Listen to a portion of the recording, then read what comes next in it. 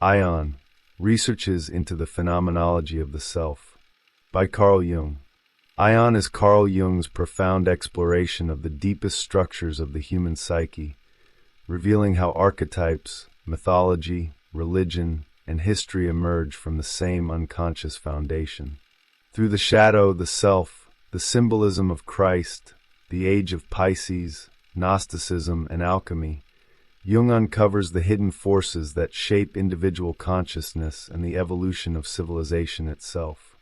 More than a psychological work, Aion is an investigation into the timeless patterns that govern the inner life of humanity and the universal search for wholeness. This book stands as one of Jung's greatest achievements, offering a visionary map of individuation and the symbolic language of the unconscious. Blending psychology with philosophy, mythology, and spiritual tradition, Aion invites the reader beyond the limits of the ego and into the deeper reality of the self, where opposites are reconciled, meaning emerges through symbols, and the human journey is revealed as part of a much larger psychological and archetypal story. A complete digital audiobook production by the Mercurius Foundation. This audiobook has been carefully crafted for your listening experience. We encourage you to pause, rewind, and revisit the passages that speak to you most. Introduction. There is a strange phenomenon that has accompanied humanity since the beginning of recorded civilization. Entire cultures, separated by oceans, languages, and centuries, have produced remarkably similar images to describe the deepest dimensions of human existence.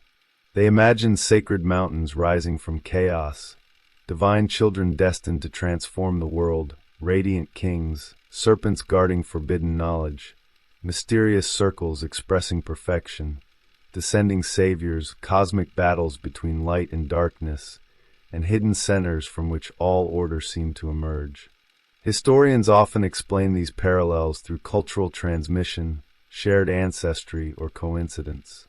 Yet these explanations leave an unsettling question unanswered. Why do these symbols continue to emerge, even where no historical contact can be demonstrated? Why does the human imagination repeatedly return to the same invisible architecture? Carl Jung approached this mystery from an entirely different direction. Rather than beginning with mythology, theology, or history, he began with the ordinary individual sitting across from him in the consulting room. He observed dreams, fantasies, recurring emotional patterns, and spontaneous symbolic images appearing in people who possessed no particular knowledge of ancient religions or esoteric traditions. Again and again, the same figures emerged.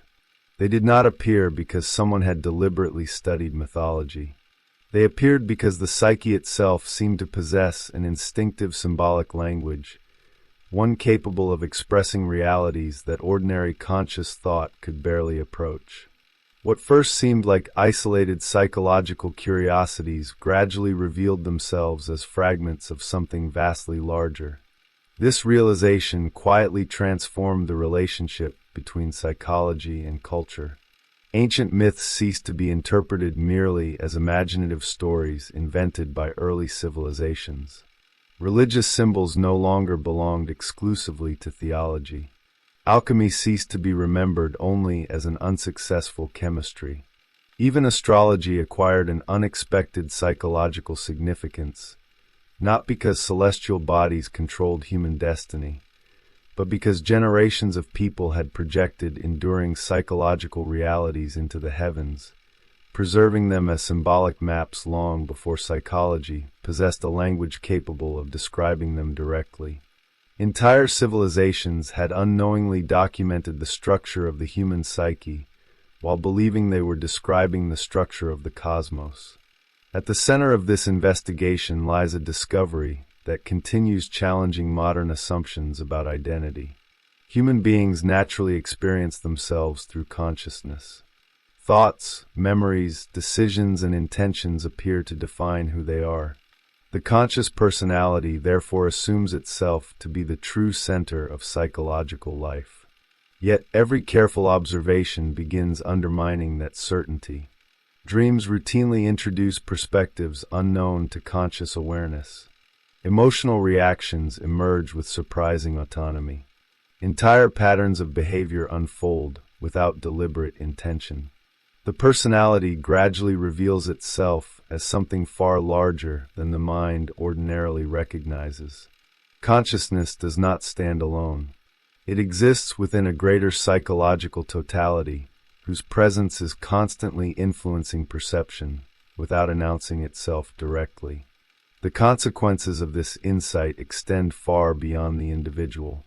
If the same unconscious structures operate within every human being, then history itself begins acquiring a psychological dimension. Civilizations become expressions of recurring symbolic movements rather than disconnected sequences of political events.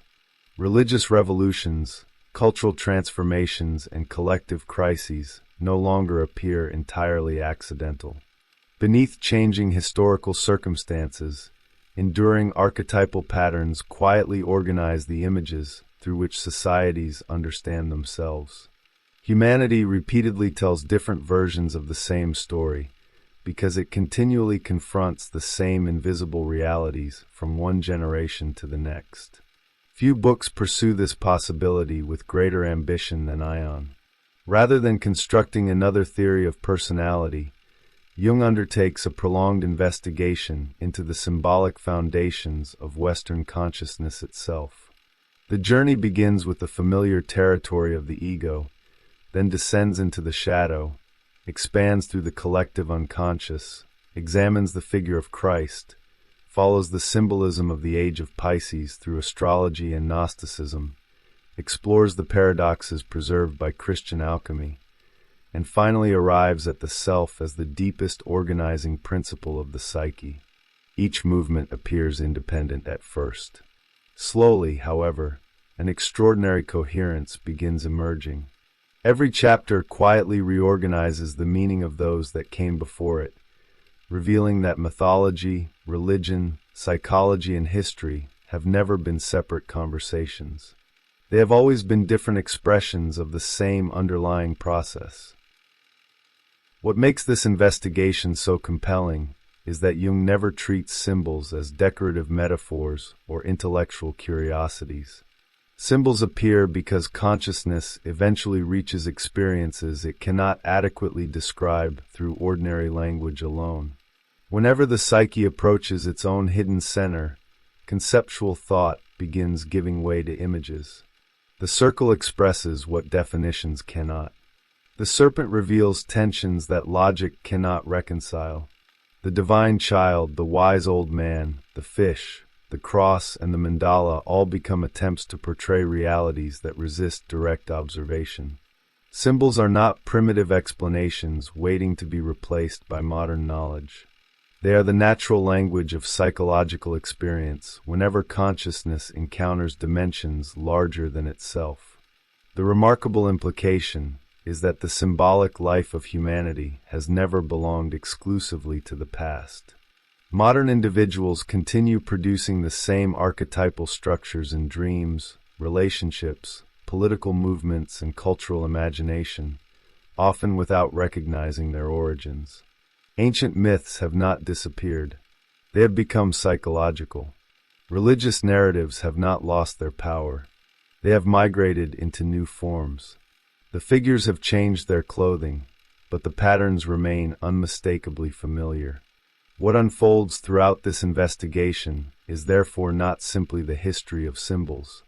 It is the gradual discovery that beneath the visible history of civilization there exists another history entirely, one written by the unconscious itself, patiently revealing through recurring images the hidden architecture of the human soul. The mind that became a myth.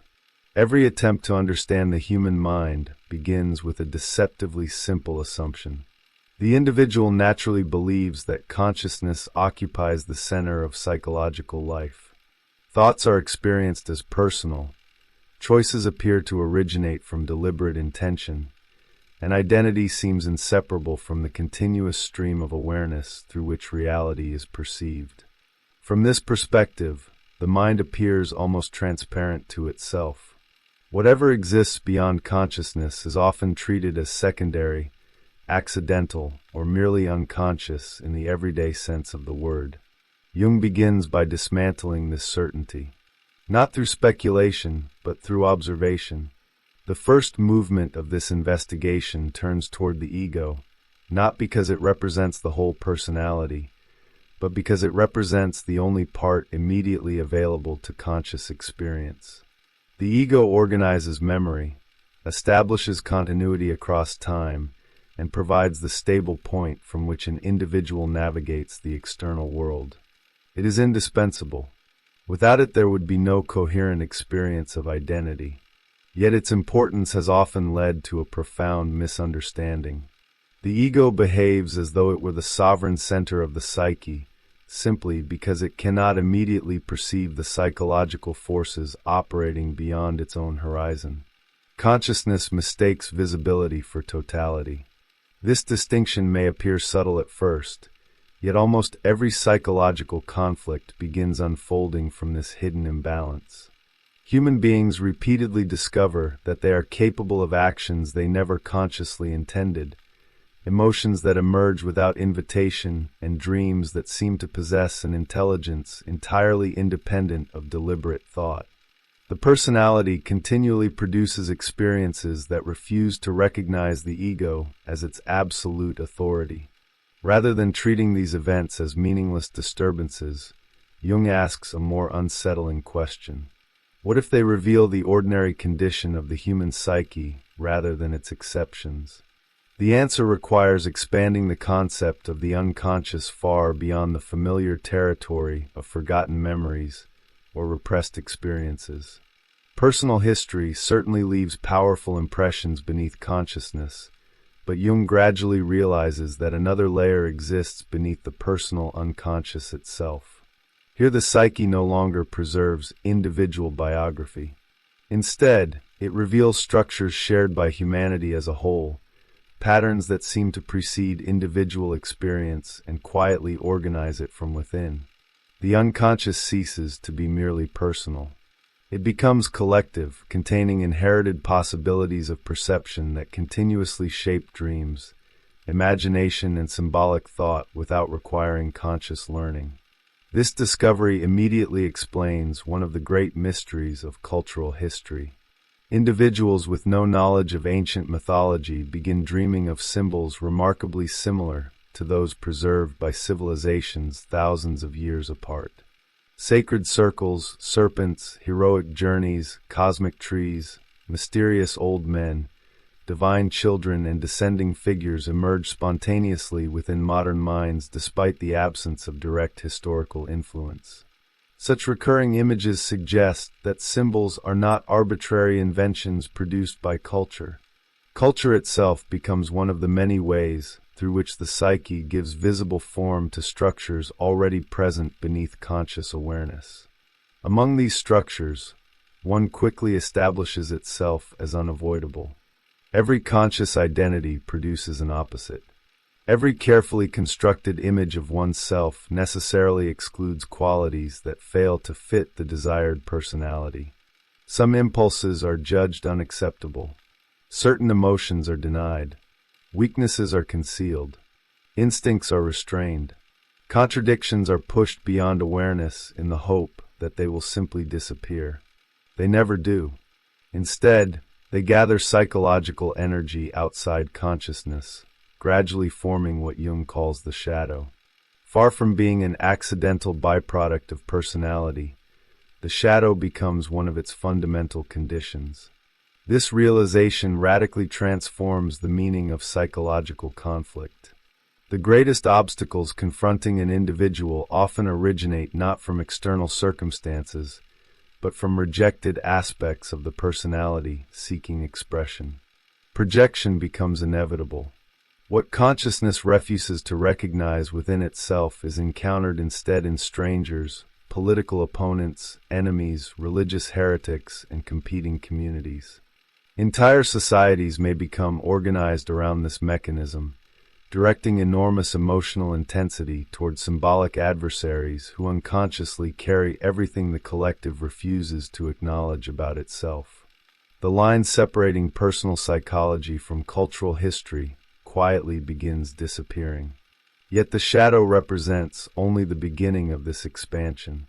Beyond the rejected dimensions of personality lie deeper archetypal structures that shape the way consciousness relates to the opposite sex, to creativity, authority, transformation, and ultimately to the experience of wholeness itself. The psyche reveals an astonishing tendency toward symbolic organization. Inner realities rarely appear as abstract concepts. They emerge instead as figures, relationships, and narratives that unfold with remarkable consistency across dreams and myths alike. Human beings do not simply possess symbols. They think symbolically long before they understand that they are doing so. What makes this symbolic process particularly fascinating is its autonomy. The unconscious does not wait for conscious permission before generating images. It compensates for one-sided attitudes, corrects exaggerated certainties, and repeatedly introduces perspectives ignored by the ego. Dreams often appear strange precisely because they speak a language different from ordinary rational thought. They prefer metaphor to definition, paradox to certainty, and narrative to argument. Their purpose is not to confuse consciousness, but to express psychological realities that linear reasoning alone cannot adequately contain.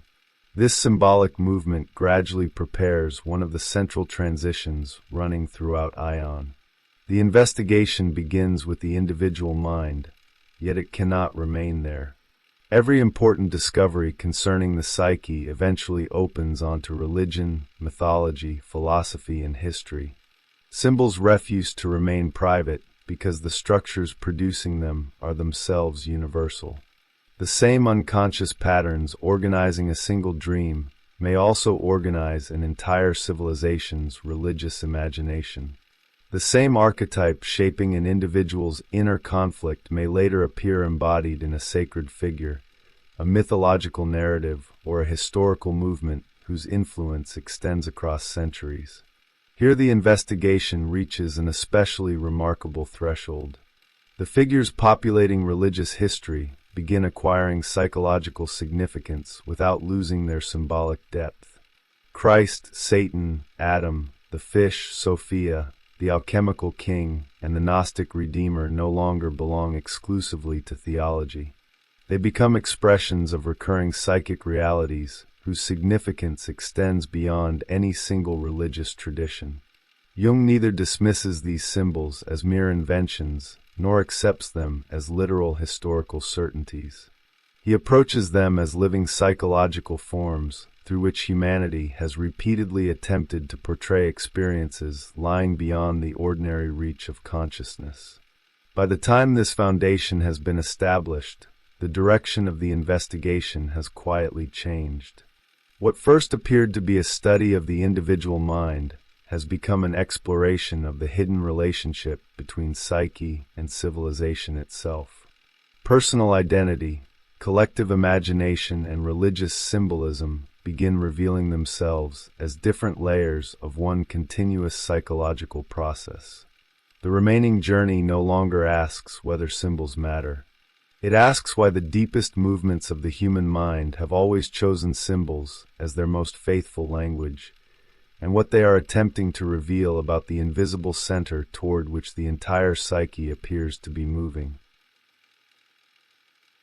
The drama hidden inside the human psyche. The movement from the personal psyche toward the symbolic history of civilization does not occur by accident.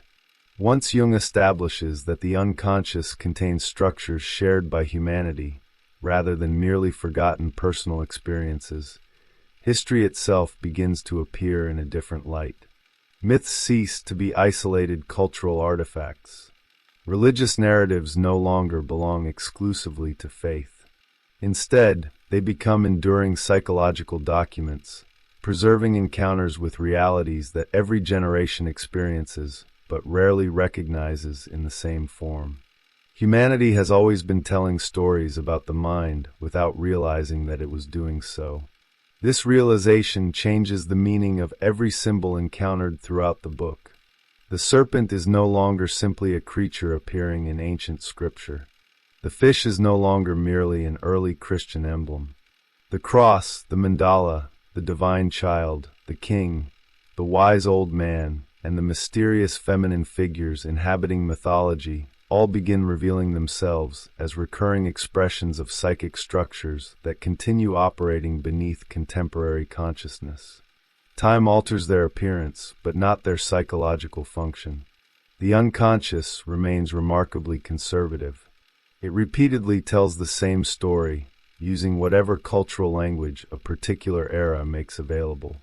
Among all these symbolic figures, none occupies a more complex position than Christ. Jung approaches this image with extraordinary care because it stands precisely at the intersection between theology and psychology. His concern is not whether the historical Christ existed or whether particular religious doctrines are true. The psychological question lies elsewhere. Why has this figure acquired such unparalleled symbolic force within the Western psyche? Why has one image become capable of organizing the moral imagination of entire civilizations for nearly 2,000 years? The answer gradually unfolds through an observation that initially appears almost impossible to accept. The image of Christ does not merely represent perfection, redemption, or divine consciousness. It also reveals the limitations created whenever consciousness identifies exclusively with goodness while refusing to acknowledge its opposite. Every symbolic system built upon absolute light inevitably generates an equally powerful shadow. The more completely evil is projected outside the individual, the less capable consciousness becomes of recognizing its own participation in darkness. The psyche continually compensates for such imbalance, introducing neglected realities through dreams, conflicts, and symbolic imagery until psychological equilibrium begins re-establishing itself. This compensatory movement explains why Jung repeatedly encounters an unexpected overlap between symbols traditionally associated with Christ and symbols commonly associated with the adversary. Ancient theological writings often preserve this paradox without fully resolving it. Certain symbolic attributes belong simultaneously to both figures. The lion, the serpent, the morning star, and other recurring images refuse to remain confined within simple moral categories. Rather than dismissing these contradictions as historical curiosities, Jung recognizes them as evidence that the unconscious organizes itself according to principles far more complex than conscious moral judgment ordinarily permits. The implications are profound. Consciousness naturally seeks clarity by separating reality into opposing categories. Good and evil, sacred and profane, order and chaos become sharply defined territories whose boundaries appear absolute. The unconscious repeatedly undermines this certainty. It introduces paradox wherever consciousness attempts to simplify the psyche into rigid oppositions. This does not eliminate ethical responsibility. Rather, it reveals that psychological wholeness demands something more difficult than moral certainty alone. It requires the capacity to recognize that every conscious position casts an unconscious shadow. At this point, the symbolic investigation begins expanding beyond Christianity into the wider historical landscape. Jung notices that the figure of Christ emerges during a remarkable cultural transition associated with the astrological age of Pisces. His interest here is fundamentally psychological rather than predictive. Astrology becomes significant because it functioned for centuries as one of humanity's principal symbolic languages. Civilizations projected psychological realities into the heavens, transforming celestial movements into mirrors of inner experience. Whether planets literally influence human destiny becomes secondary. What matters is that generations consistently perceive cosmic order through archetypal imagination, creating symbolic systems whose coherence cannot simply be dismissed as coincidence. The image of the fish, therefore, acquires extraordinary significance. Long before Christianity adopted it, the fish had already accumulated an immense symbolic history stretching across numerous cultures. It appeared in myths of creation, fertility, renewal, and divine intervention. Early Christianity did not arbitrarily choose this image. It emerged at a historical moment when the symbol already possessed deep psychological resonance, allowing it to become one of the most enduring representations of the Christian mystery. Jung follows this symbolic continuity because it reveals how archetypal images persist beneath changing historical circumstances, waiting for new cultural forms through which they may continue expressing themselves. History itself begins behaving almost like a dream.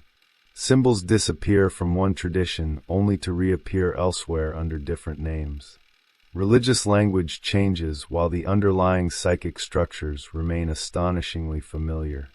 Every age believes it has created entirely new meanings, yet the unconscious quietly reuses ancient symbolic patterns, adapting them to contemporary needs without abandoning their essential organization. Humanity experiences cultural innovation while simultaneously repeating psychological structures that are far older than any particular civilization. This continuity becomes especially visible through the recurring tension between opposites. The symbol of the fish itself eventually divides into two fishes moving in opposite directions. Christian history repeatedly oscillates between spiritual aspiration and institutional power, compassion and judgment, transcendence and worldly authority. Similar polarities emerge throughout mythology, philosophy, and political history. Jung does not interpret these divisions as historical failures. He sees them as inevitable expressions of the psyche's internal structure. Opposites are not accidental disturbances imposed upon consciousness from the outside. They belong to the very conditions through which consciousness develops. Here the investigation quietly returns to the individual. The same symbolic conflicts shaping civilizations also unfold within every personality. Every individual contains aspirations toward order alongside impulses toward instinct, certainty alongside doubt, creation alongside destruction. The historical dramas preserved by religions, therefore, become magnified representations of processes continuously occurring within the human mind. Cultural history and individual psychology mirror one another because both emerge from the same archetypal foundations. This is one of Jung's most remarkable contributions. He refuses to separate the individual from the symbolic life of civilization. Personal dreams participate in mythological structures.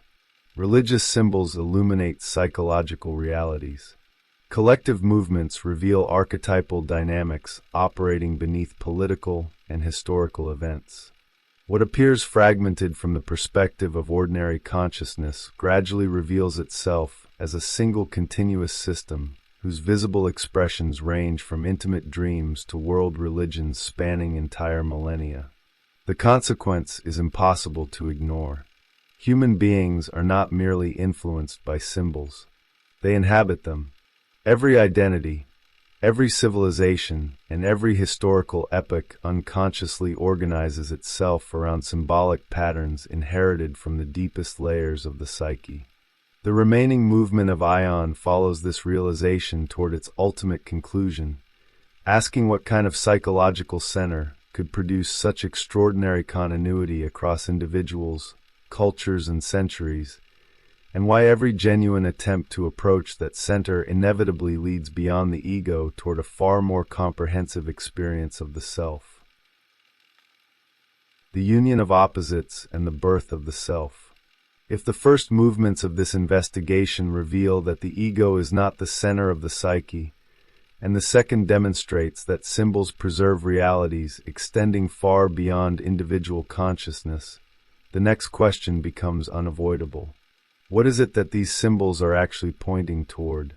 Why does every genuine confrontation with the unconscious eventually abandon isolated images and begin organizing itself around figures of unity, circles of completeness, divine marriages, reconciled opposites, and mysterious centers that seem to contain the entire psychological landscape at once. The answer gradually emerging throughout Aion is that the unconscious is not simply producing symbols. It is moving toward organization. Beneath the apparent chaos of psychic life exists a principle that continually seeks wholeness. This movement is almost impossible for ordinary consciousness to understand because the ego develops precisely through differentiation. Identity depends upon drawing boundaries. It learns to distinguish self from other, acceptable from unacceptable, reason from instinct, order from disorder. Every stage of psychological maturation appears to reinforce this process. The individual becomes increasingly capable of making decisions, constructing values, and defending coherent positions. Consciousness experiences this differentiation as progress, and in many respects it is. Without distinction, there can be no stable personality. Yet the very process that creates identity also creates fragmentation. Every affirmation silently produces a corresponding exclusion. The unconscious responds to this fragmentation with extraordinary consistency. Rather than strengthening the divisions established by consciousness, it repeatedly introduces images that challenge them. Dreams unite incompatible figures. Opposing emotions appear side by side. Sacred images acquire disturbing qualities while frightening symbols unexpectedly reveal creative potential. The psyche behaves as though it possesses an instinctive resistance against every attempt to reduce reality to simple oppositions. It continually generates experiences that force consciousness to recognize complexities it would otherwise prefer to ignore. This explains why paradox occupies such a central position throughout Aion. Paradox is not merely a literary device or a philosophical curiosity. It is one of the natural languages through which the unconscious communicates. Whenever consciousness insists upon absolute certainty, the unconscious introduces ambiguity. Whenever the ego claims complete understanding, symbolic life responds with images capable of sustaining multiple meanings simultaneously. This is not because the psyche delights in confusion. It is because the deepest psychological realities cannot be adequately represented through rigid categories alone. Jung observes this pattern with particular clarity in religious symbolism. The sacred figures that appear most psychologically powerful rarely embody uncomplicated perfection. They unite transcendence with suffering, authority with sacrifice, divinity with humanity, life with death. Their symbolic force derives precisely from their capacity to contain tensions that consciousness would normally attempt to separate. They do not eliminate contradiction. They hold it together within a larger order. This capacity becomes one of the defining characteristics of the symbols emerging from the deepest layers of the unconscious.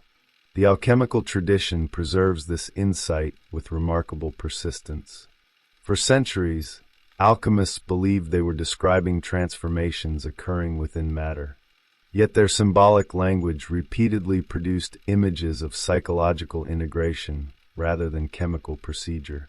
Kings merged with queens. Sun united with moon. Fire entered water without extinguishing itself. Blackness preceded illumination. Death became the necessary condition for rebirth. These strange illustrations often appear irrational when interpreted literally, yet they reveal extraordinary coherence when approached psychologically. They describe the gradual reconciliation of divided psychic forces through symbolic transformation rather than logical argument. This is why Jung devoted such sustained attention to alchemy throughout his later work. He recognized that medieval alchemists had unknowingly documented the dynamics of individuation centuries before modern psychology existed. Their laboratories became stages upon which unconscious processes projected themselves into symbolic matter. The substances they believed they were transforming mirrored transformations occurring within the psyche itself. What they sought externally reflected an inner movement towards psychological totality that remained largely invisible to conscious understanding. At the center of this movement stands the concept of the self. No idea in Jung's psychology has generated more misunderstanding, largely because ordinary language immediately associates the word with conscious identity. Jung means something entirely different. The self is not the ego perfected, enlarged, or spiritually elevated. It is the totality within which the ego exists. Consciousness belongs to the self in the same way that an island belongs to the ocean surrounding it. The island possesses genuine existence, yet it neither defines nor contains the larger reality from which it emerges. The distinction transforms every earlier theme in the book. The shadow is no longer simply an obstacle to overcome. It becomes an indispensable dimension of psychological completeness. The anima and animus cease to be mysterious inner figures and become mediators between consciousness and the deeper layers of the psyche. Religious symbols are no longer interpreted merely as cultural achievements. They become spontaneous expressions of the self attempting to reveal its organizing presence through images consciousness can gradually assimilate. Individuation itself ceases to mean self-improvement. It becomes the lifelong process through which the ego slowly recognizes that it has never occupied the true center of psychic life. This realization also explains why encounters with the self are frequently accompanied by overwhelming symbolic experiences. Dreams begin producing circles, squares, mandalas, temples, radiant figures, and mysterious centers from which order seems to radiate in every direction.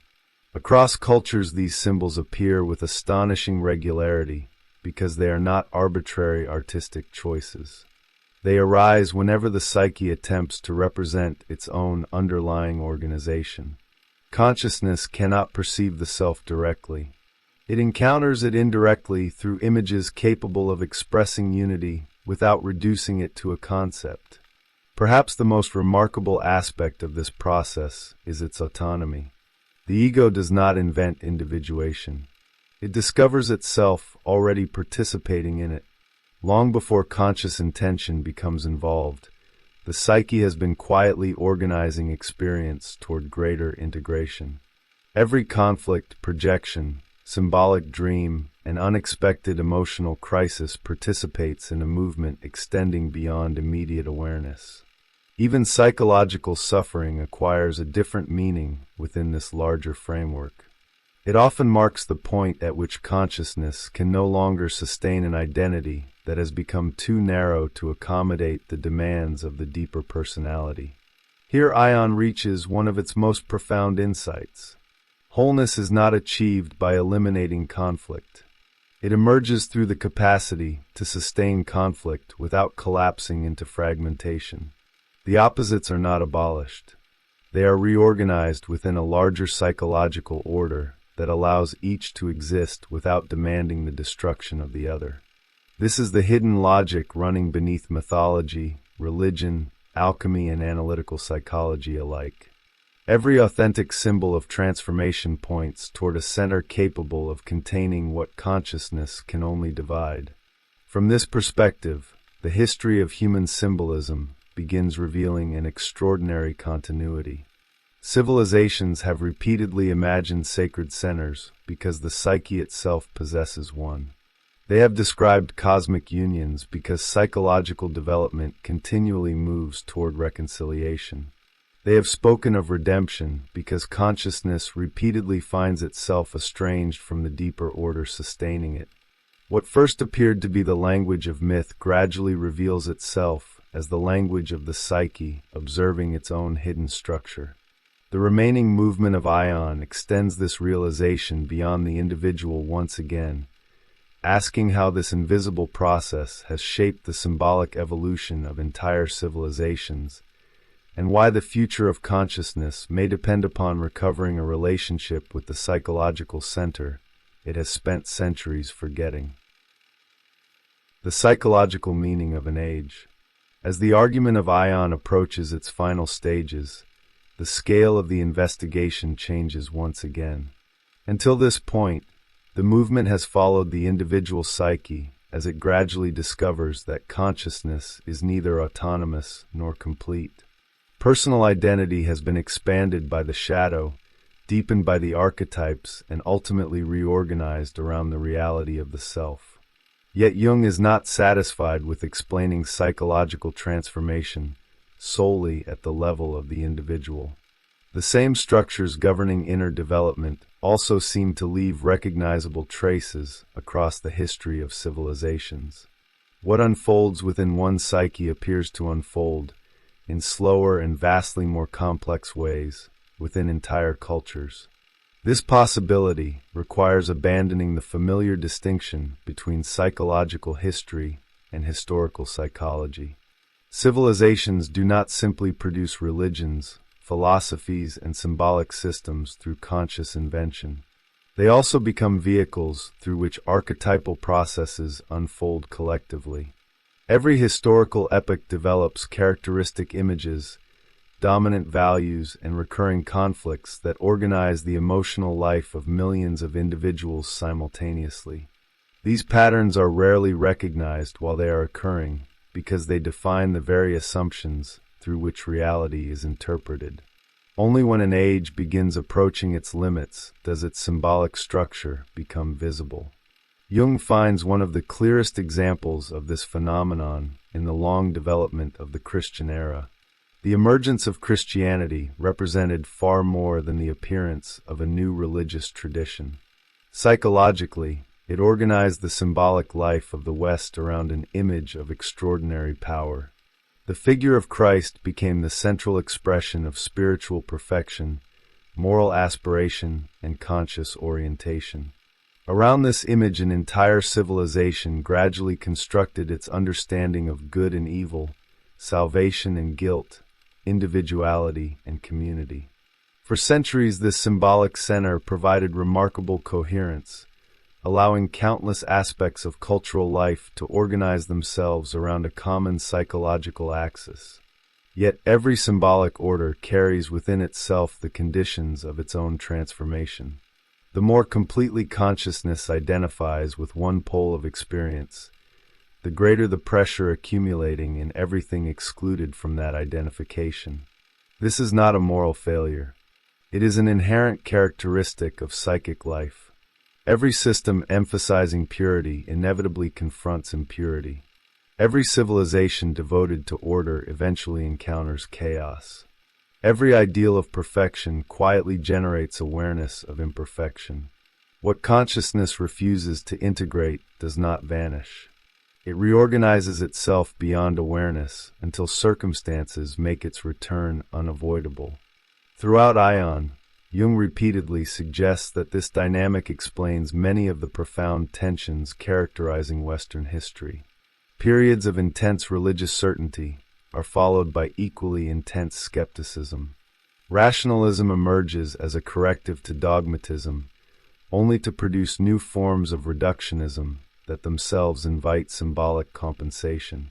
Scientific progress expands humanity's understanding of the external world, while simultaneously leaving many individuals psychologically disconnected from the symbolic dimensions that once gave existence coherence. None of these developments are interpreted as mistakes. They represent successive movements within a larger process whose ultimate direction remains psychological rather than merely historical. This becomes especially apparent during moments of collective crisis. Wars, ideological conflicts, and cultural polarization often appear to revolve around political disagreements or economic pressures alone. Jung does not deny these factors, but he insists that they rarely exhaust the explanation. Beneath visible events, archetypal forces frequently become activated, drawing entire populations into symbolic conflicts whose emotional intensity far exceeds the immediate circumstances. People begin defending ideas with religious fervor, even when those ideas present themselves as purely secular. Political movements acquire mythological dimensions. Leaders become symbolic figures onto whom collective hopes and fears are projected. Entire societies unconsciously enact dramas that resemble ancient myths more closely than rational debate. Here one of Jung's most unsettling observations emerges. Modern civilization frequently imagines itself liberated from mythology, precisely when myth becomes most psychologically active. The decline of traditional religious belief does not eliminate symbolic life. It merely relocates it. The archetypes do not disappear because consciousness stops believing in them. They seek new forms through which they may continue expressing themselves. National identities, ideological systems, technological utopias, and cultural narratives gradually assume functions once occupied by explicitly religious symbols. The language changes. The psychological process remains astonishingly familiar. This continuity reveals something essential about the relationship between consciousness and the unconscious. Human beings cannot simply choose whether to live symbolically. They already do. The only genuine question concerns whether these symbolic structures remain conscious enough to be examined or unconscious enough to dominate perception without recognition. A civilization that loses awareness of its symbolic foundations does not become more rational. It often becomes more vulnerable to unconscious projection precisely because it mistakes archetypal movements for purely objective reality. The process of individuation, therefore, acquires a cultural significance extending far beyond personal fulfillment. As individuals gradually recognize projection, integrate the shadow, and establish a more balanced relationship with the unconscious, they also weaken the psychological mechanisms through which collective polarization becomes possible. The integrated personality is not immune to conflict, but it becomes less dependent upon creating absolute enemies in order to preserve its own identity. Psychological development quietly becomes an ethical and cultural achievement, not because it produces moral perfection, but because it reduces the unconscious fragmentation that so easily spreads from individuals into institutions, communities, and entire civilizations. This is why Aion ultimately refuses to separate psychology from history. The crises of cultures and the crises of individuals repeatedly reflect one another because both arise from the same archetypal foundations. Every age confronts the challenge of recognizing what it has excluded. Every generation inherits symbolic structures that simultaneously illuminate and limit its understanding of reality. Every civilization moves toward moments when the neglected dimensions of its own psyche demand recognition. The language through which these confrontations occur changes across centuries, yet their psychological logic remains remarkably constant. By the end of this movement, Jung's investigation has expanded from the interior of a single mind to the symbolic evolution of the Western world itself. What initially appeared to be an exploration of dreams and unconscious images has become an examination of civilization's deepest psychological foundations. The final question is therefore no longer how symbols emerge, nor even what they mean. It is what becomes possible once consciousness begins recognizing the invisible order that has quietly shaped both personal identity and human history from the beginning, and how this recognition transforms the way humanity understands itself, its past, and its future. Why Aion still speaks to the modern mind. Few psychological works have exerted an influence as quiet and far-reaching as Aion. It is not a book that reshaped culture through slogans, simplified theories, or immediately recognizable concepts. Its influence has followed a slower path, gradually transforming the way psychology, religion, mythology, and symbolic thought can be understood as different expressions of a single reality. Jung's achievement was not to reduce one discipline to another, but to reveal that each had been observing the same phenomenon through different languages. Once this possibility is recognized, the boundaries separating them begin to dissolve. Perhaps the book's most enduring contribution lies in its redefinition of symbolism itself. Modern consciousness often assumes that symbols are decorative additions to reality, poetic inventions created to illustrate ideas that could ultimately be expressed more clearly through rational concepts. Aion proposes almost the opposite. Symbols emerge precisely where conceptual language reaches its limits. They appear whenever the psyche attempts to express experiences too complex to be reduced to literal description. Their purpose is not to obscure meaning, but to preserve it in forms capable of containing contradictions that abstract thought would immediately dissolve. This perspective transforms the relationship between ancient traditions and contemporary life. Myths no longer survive merely because they are historically important. Religious narratives do not endure solely because institutions preserve them. Their persistence reflects the fact that they continue expressing structures embedded within the psychological life of every generation. Civilizations inherit symbolic worlds because the unconscious repeatedly regenerates the realities those symbols describe. The forms evolve, but the underlying patterns remain remarkably stable. Every age imagines itself radically different from those that came before, yet beneath changing technologies and social structures, the same psychological architecture continues organizing human experience. One of the most remarkable consequences of this insight concerns the nature of cultural conflict. Modern societies frequently explain polarization through economics, politics, education, or communication. While each of these dimensions undoubtedly matters, Aion suggests that deeper symbolic processes are often unfolding beneath them. Communities unconsciously organize themselves around archetypal images of order, renewal, corruption, salvation, and catastrophe. Opposing groups project incompatible symbolic meanings onto the same historical events, making rational compromise increasingly difficult because the disagreement is no longer confined to facts. It has become psychological. People are no longer defending opinions alone. They are defending identities constructed around unconscious symbolic structures. This helps explain why periods of rapid historical change often produce extraordinary emotional intensity. The visible transformation of institutions is accompanied by invisible transformations occurring within the collective psyche. Established symbolic orders begin losing their organizing power, while new ones have not yet fully emerged. During these transitional moments, uncertainty increases, projections multiply, and societies search desperately for figures capable of restoring coherence. Leaders become symbols before they become administrators. Ideologies become narratives before they become policies. Cultural life begins resembling mythology not because civilization has regressed, but because archetypal forces have become unusually active beneath conscious awareness. Jung recognized that this process is neither temporary nor exceptional. It reflects the ordinary condition of psychological existence. Human beings continuously inhabit symbolic realities whether they acknowledge them or not.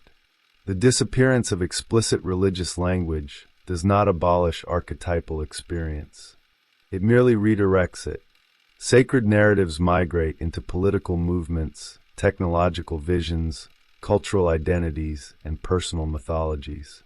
Modernity often congratulates itself for abandoning myth while simultaneously generating new myths whose psychological influence can become even more powerful precisely because they remain unrecognized. This observation gives Aion an unexpected relevance far beyond the intellectual debates of its own century. The questions explored throughout the book have become increasingly urgent in a world defined by instantaneous communication, algorithmic visibility, and permanent symbolic competition. Images circulate globally within seconds. Narratives organize collective emotions with unprecedented speed. Public identities are continuously constructed, defended, and projected before vast audiences. Yet the psychological mechanisms underlying these developments remain strikingly familiar. Projection still operates. The shadow still seeks expression. Archetypal figures continue emerging wherever societies attempt to explain themselves through simplified stories of heroes, victims, and enemies. Seen from this perspective, many contemporary crises appear less unprecedented than they first seem. Their external forms are new, but the symbolic dynamics beneath them have accompanied humanity for millennia. Every generation confronts the temptation to identify exclusively with its conscious ideals, while denying the realities capable of challenging them. Every age imagines that evil exists primarily outside itself. Every civilization discovers, sooner or later, that whatever remains psychologically unintegrated eventually returns in forms that can no longer be ignored. History repeatedly demonstrates this lesson because the unconscious patiently insists upon it. Yet Aion does not end in cultural pessimism. Its deepest argument concerns possibility rather than inevitability. The psyche possesses an extraordinary capacity for self-correction. Whenever consciousness becomes excessively one-sided, symbolic life begins generating compensatory images capable of restoring balance. Dreams, myths, religious experiences, creative imagination, and profound psychological crises all participate in this corrective movement. They remind consciousness that reality is larger than the identities it constructs and more complex than the explanations it prefers. For this reason, Jung's vision ultimately resists both optimism and despair. The future of civilization cannot be secured through external systems alone because every social structure remains dependent upon the psychological condition of the individuals who inhabit it. Nor can personal transformation remain isolated from history, because every individual contributes, however subtly, to the symbolic life of the collective. The movement toward greater psychological integration, therefore, becomes simultaneously personal and cultural. The same archetypal process that reorganizes a single human life quietly reshapes the symbolic possibilities available to an entire civilization. This is the enduring significance of Aion. It reveals that beneath the visible movement of history, there exists another history unfolding continuously, one written not by governments, institutions, or technologies, but by the evolving relationship between consciousness and the unconscious.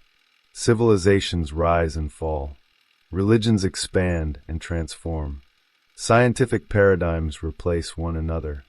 Political orders emerge and disappear.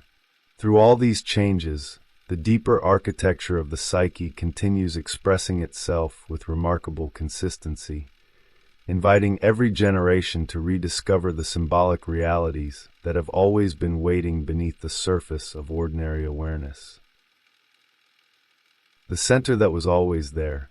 By the end of Aion, it becomes clear that the book has never been attempting to solve a philosophical problem or establish a theological doctrine.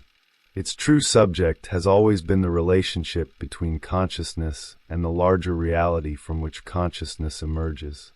Every symbol, every historical detour, every analysis of mythology, Christianity, Gnosticism, astrology, and alchemy ultimately serves the same purpose. Together they reveal that the human psyche possesses an internal order that cannot be fully understood through rational observation alone. It must also be approached through the symbolic language it naturally generates whenever it encounters its own depth.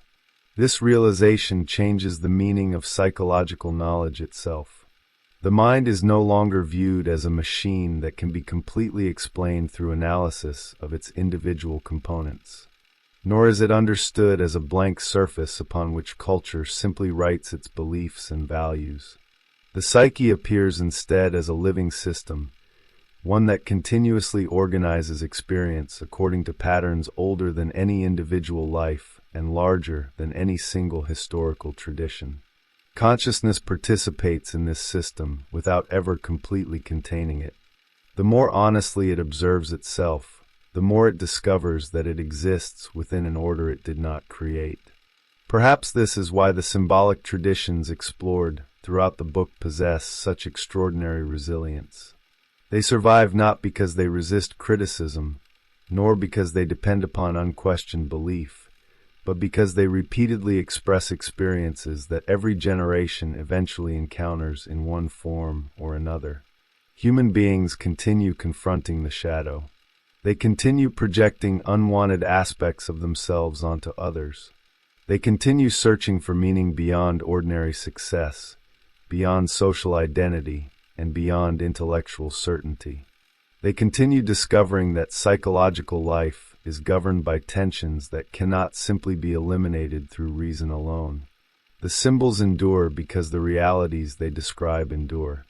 One of Jung's most remarkable achievements is his refusal to reduce these realities to either religion or psychology. Throughout Aion, neither discipline absorbs the other. Religious images are not dismissed as primitive misunderstandings awaiting scientific correction. Psychology is not elevated into a substitute religion capable of replacing spiritual traditions. Instead, both become different ways of approaching the same symbolic landscape. One speaks through myths, rituals, and sacred narratives. The other through dreams, archetypes, and unconscious processes. Beneath their different vocabularies lies a common effort to understand the hidden order shaping human existence. The figure of Christ illustrates this approach with particular clarity. Within the movement of the book, Christ becomes far more than a historical or theological figure. He emerges as one of the most complete symbolic representations of psychic wholeness ever produced by Western civilization.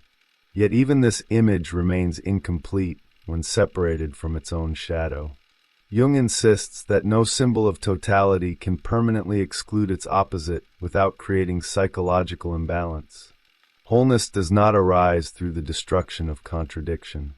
It arises through the difficult recognition that the deepest center of the psyche possesses a greater capacity for integration than consciousness alone can imagine.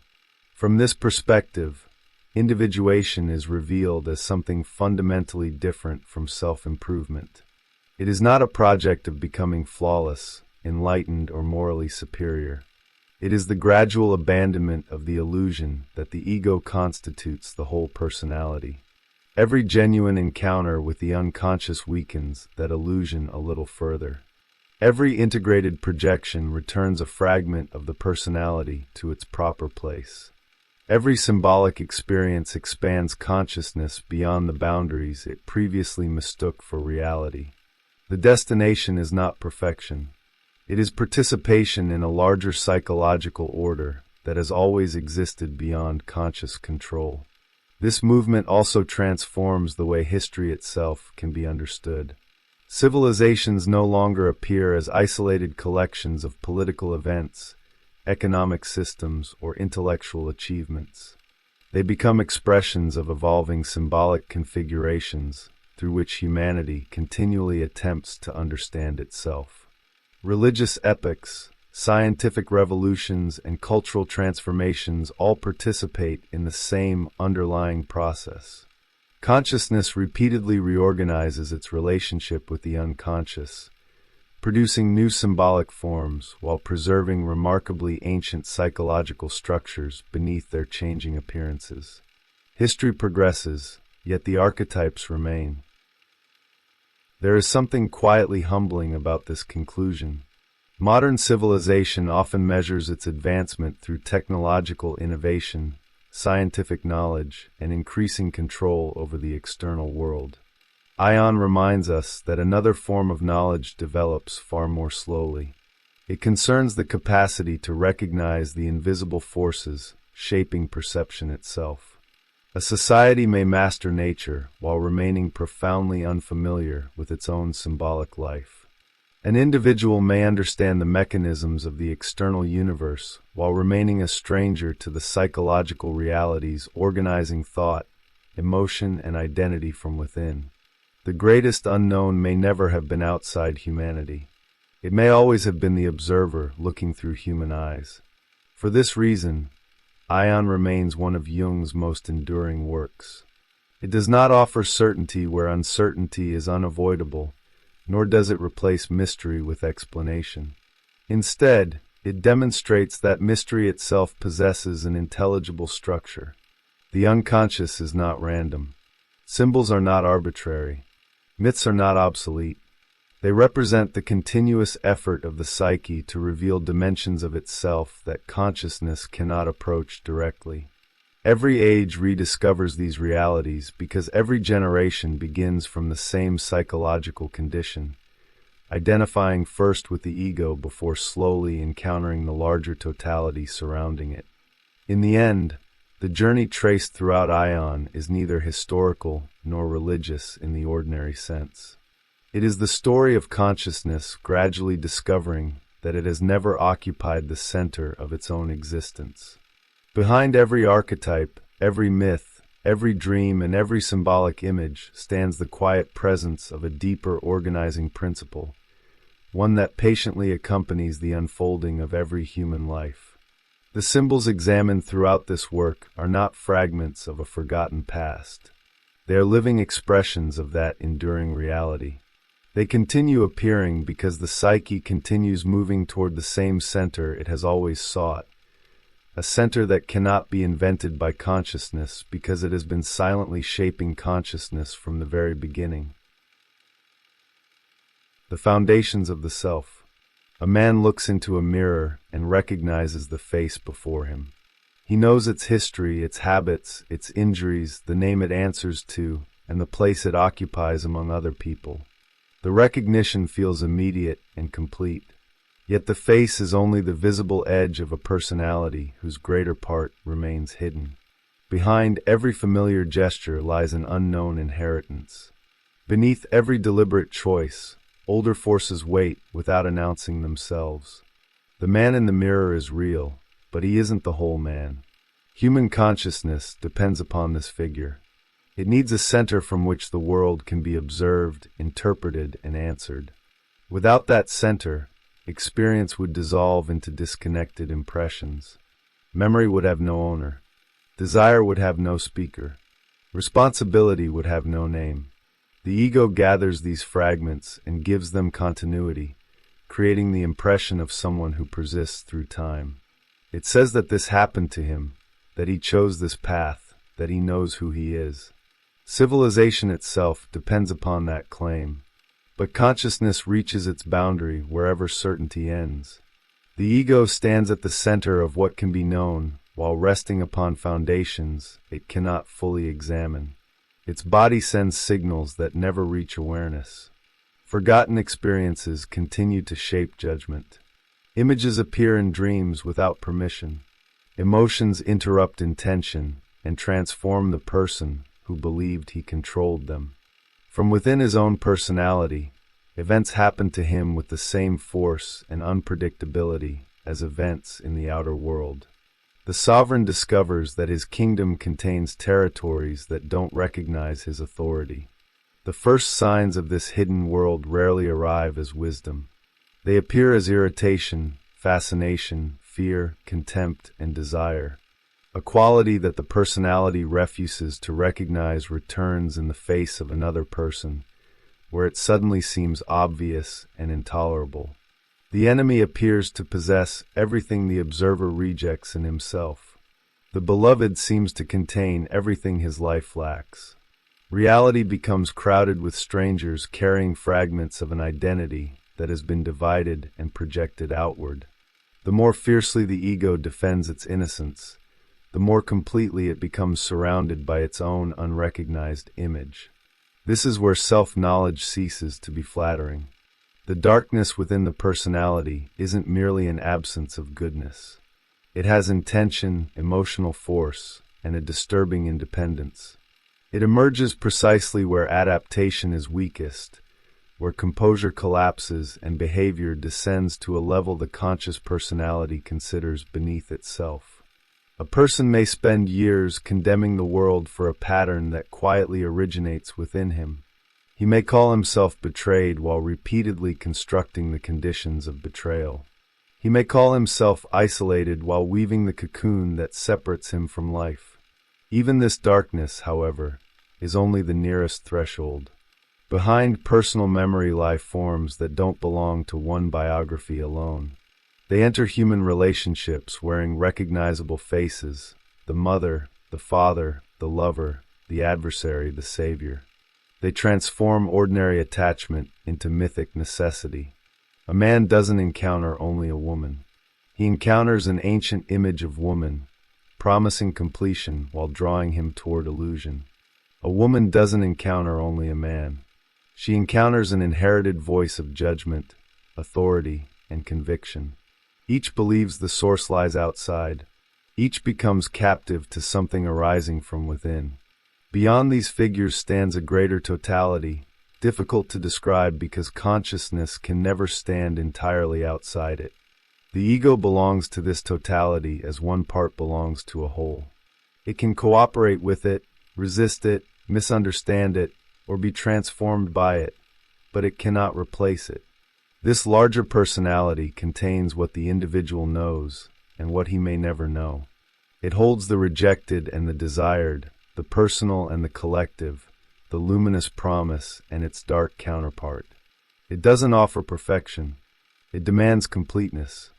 For centuries, Western culture gave this hidden totality a sacred face. It imagined the divine becoming human, entering history as an image of unity, sacrifice, and redemption. Yet the brighter this image became, the more urgently its opposite gathered beneath it. The perfect figure cast an immeasurable shadow. The promise of goodness summoned the problem of evil. What began as an investigation of the individual psyche now opens into the symbolic history of an entire civilization. At its center waits a troubling question. Can humanity become whole by worshiping only the light, or must the rejected darkness eventually return to complete the image? The center and the whole. The ego enters the world through collision. The body encounters resistance, sensation acquires direction, and gradually a center forms within the field of consciousness. Hunger belongs to someone. Pain happens to someone. The environment answers desire with satisfaction or refusal, and through these repeated encounters the individual begins to distinguish himself from what surrounds him. The ego is therefore neither an illusion nor an enemy. It is a necessary achievement, the organizing point through which experience becomes personal. Every conscious memory, judgment, intention, and decision depends upon its presence. Yet the importance of this function encourages a dangerous confusion. Because the ego stands at the center of consciousness, it begins to imagine that it stands at the center of the entire personality. Its foundations immediately contradict this belief. The ego depends upon a body whose processes remain largely unknown to it. It receives sensations without producing them, inherits conditions it didn't choose, and discovers needs whose origins lie beyond reflection. The same uncertainty exists in its psychic foundation. Some memories can be summoned deliberately, while others return only when an image, smell, or emotional disturbance releases them. Certain contents emerge suddenly in dreams, fantasies, compulsions, and symptoms. Others may never enter consciousness at all. The ego is built upon this immense invisible activity, much as a house rests upon ground whose deeper structure its inhabitants rarely consider. Stability exists, but it is never absolute. The known personality is supported by an unknown life. This changes the meaning of identity. A complete description of a person couldn't be created merely by collecting everything that person consciously believes about himself. His most decisive qualities may be visible to everyone except him. A habit he considers reasonable may conceal fear. A virtue may protect an unacknowledged weakness. A repeated failure may express a purpose that contradicts his declared intention. Even the apparent continuity of character can be interrupted by changes that seem to arrive from elsewhere. Under pressure, grief, love, illness, or creative transformation, someone may become almost unrecognizable to himself. The personality has moved, but the ego didn't command the movement. Something larger has reorganized the terms of his existence. That larger personality is the self. It includes consciousness without being confined to it. The ego relates to it as a limited center relates to a total field, necessary within its own domain, but incapable of representing the entire structure. This distinction doesn't reduce the value of conscious choice. It reveals its actual conditions. The ego possesses freedom within a territory shaped by forces it can influence only partially. An unconscious development may confront it like an external event. A dream may overturn a conviction. An attraction may disrupt a carefully arranged life. A depression may withdraw energy from goals that once seemed unquestionable. In such moments, the self doesn't appear as an abstract spiritual ideal. It arrives as an objective fact, something within the person that happens to him. The first figure encountered in this inward expansion is usually the shadow. It contains qualities excluded from the conscious identity because they conflict with the image the ego needs to maintain. Aggression may disappear from a personality organized around kindness. Dependency may be denied by someone devoted to strength. Vulnerability may become intolerable to a person whose survival depends upon control. Yet rejected qualities don't cease to exist. They lose access to deliberate expression and acquire an indirect life. They appear in disproportionate reactions, recurring conflicts, private fantasies, and moral judgments charged with unusual emotion. The ego meets its own denied character in precisely the place where it feels most certain that the problem belongs to somebody else. Recognizing the shadow, therefore, requires more than intellectual agreement. A person may comfortably admit that every human being has flaws while remaining unable to identify the specific darkness shaping his own behavior. Genuine recognition threatens the moral arrangement through which he understands himself. It asks him to accept that the cruelty he condemns, the vanity he mocks, or the cowardice he despises may also exist within his personality. This doesn't mean that every accusation is false or that every enemy is imaginary. It means that perception becomes unreliable whenever an unconscious quality attaches itself to an external object. The other person may provide the surface, but the emotional intensity reveals that more than observation is taking place. Projection replaces relationship with a private drama. Instead of encountering another person, the ego encounters its own unknown content disguised as someone else. The world becomes populated by exaggerated saints, persecutors, fools, seducers, and betrayers. Because the projection feels like perception, evidence rarely dissolves it. The subject doesn't experience himself as creating the image. He experiences the image as an undeniable feature of reality. This is what makes projection so isolating. The more unconscious material is placed between the individual and his environment, the less contact he has with either. He reacts to a world shaped in his own likeness, then interprets the resulting alienation as proof that the world has failed him. Some projections can be withdrawn once their personal origin becomes visible. Others resist because they arise from deeper and more universal patterns. Here the shadow gives way to the paired figures of anima and animus. These figures organize the unknown qualities associated with the other sex within the psyche, though their significance extends far beyond ordinary ideas of masculinity and femininity.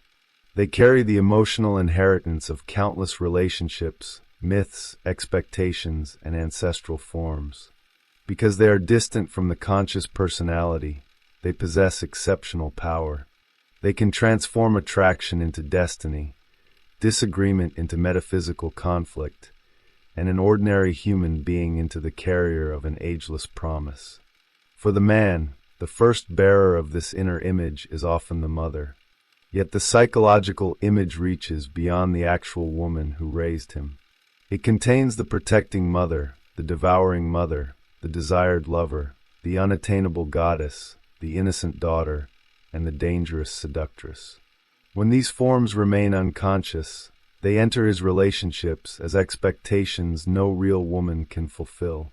He may search for effortless belonging, emotional rescue, or unconditional affirmation, hoping that life will return him to a protected state in which happiness arrives without struggle. The beloved then becomes responsible for completing a task that belongs to his own development. When she inevitably fails, Fascination may become resentment without either person understanding why the relationship carried such impossible weight. For the woman, the corresponding figure often develops through the authority associated with the father. It may appear as conviction, judgment, certainty, and a voice that speaks in conclusions before experience has been examined. What presents itself as reason can become possession by inherited opinion. The inner authority doesn't merely offer a thought. It declares a verdict.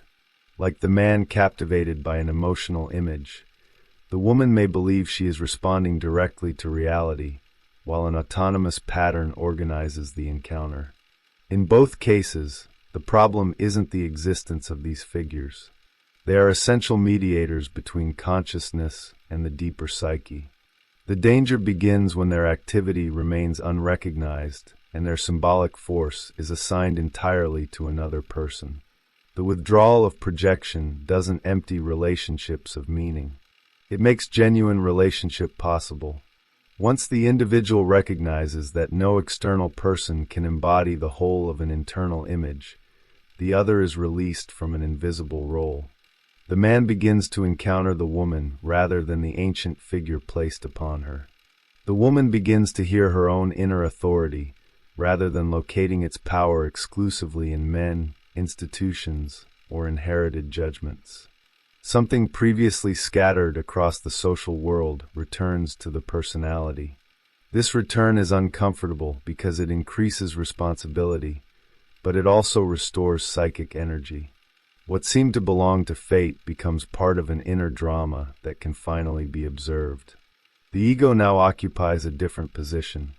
It remains the center of consciousness, but it can no longer claim to be the whole personality. Around it stand the shadow, the paired inner figures, and the wider field from which they emerge. These aren't decorative symbols added to an otherwise complete identity. They reveal the architecture of a psyche divided between what it knows and what it lives.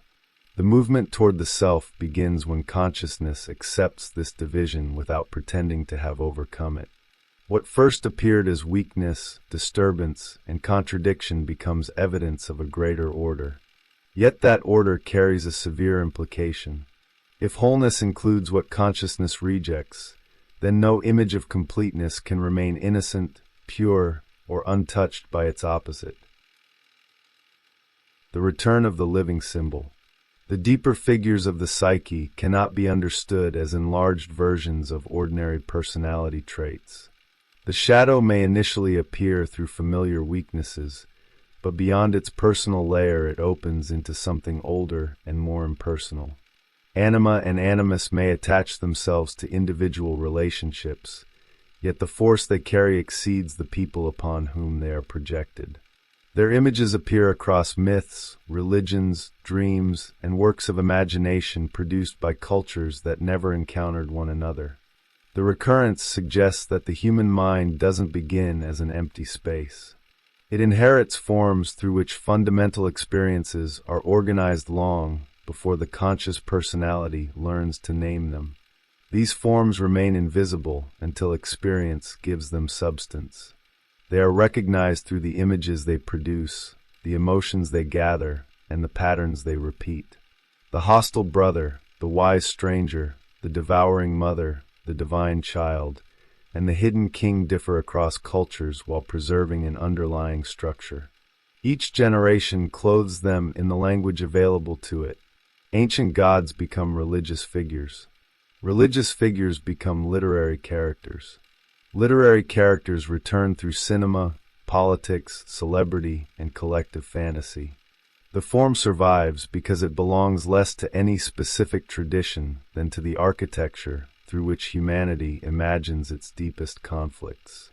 The self occupies a unique position among these inherited patterns. It appears wherever the psyche attempts to represent totality, order, centrality, and the union of divided elements. Dreams may portray it as a precious stone, a hidden treasure, a royal child, a sacred animal, a circle, a city, or a figure possessing extraordinary authority. These images aren't interchangeable in their cultural meaning, but they perform a similar psychological function. They gather scattered elements around a center greater than the ego. Their presence suggests that the psyche contains an organizing tendency that works toward integration, even when consciousness remains confused, resistant, or unaware of what is taking place. This tendency doesn't guarantee peace. The self often enters experience by disturbing the existing balance. A dream confronts the ego with an image it cannot explain. An old identity loses vitality. Values once accepted, without question, begin to feel empty. The individual may interpret this as failure, because the conscious personality measures health through continuity and control. Yet the disturbance may reveal that a larger pattern has become active. The self doesn't preserve the ego's preferred image of stability. It presses the personality toward a more inclusive arrangement, and this usually requires the collapse of assumptions that once provided certainty. Such encounters have traditionally been described in religious language because their emotional force exceeds ordinary experience. A person confronted by an image of the self may experience awe, terror, fascination, devotion, or the unsettling conviction that something of ultimate importance has appeared. The image feels both intimate and foreign. It arises within the psyche, yet it carries an authority that doesn't seem to belong to the individual. This paradox explains why psychological realities have so often been projected into the heavens.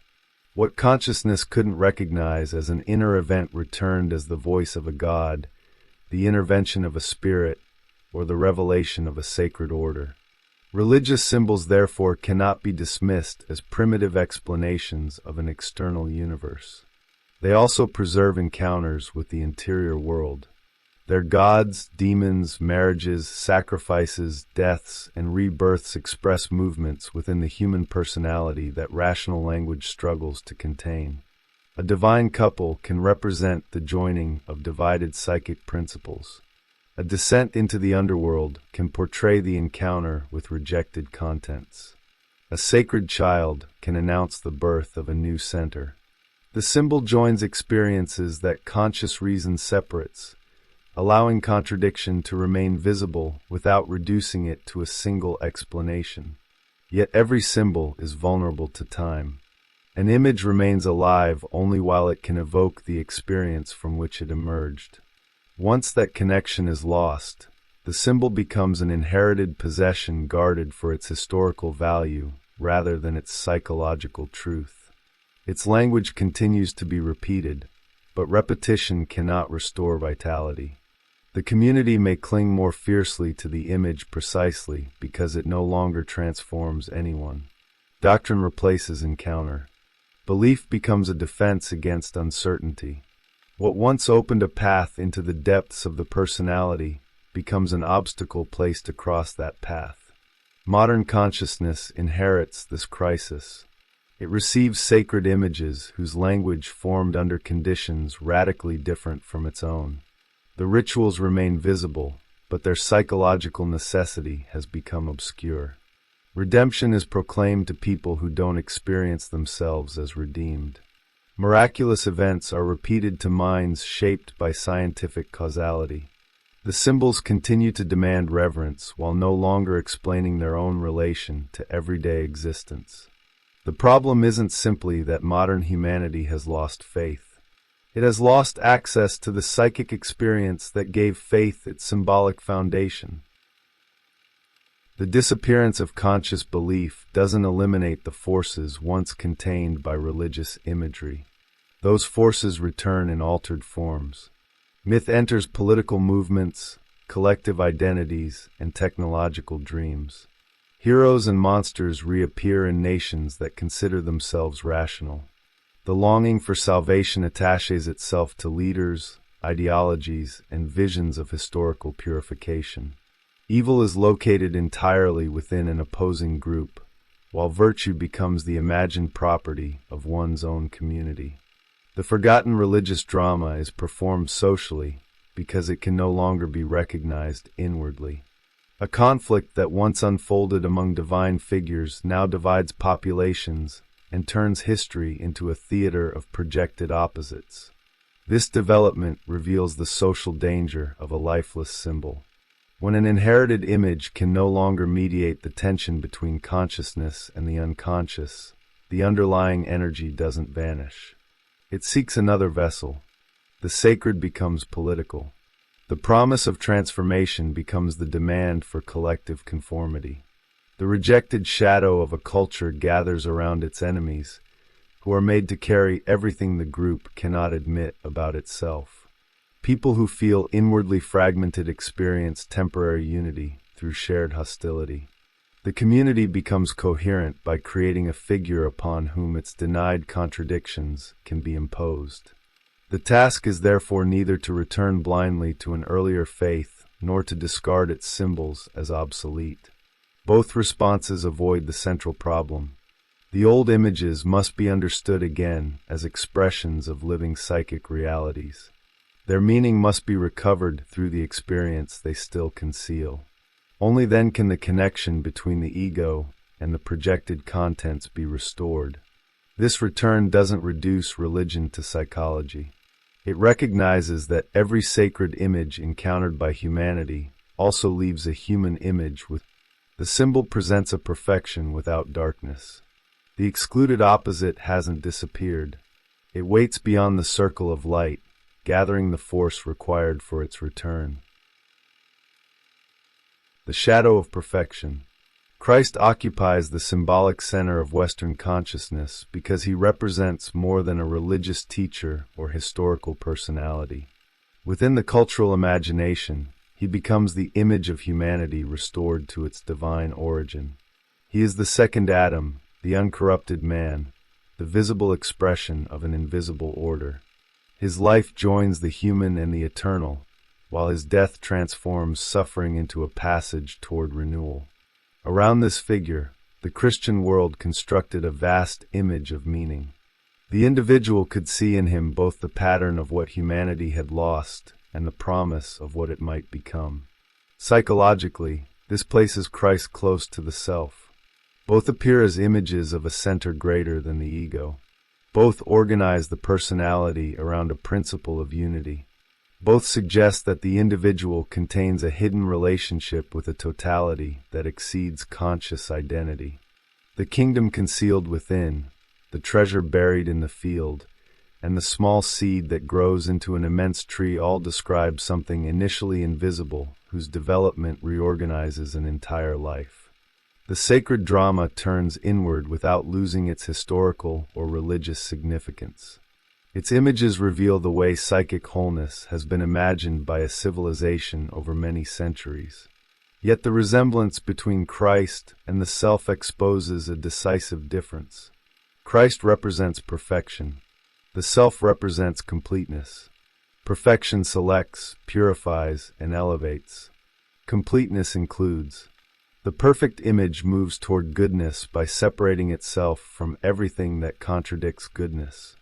The complete image must contain the contradiction without allowing either side to erase the other.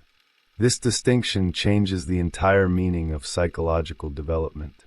A person may strive toward an ethical ideal, discipline his impulses, and dedicate himself to what he considers good. The psyche, however, continues to preserve everything excluded by that effort. The brighter the ideal becomes, the darker its rejected opposite appears. This isn't an argument against goodness. It is an observation about the consequences of imagining goodness as complete in itself. When a symbolic system identifies the divine exclusively with light, love, truth, and moral perfection, darkness can no longer be understood as belonging to the same totality. It must be assigned to an adversary. Evil becomes foreign to the sacred image and eventually acquires a personality of its own. The perfect sun is accompanied by the opposing sun. Christ calls forth Antichrist, not because the two are equal in religious value, but because the symbolic imagination cannot sustain a one-sided totality without producing its missing half. The expectation of Antichrist, therefore, reveals knowledge hidden within the Christian structure itself. The tradition senses that an age organized around the image of absolute goodness must eventually confront a counterforce. Its apocalyptic visions anticipate the return of everything the dominant symbol was unable to integrate. Deception, pride, violence, spiritual emptiness, and the fascination of collective power gather around the adversarial figure. What had been excluded from the image of divine humanity returns at the end of the age with historical intensity. The shadow doesn't merely oppose the ideal. It exposes the incompleteness of the ideal as a representation of total human reality. This contradiction becomes especially severe when evil is treated only as a deficiency of good. Such an explanation may protect the philosophical unity of God, but it fails to account for the psychological weight of destructive experience. Evil doesn't feel insubstantial to the person who encounters cruelty, war, betrayal, or deliberate humiliation. It acts, organizes, seduces, and possesses. It can command intelligence and create systems capable of surviving beyond the individuals who built them. To call it merely an absence risks turning lived catastrophe into abstraction. The concept may preserve divine perfection, yet it leaves human experience without an adequate image of what has happened. The deeper problem lies in the assumption that what is morally inferior must also be psychologically unreal. The shadow is inferior from the standpoint of conscious values, but its effects are undeniable. Repression doesn't weaken it. Moral condemnation may even increase its autonomy by preventing consciousness from establishing any relation to it. The same principle operates collectively. A culture that refuses to see destructive potential within its own ideals becomes increasingly vulnerable to possession by that potential. It persecutes evil elsewhere while granting innocence to its own aggression. The result isn't moral purity. It is unconscious participation in the very darkness the culture claims to oppose. Older religious images preserved a more unsettling vision of divine contradiction. The sacred could create and destroy, bless and punish, protect and terrify. Mercy stood beside justice, and each limited the excess of the other. The divine image contained a tension that later consciousness struggled to endure. When goodness became the exclusive definition of God, the opposing qualities were separated and assigned to another power. This resolved the contradiction at the level of doctrine, but it intensified it within the psyche. Humanity inherited a God who represented the highest moral aspiration, and an adversary who carried the excluded darkness of existence. The individual repeats this division whenever he identifies himself completely with his ideals. He believes his conscious intention reveals the moral truth of his personality. Harmful consequences are explained as misunderstandings, necessary sacrifices, or the fault of those who resisted him. His aggression enters the world disguised as righteousness. His desire for power speaks the language of duty. His resentment appears as moral clarity.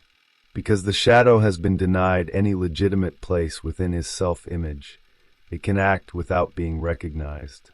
The individual becomes most dangerous precisely when he is convinced that darkness exists only outside him. The symbol of crucifixion offers a different image. The perfect man doesn't remain above contradiction. He is suspended within it. His body occupies the point where opposites meet, between heaven and earth, life and death, innocence and condemnation. He hangs between two criminals, sharing their form of punishment while preserving a different meaning.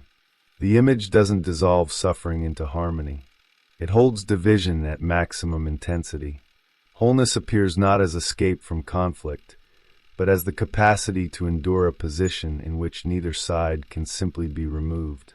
Here the Christ symbol moves closer to the psychological reality of the self. The self doesn't promise that contradiction will disappear once recognized. It constellates contradiction and forces the ego to experience its limits. The person seeking only virtue encounters his capacity for destruction. The person who identifies with darkness discovers an unclaimed longing for order and redemption. Each position calls forth its opposite because the total personality refuses permanent division. The movement toward completeness therefore feels less like moral triumph than like crucifixion. Conscious identity is stretched between truths it cannot reconcile. The Western image of perfection has carried civilization toward extraordinary ethical heights, but it has also created an immense, unattended shadow. That shadow cannot be redeemed through further exclusion. It must first be granted psychological reality. Only then can the ancient symbol reveal its unfinished meaning. Christ may embody the highest image of the self available to Western culture, yet the totality-seeking expression extends beyond perfection. Behind the radiant figure stands the dark brother, demanding recognition as part of the same human story. The hidden sun, the rejected opposite, doesn't remain outside the sacred drama. It returns through the figure of the dark brother, the rival sun whose existence reveals a division within the image of divine order. In some early traditions, Christ and Satan appear not merely as unrelated powers, but as opposing offspring of the same source. One carries mercy, illumination, and restoration. The other carries accusation, resistance, and destruction. Their conflict unfolds across creation, but its origin lies within a single symbolic family. Good and evil become brothers, not because they possess equal moral value, but because consciousness experiences them as forces emerging from the same incomprehensible ground. This image preserves something later theology attempted to resolve. If the divine source contains everything, the origin of darkness cannot be placed entirely beyond it. Yet if darkness belongs to the source, divine goodness becomes difficult to defend. The contradiction has no comfortable solution. Religious thought repeatedly tries to protect one side by sacrificing the other. It either preserves divine power by accepting a terrifying ambiguity, or preserves divine goodness by limiting responsibility for evil. Each answer leaves behind what it cannot contain, and the neglected remainder returns through myth, heresy, speculation, and the recurring human suspicion that reality is governed by more than benevolence. The older image of God could sustain this tension more openly. The same power that protected a people could turn against them in anger. Justice could become indistinguishable from devastation. Mercy wasn't automatic. It had to restrain the destructive force of judgment.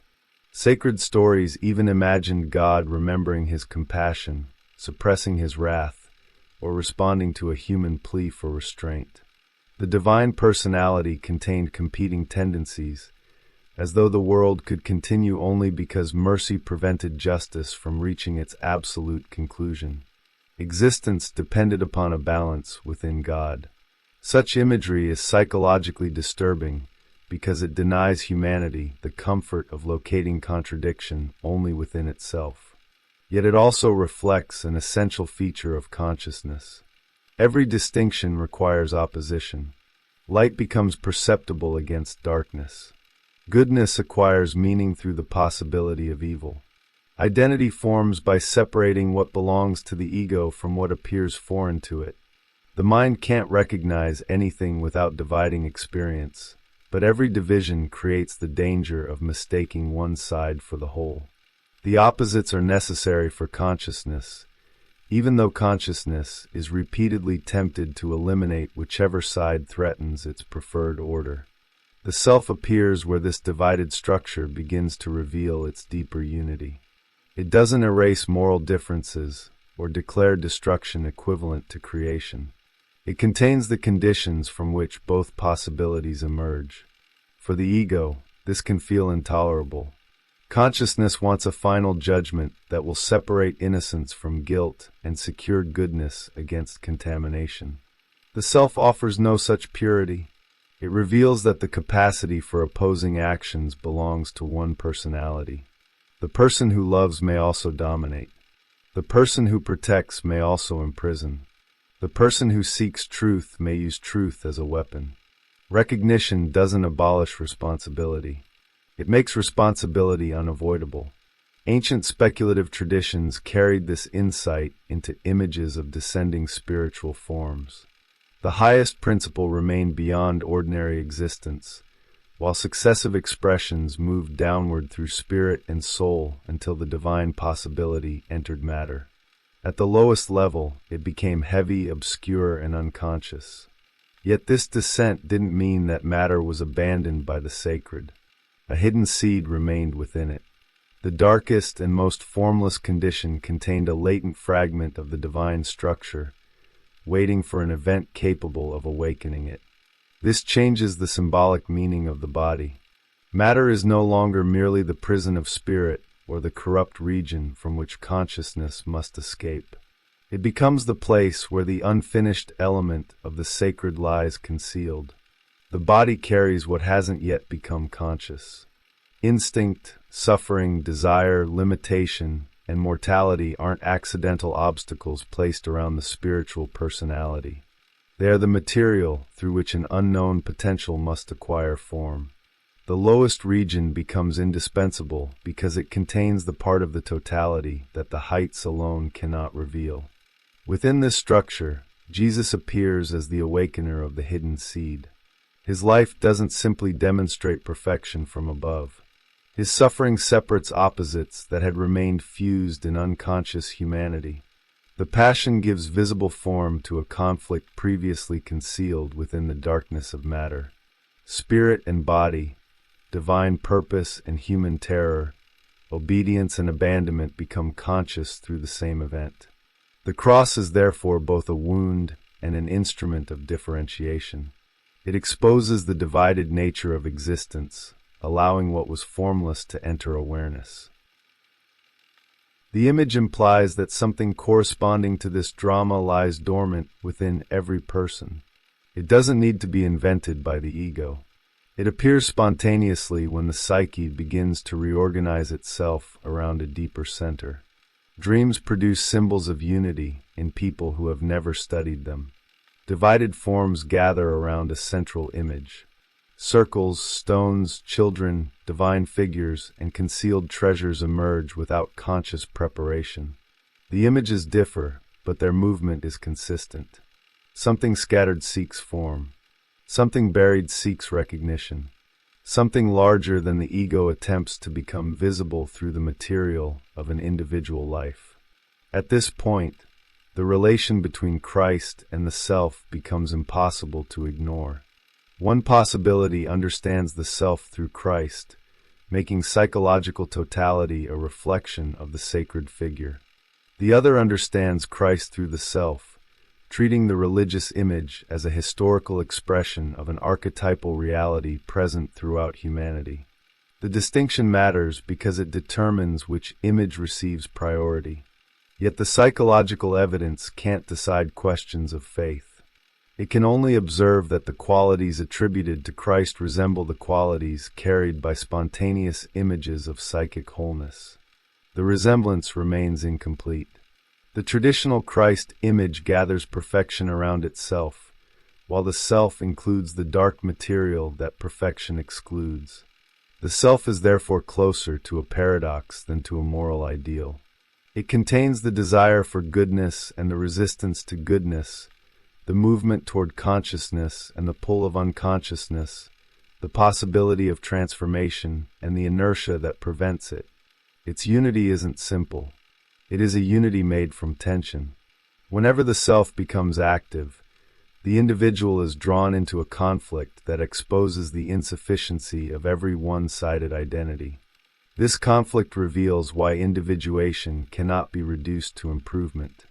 The task isn't to make the ego more admirable according to its existing values.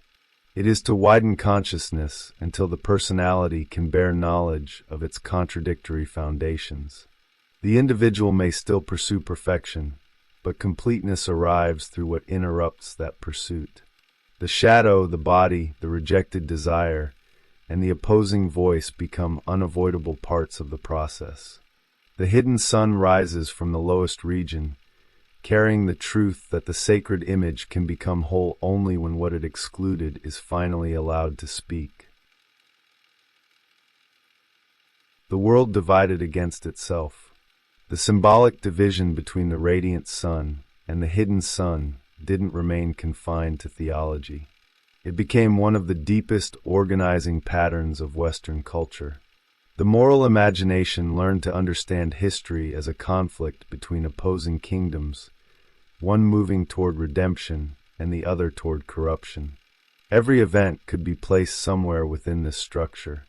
Nations, institutions, communities, and individuals acquired meaning according to the side they appeared to serve. The drama offered direction to history, but it also created a powerful temptation. Whoever identified with the good could assign darkness to an enemy and experience conflict as evidence of personal innocence. This pattern shaped more than religious belief. It influenced law, politics, education, art, and the collective understanding of progress. The individual was encouraged to discipline desire according to an image of moral perfection, while society organized itself around the promise that disorder could be overcome through the triumph of correct values. Such discipline produced extraordinary achievements. It strengthened responsibility, sacrifice, restraint, and concern for the moral significance of individual action. Yet every advance intensified the problem of what had been excluded. Instinct didn't disappear because it had been condemned. Aggression didn't vanish because civilization declared itself peaceful. The shadow continued to develop beneath the surface of the ideal. When a culture possesses living rituals, symbolic forms can contain some of this tension. Confession, sacrifice, repentance, and redemption offer ways of acknowledging that darkness belongs to the human condition. The individual admits guilt without becoming identical with guilt. He enters a symbolic process that gives destructive impulses a language and a path toward transformation. Yet when these rituals lose psychological vitality, their external forms can continue without performing their original function. The words are spoken, but the inner movement no longer occurs. The shadow is named in general terms while remaining unrecognized in its specific operation. Modernity weakened the inherited symbolic structure without eliminating the needs it had served. Scientific knowledge transformed the visible universe into a system governed by measurable processes. Technology expanded human power and made older images of cosmic order increasingly remote. The sacred stories remained culturally present, yet their relationship to ordinary experience became difficult to feel. A person could spend the day inside a technological world and inherit a religious language formed in an ancient symbolic universe. The two realities occupied the same civilization without speaking naturally to one another. This separation produced a strange condition. Humanity became more conscious of the outer world while losing familiarity with the inner forces guiding its use of that knowledge. Technical power increased faster than psychological integration. Machines amplified intention, but they couldn't determine whether the intention was wise, destructive, fearful, or possessed by collective fantasy. The tools appeared rational because their operation could be calculated. The desires directing them remained largely unconscious. Progress, therefore, carried its shadow within it. Every expansion of control enlarged the consequences of whatever consciousness had failed to recognize about itself. The destruction of the 20th century exposed this imbalance with terrifying clarity. Societies that considered themselves educated and rational became possessed by mythic images of blood, destiny, purification, heroic sacrifice, and absolute enemies. Ancient figures returned wearing political uniforms. Leaders became saviors. Nations became chosen peoples. Opponents became embodiments of contamination, whose removal promised collective renewal. The symbolic world hadn't died. It had escaped from the weakened containers of religion and entered mass politics, where modern systems of communication could multiply its force across entire populations. The environment of mass visibility changed the scale of projection. A private enemy can carry the shadow of one person. A public enemy can carry the shadow of millions. Repeated images, slogans, speeches, and narratives transform individuals into symbols before most of the population ever encounters them directly. The image circulates more widely than the human being it claims to represent. Once this happens, response is shaped less by reality than by the emotional pattern attached to the image. The medium doesn't merely communicate the conflict. It creates the environment in which the conflict becomes collectively imaginable. This process rewards simplification. Complex individuals are reduced to moral functions. One figure carries hope, strength, and restoration. Another carries disorder, betrayal, and decay. The audience is invited to choose between them, but the choice often conceals a deeper imitation. Rival groups begin to resemble one another through their shared dependence on opposition. Each claims to defend truth against manipulation. Each believes its aggression is necessary because the other side has made restraint impossible. Each uses the enemy to justify the qualities it refuses to recognize in itself. The conflict becomes self-sustaining because both identities depend upon its continuation. The same structure appears within popular culture. Modern heroes inherit many qualities once concentrated in sacred figures. They arrive from another world, conceal extraordinary identities within ordinary bodies, sacrifice themselves for communities, descend into darkness, and return transformed. Their adversaries often embody the power the hero cannot admit he also desires. The villain acts without restraint, claims forbidden knowledge, or reveals the violence hidden beneath social order. Their struggle survives across generations because it externalizes a permanent psychic tension. The audience doesn't merely watch good oppose evil. It watches a divided totality attempt to understand itself through conflict. Yet popular narratives often repeat the limitation of the older perfect image. The hero remains morally illuminated while darkness is assigned to the villain. Victory restores order without requiring the collective world to integrate what produced the adversary. The defeated shadow therefore returns in another form, another sequel, another body, or another generation. Its repetition isn't simply commercial. It reveals the unresolved structure of the myth. The story cannot end because the opposition has been defeated externally rather than transformed symbolically. What the hero refuses to contain must remain alive somewhere else. The fascination with morally ambiguous heroes reflects an attempt to correct this imbalance. Contemporary culture increasingly places contradiction inside the central figure. The hero becomes capable of cruelty, vanity, obsession, and failure. The villain acquires grief, intelligence, and a recognizable claim against the world. This doesn't erase moral difference. It acknowledges that psychological reality can't be divided cleanly between separate bodies. Audiences respond because the conflict moves closer to their own experience. The sacred and destructive possibilities now occupy the same character, forcing the story to examine what victory means when the enemy shares the hero's face. The movement from perfection toward completeness also transforms the meaning of evil. Evil can no longer be treated only as an alien substance that invades an otherwise innocent personality. It becomes a human possibility intensified by unconsciousness, projection, resentment, and the intoxication of belonging. Ordinary individuals may participate in destructive systems without experiencing themselves as destructive. They obey procedures, protect identities, repeat accepted judgments, and surrender moral responsibility to the collective. Their actions become terrifying not because they are monsters, but because the image of the monster prevents them from recognizing what they have become.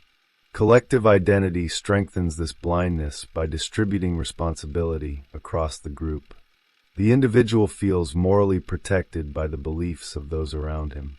Shared outrage confirms perception. Repetition transforms interpretation into fact. The group becomes emotionally unified through the conviction that danger exists elsewhere. Under these conditions, projection acquires a social function. It binds the community together. The enemy gives members a common language, a common fear, and a common image of virtue. Removing the enemy would threaten the cohesion built around opposition, which is why conflicts often survive long after their declared causes have changed. The psychological rule remains severe. What isn't made conscious within returns as an external fate. For the individual, an unrecognized conflict appears through repeated relationships, compulsive choices, and emotional crises. For a culture, the same conflict appears through polarization, persecution, and historical catastrophe. The outer division gives visible form to an inner division the community cannot admit. Each side experiences itself as the defender of wholeness while participating in the fragmentation of the world. The more absolute the identification with one pole becomes, the more violently the opposing pole must appear. This doesn't mean that every political or moral conflict can be dissolved through inward reflection. Real injustice, exploitation, and violence demand external response. Psychological interpretation becomes dangerous when it treats material suffering as nothing more than projection. Yet action loses clarity when the actor remains unconscious of the forces entering his judgment. The recognition of shadow doesn't require passivity. It requires the unsettling admission that opposition to evil doesn't automatically free a person from evil. Moral action becomes more responsible when it no longer depends upon fantasies of personal purity. The Christ symbol remains central because it contains both the achievement and the crisis of the Western ideal. It gives incomparable form to sacrifice, compassion, ethical responsibility, and the transformation of suffering. At the same time, its traditional perfection leaves the dark half of totality without adequate representation inside the central image. Antichrist emerges as the symbolic consequence of this exclusion. He carries what the age refuses to associate with its highest value. The opposition between them then becomes a historical pattern through which cultures interpret their enemies and justify their own participation in conflict.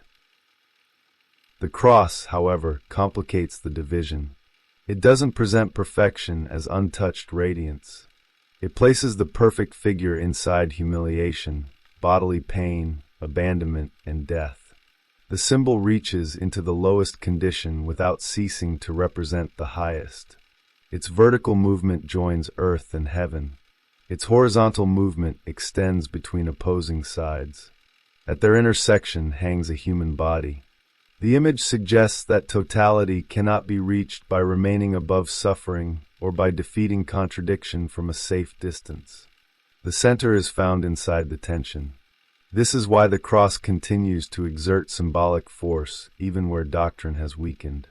It portrays an experience modern consciousness still recognizes.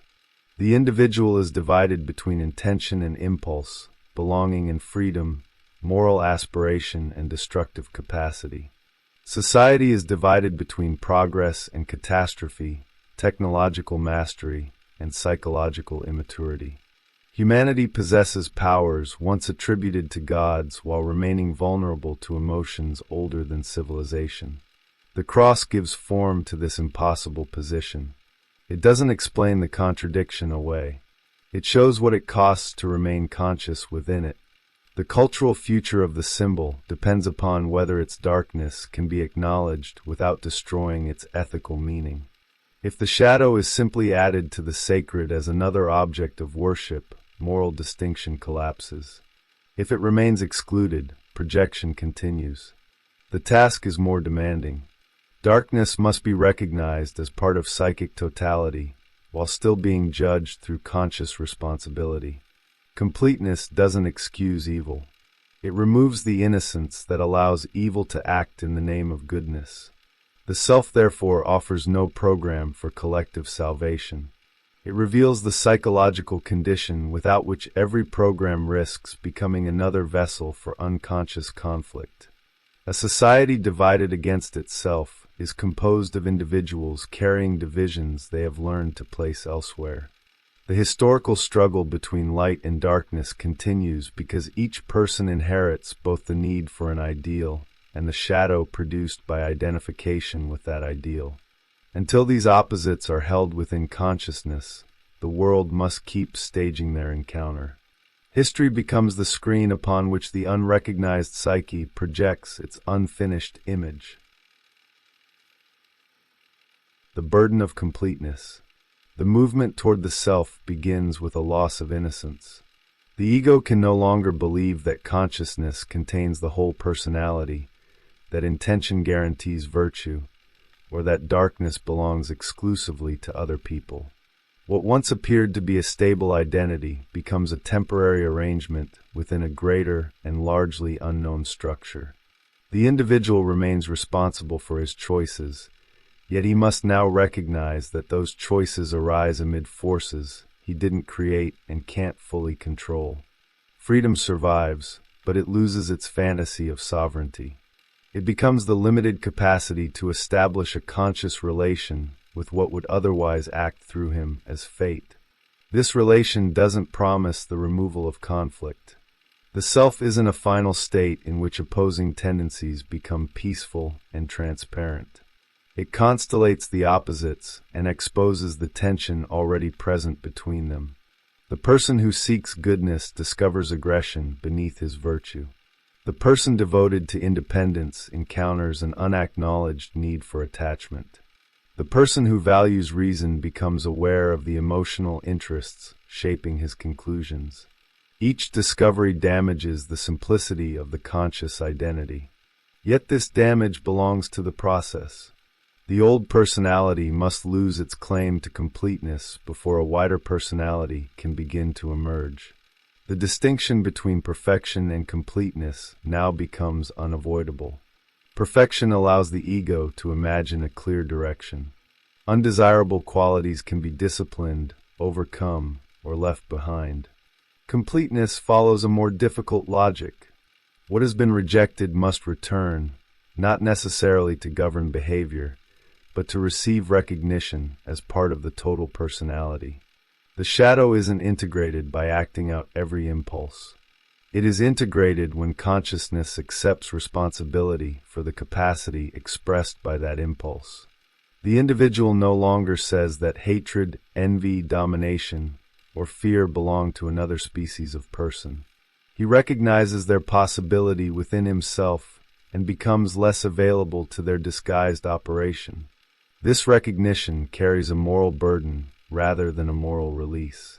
Someone who admits his destructive potential has fewer excuses for allowing it to act unconsciously. He can no longer depend upon the image of his own goodness as proof that his actions are harmless. Motive and consequence must be examined separately. A noble intention may still produce humiliation. Protection may conceal possession. Loyalty may become fear of change. Love may contain a demand for submission. The shadow doesn't always appear in openly malicious acts. It often borrows the language of the highest value available to the personality. The paired inner figures impose a similar responsibility upon relationships. Once their projections begin to withdraw, the beloved loses the impossible task of embodying salvation, and the adversary loses some of the supernatural authority assigned to him. The other person becomes more limited, but also more real. Fascination may diminish because the psychic image has returned to its source. Conflict may become less absolute because the voice attributed entirely to the other is now heard within. Relationship ceases to function only as a stage for unconscious figures and becomes an encounter between incomplete human beings. Yet the withdrawal of projection can feel like disenchantment. The world loses some of its exaggerated radiance and terror. What seemed destined becomes psychological. What seemed divine reveals an interior foundation. This doesn't make experience meaningless. It relocates meaning. The energy once fastened to external figures becomes available for an inward transformation whose demands are less dramatic but more enduring. The individual discovers that the lost treasure was never contained entirely in another person, institution, or sacred image. It belonged to a totality attempting to become conscious through those forms. Religious symbols undergo the same transformation. They don't need to be discarded once their psychological dimension becomes visible, nor are they reduced to symptoms of the human mind. Their continuing power lies in their ability to express realities that rational concepts cannot hold without fragmentation. Christ remains an image of the self because the figure joins humanity and divinity, suffering and meaning, death and renewal. The cross remains an image of wholeness because it holds opposites at their point of greatest tension. Psychological interpretation doesn't empty these symbols. It reveals why they have remained alive within the imagination for so long. The image remains incomplete, however, if perfection is mistaken for totality. The shadow cast by Christ belongs to the history of the symbol as surely as its light. Antichrist reveals the excluded opposite, the dark possibility that gathers wherever goodness is imagined without contradiction. The relation between them exposes the central problem inherited by Western consciousness. Humanity cannot abandon its ethical ideal without losing direction, but it cannot identify completely with that ideal without projecting its darkness into the world. The task is to preserve moral aspiration while surrendering moral innocence. This is why the realization of the self resembles a crucifixion more than a triumph. The ego is suspended between truths that refuse reconciliation. It can't return to unconscious unity because the opposites have already become visible. It can't eliminate one side without mutilating the personality. It must endure the knowledge that human nature contains creation and destruction, love and domination, sacrifice and resentment. The center doesn't appear by choosing one pole and defeating the other. It appears through the capacity to remain conscious while their conflict reshapes the personality. Such consciousness doesn't complete the individual in any final sense. The total personality can never become an object fully known by the ego. Some part of the self always remains beyond representation, appearing only through changing symbols and consequences. Individuation is therefore not possession of the whole. It is an ongoing relation to an unknowable whole. The ego learns to recognize when a greater movement is occurring, when a dream compensates a conscious attitude, when emotion reveals an inferior position, and when projection has replaced reality. Its authority becomes more modest, but also more accurate. The alternative is not neutrality. An unlived development doesn't disappear because the ego refuses it. What remains unconscious enters life negatively, through symptoms, compulsions, failures, and external crises. The person destined to confront a hidden depth may approach it deliberately or fall into it without preparation. In both cases, the descent occurs. Conscious participation doesn't remove the danger, but it changes the form of the encounter. What would have arrived only as catastrophe can become a difficult act of recognition. The same rule extends beyond the individual. A society that can't acknowledge its internal contradictions must experience them through enemies, factions, and historical division. Each half carries what the other refuses to see. Their opposition grows more absolute because every confrontation confirms the projection that created it. The world becomes divided against itself, not merely because real interests conflict, but because collective identities require one another to embody their denied possibilities. Humanity acts outwardly what it cannot contain inwardly. The self stands against this fragmentation without offering easy unity. Its wholeness isn't the victory of light over darkness. It is the recognition that both belong to a single field of human reality, though they don't possess the same moral value. Consciousness must discriminate between them while refusing the fantasy that discrimination abolishes relationship. Goodness that knows nothing of its shadow remains vulnerable to possession. Darkness that rejects every ideal becomes equally unconscious. The tension between them cannot be solved once and for all. It must be carried. This is the final demand contained within the first movement of Aion. The ego must discover that it isn't the ruler of the personality. The shadow must be recognized as an intimate presence rather than a foreign enemy. Anima and animus must be withdrawn from the people forced to carry their projections. The self must be approached as a totality that includes contradiction without dissolving responsibility. Christ must be seen not only as the perfection toward which humanity strives, but as a profound and unfinished symbol of the wholeness it is still struggling to bear. The consequence is neither despair nor consolation. It is clarity. Human beings don't become whole by escaping their opposites. They become divided whenever one side claims to be the whole.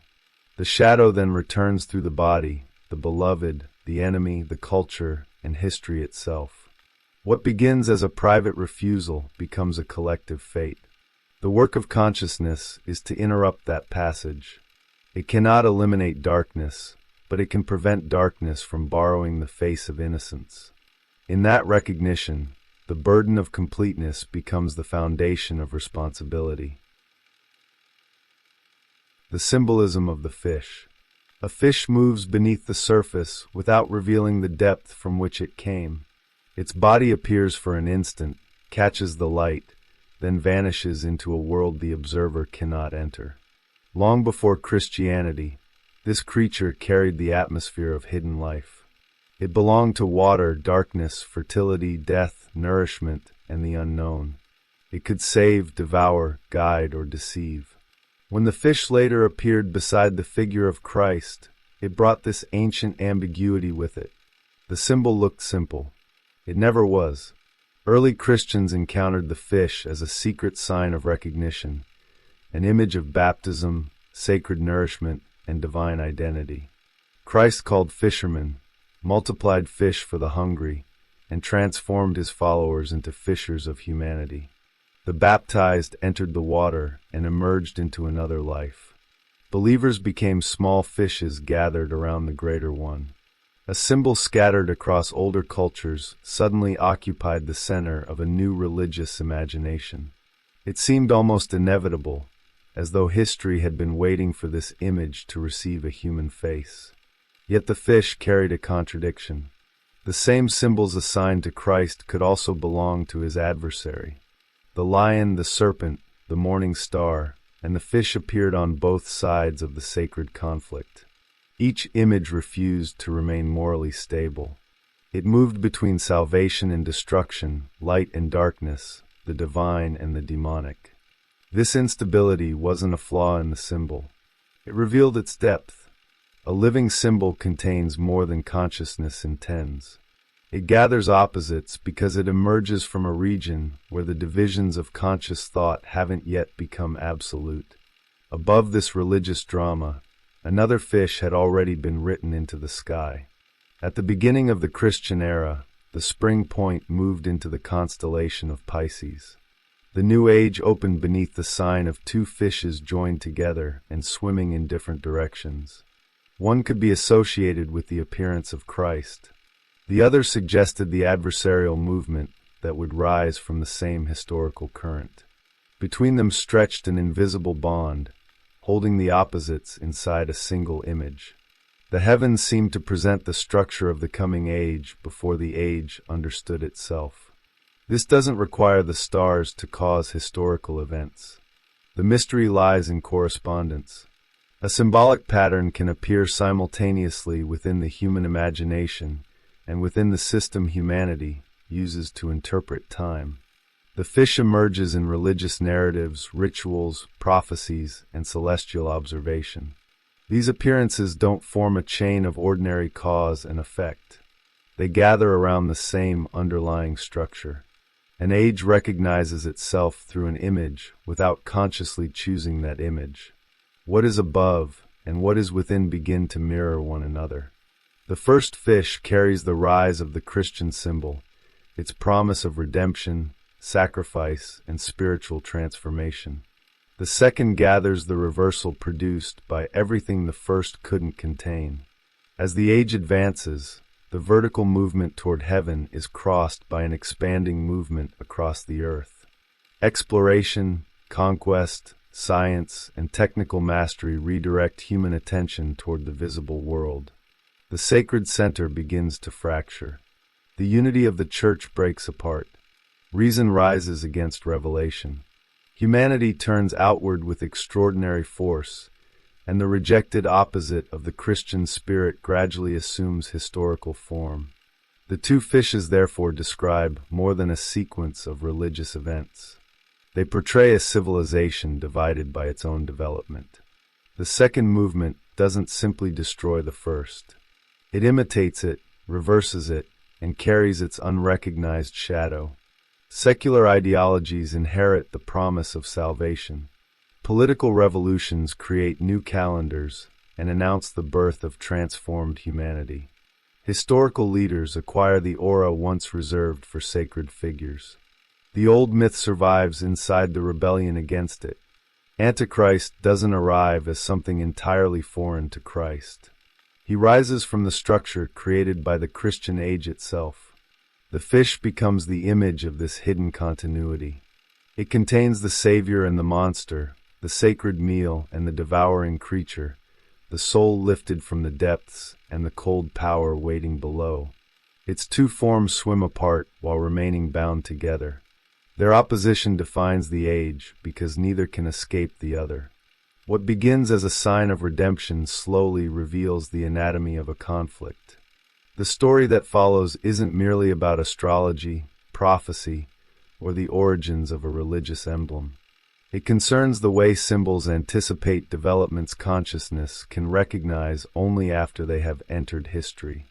The fish appears first as an image, then as an age, then as a division within civilization. Beneath all three lies the same psychological movement. A radiant ideal rises from the depths. Its shadow rises with it. The two fishes of the Christian age. A sign delivers a meaning already known.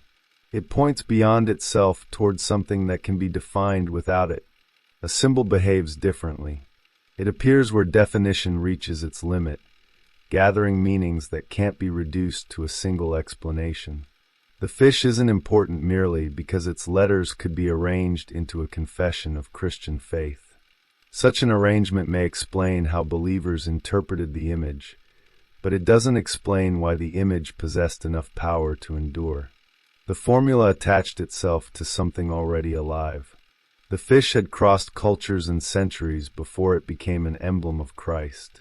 Its older history stretches from India to Mesopotamia, Syria, Egypt, Greece, and Rome. Divine figures emerged from the water, wearing the bodies or skins of fishes. Sacred meals transformed the animal into a source of communion. Goddesses were surrounded by protected fish whose consumption was forbidden except under ritual conditions. A great fish rescued humanity from a flood. Priests carried its appearance into ceremony. The image moved between deity, sacrifice, nourishment, soul, and savior. Christianity didn't invent this symbolic field. It entered a current already flowing through the religious imagination of the ancient world. Water gave the symbol its natural depth. It represented the region beneath ordinary consciousness, the concealed environment from which life emerges and into which visible forms disappear. The fish could move through this darkness because it belonged there. It became an appropriate carrier for whatever rose from an unseen origin into human awareness. A divine fish brought wisdom from below. A monstrous fish embodied the danger of what remained below. The same creature could rescue the world or swallow the individual because the depths contain both the source of renewal and the threat of dissolution. Christianity drew this symbolism toward the figure of Christ. Baptism transformed water into the medium of rebirth. The believer descended into it, symbolically died, and emerged with another identity. The community imagined itself as a living population of small fishes, sustained by the greater fish. Sacred meals joined bread and fish, while stories of miraculous abundance connected divine presence with nourishment drawn from the water. Fishermen became disciples, then fishers of human beings. Each image appeared naturally within the narrative, Yet together they produced a symbolic concentration too consistent to remain accidental in meaning. The fish could also express Christ as something drawn from the darkness of matter. The Savior entered the lowest region, accepted a human body, descended among the dead, and returned carrying the promise of life. Like a fish lifted from deep water, the divine figure crossed the boundary between invisible and visible worlds. Yet this descent also brought him near the monstrous inhabitants of the depths. The Redeemer and the sea beast emerged from the same symbolic environment. Their opposition concealed a disturbing kinship. Both represented powers larger than the conscious personality, rising from a place where moral distinctions were not yet secure. This ambiguity became more pronounced because many early Christian images belonged simultaneously to Christ and the devil. Both could be associated with the lion, the serpent, the bird, the morning star, and the fish. Conscious theology separated the figures into absolute enemies, but symbolic language repeatedly brought them close together. The overlap suggests that the adversary carried qualities excluded from the dominant image of the divine Son. Wherever Christ appeared as complete light, another figure gathered the darkness required by totality. The two symbols opposed one another while revealing their origin within the same psychological structure. The constellation of Pisces gave this structure a celestial form. Its two fishes are connected by a band, yet they move in different directions. One rises vertically while the other extends outward. They belong to a single sign without sharing a single orientation. The image contains unity as tension, not harmony. Each fish becomes intelligible through the movement of the other. Their bond prevents separation, while their contrary directions prevent fusion. The age represented by Pisces therefore begins with an image of opposition, held inside a greater pattern. At the beginning of the Christian era, the point marking the spring equinox entered this constellation. The change occurred gradually, almost invisibly, as part of the slow movement through which the celestial background shifts across immense periods of time. Yet ancient astrology interpreted such transitions as transformations in the character of history. A new region of the sky meant a new symbolic atmosphere. Whether or not ordinary people understood the astronomical process, the image associated with the coming age appeared with remarkable intensity inside the religion rising at the same moment. Another celestial event deepened the pattern. Near the period associated with the birth of Christ, Jupiter and Saturn approached one another repeatedly within Pisces. Astrological imagination treated Jupiter as a royal and beneficent power, while Saturn carried age, limitation, darkness, and death. Their conjunction joined extreme opposites. The king met the ancient malefic power. Expansion met restriction. Life met mortality. For those who read history through the heavens, such an encounter could announce the birth of a ruler whose meaning would exceed ordinary kingship. The conjunction didn't provide a simple astrological explanation for Christianity. The symbolic importance lies elsewhere.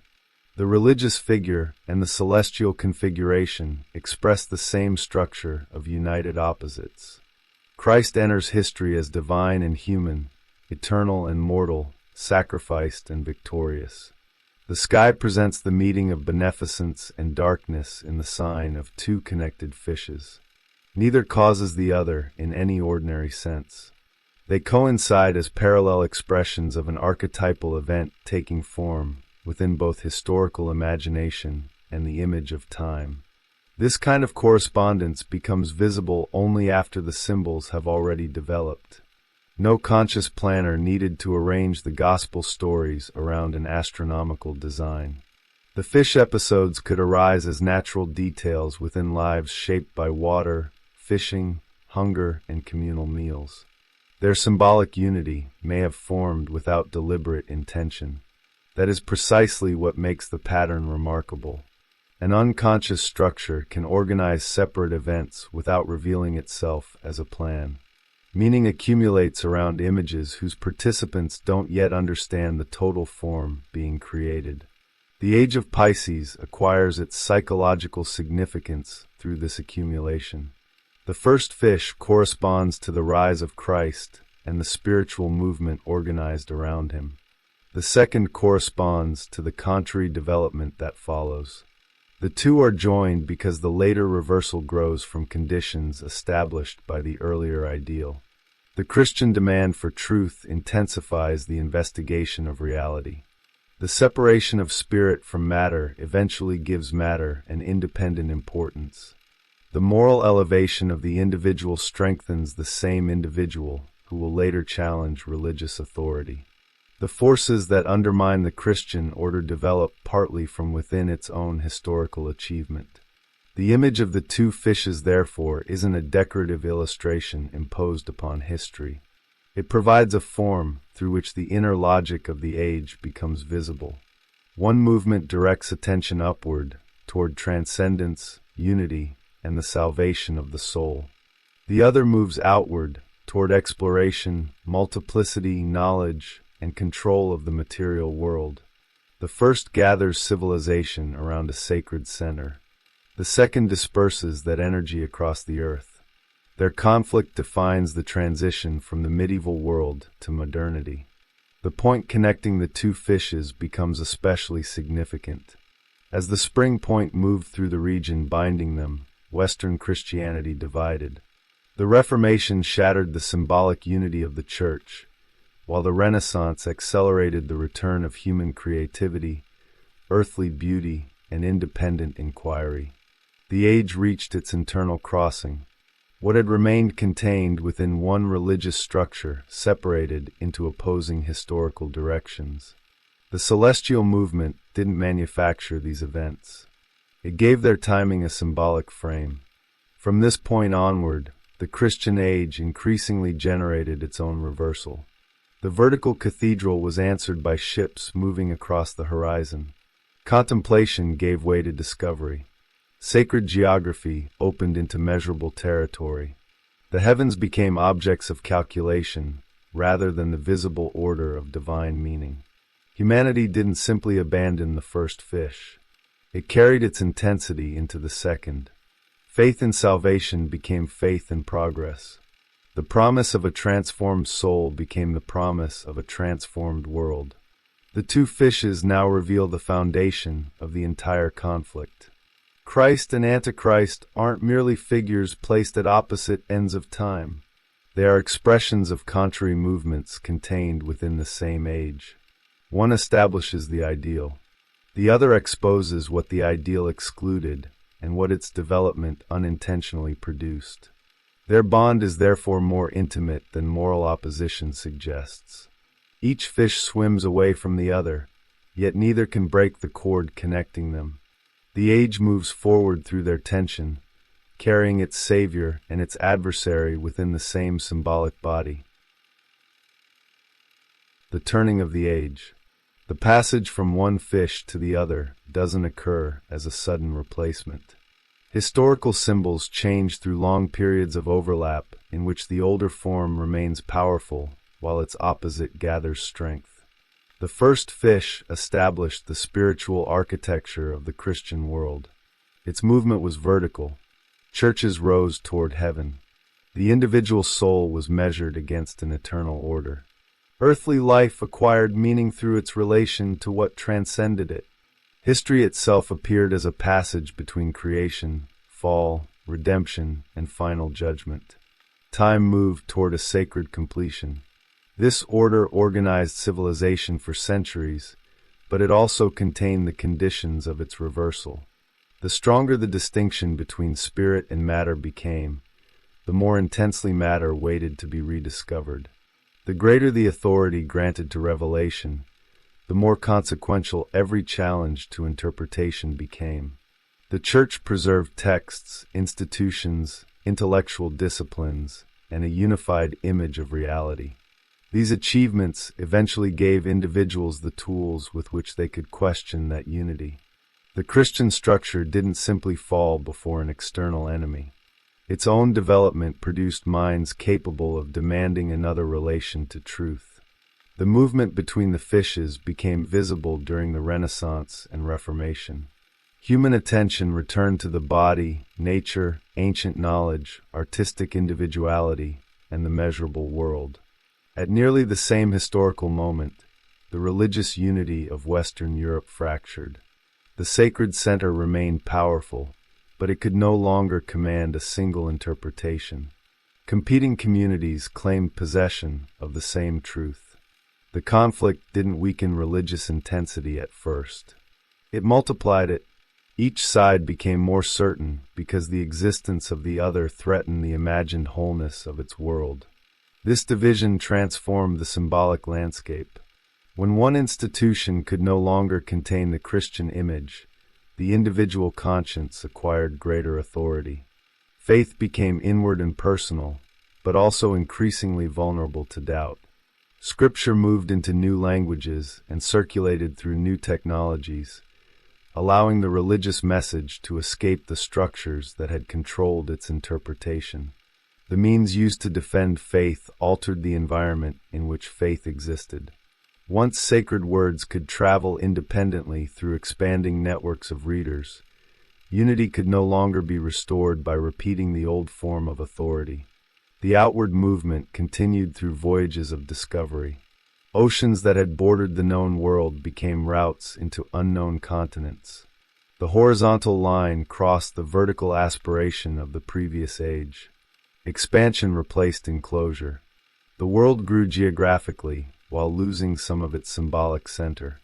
Exploration carried curiosity, trade, conquest, missionary purpose, violence, and the hunger for wealth within the same movement. The Christian civilization that traveled outward believed it was extending light, yet it also released appetites its sacred identity couldn't fully acknowledge. Nature underwent a similar transformation. It ceased to be read primarily as a symbolic text and became an object of systematic investigation. Measurement removed celestial events from the exclusive domain of sacred interpretation. The sky remained vast, but its movements could be calculated. Matter became increasingly independent of theological meaning. This liberation produced knowledge of extraordinary power, though it also widened the separation between technical understanding and psychological responsibility. Humanity learned to predict external processes more accurately than it could understand the motives directing their use. The age had entered the second fish. Its movement wasn't simply against Christianity. It was an inversion of Christian energy. The demand for universal truth became confidence in universal reason. The hope for redemption became belief in historical progress. The transformation of the fallen human being became the reconstruction of society. The missionary impulse survived in secular ideologies that promised liberation, equality, rational order, or national rebirth. Each new movement rejected the old sacred language while preserving the structure of conversion, struggle, sacrifice, and final renewal. This is why the adversarial spirit could emerge from within the Christian age without appearing openly demonic. It often presented itself as emancipation from superstition and inherited authority. In many respects, it was, yet liberation carried a concealed temptation. Once humanity rejected the transcendent center, it could place itself in the vacant position. Reason became capable of judging everything except its own unconscious foundations. The human mind, released from sacred limitation, began to imagine that whatever it could understand it could also control. The second fish expanded outward with the confidence of a power that no longer recognized anything above itself. The transition had been projected into the heavens long before its historical consequences became visible. The slow movement of the equinox through Pisces offered an image of time measured not by individual lives or political reigns, but by vast symbolic periods. Ancient and medieval observers treated planetary cycles as indications that religions, kingdoms, and laws belonged to larger temporal patterns. Great conjunctions seemed to announce changes in collective order. The sky became a clock whose movements didn't merely count time. They revealed the quality attributed to time. Such interpretations easily become literal and superstitious when symbols are mistaken for mechanical causes. Yet their psychological importance doesn't depend upon the planets forcing humanity to act. They matter because people have always searched the heavens for an image of historical necessity. The celestial order provides distance from the confusion of immediate events. A conjunction transforms political upheaval into part of a larger pattern. A new constellation turns cultural disorientation into the passage between ages. The sky allows collective consciousness to imagine that history possesses a form, even when those living through it can perceive only fragments. Pisces offered a particularly powerful form because its division anticipated reversal. The first fish couldn't remain the sole expression of the age. Its opposite was already present, joined to it from the beginning. The Christian ideal entered history with its adversary concealed inside the same temporal symbol. As the spring point moved from one fish toward the other, the balance shifted. The age didn't abandon its original conflict. It revealed the second half of a structure that had always been there. This symbolic clock also made prediction imaginable. If historical consciousness followed the movement of the heavens, then future transformations might be inferred from celestial cycles before their social form became clear. The prophecy wouldn't need to describe events with modern precision. It would identify the return of a pattern, the weakening of an established order, the appearance of an opposing power, and the moment when a civilization would begin to reverse its dominant direction. In the 16th century, at the crossing between the two fishes, one prophetic imagination attempted exactly that. Its vision looked toward the end of the 18th century and saw the Christian world entering the shadow of its own age. The prophecy of the reversal. Nostradamus wrote at the moment when the Christian world had begun to divide visibly. The Reformation had broken the unity of Western religion. The Renaissance had redirected attention toward humanity and nature, and political power was becoming increasingly independent of sacred authority. From this threshold, he looked forward and imagined a persecution of the Church more severe than anything it had previously endured. He placed the beginning of the upheaval in 1792, a year that would appear to inaugurate a renovation of time. The prediction was obscure in detail, but its symbolic structure was remarkably precise. The date didn't emerge from intuition alone. Earlier calculations had connected planetary cycles with changes in religions, laws, kingdoms, and collective belief. Medieval observers studied the conjunctions of Jupiter and Saturn as markers of historical transformation.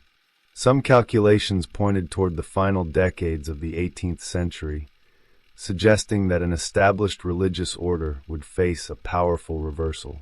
Nostradamus inherited this atmosphere of expectation and altered the proposed date.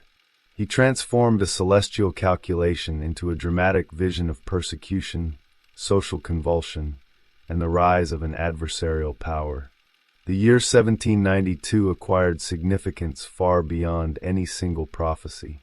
The French Revolution had already begun, but during that year the monarchy collapsed and the Republic emerged. The political order that had joined throne, church, and inherited hierarchy was violently overturned. A new calendar soon declared that history itself had restarted. Christian festivals and sacred chronology were replaced by a system designed around reason, nature, and revolutionary renewal. Time no longer needed to be measured from the birth of Christ. Humanity would become the author of its own beginning. The enthronement of reason made the symbolic reversal unmistakable. What had once been organized around divine revelation was reorganized around the conscious human mind. Churches were transformed into temples of a secular ideal. Religious authority appeared not merely mistaken, but as an obstacle to liberation. The revolution promised regeneration through the destruction of the old order, repeating the structure of sacred redemption while reversing its language. Salvation moved from heaven into history. The transformed world would be created through political action rather than divine intervention.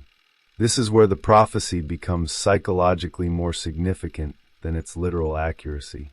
Nostradamus imagined Antichrist as an opposing power that would persecute Christianity. Yet the adversary didn't need to arrive as a single supernatural person. It could emerge as a historical tendency produced by the development of Christian civilization itself. The revolution inherited the moral intensity, universal aspiration, and promise of renewal that had shaped the religion it attacked. It opposed Christianity while imitating its structure. The second fish swam against the first, but remained bound to it. The revolutionary calendar expressed this hidden dependence. By announcing a new age, it repeated the ancient desire to divide sacred time from the corrupt world that came before it. The old order became a fallen past. The revolution became the redemptive event. Its martyrs acquired sacred status, its festivals created communal ritual, and its enemies carried the moral darkness necessary to unify the new identity. Reason claimed to have escaped myth while becoming the center of another myth. The symbols changed. The psychological movement remained. The same pattern appeared in later political ideologies. Each promised to reveal the hidden law of history, identify the force preventing human fulfillment, and lead society toward a transformed future. The enemy might be a class, a race, a religion, an empire, or an inherited institution. Once identified, it became responsible for contradictions the movement couldn't recognize within itself. Violence could then be interpreted as purification. The destruction of the enemy appeared necessary because the desired future had been imagined as morally complete. Prophecy easily reinforces projection when its threatening figures are assigned exclusively to another people or culture.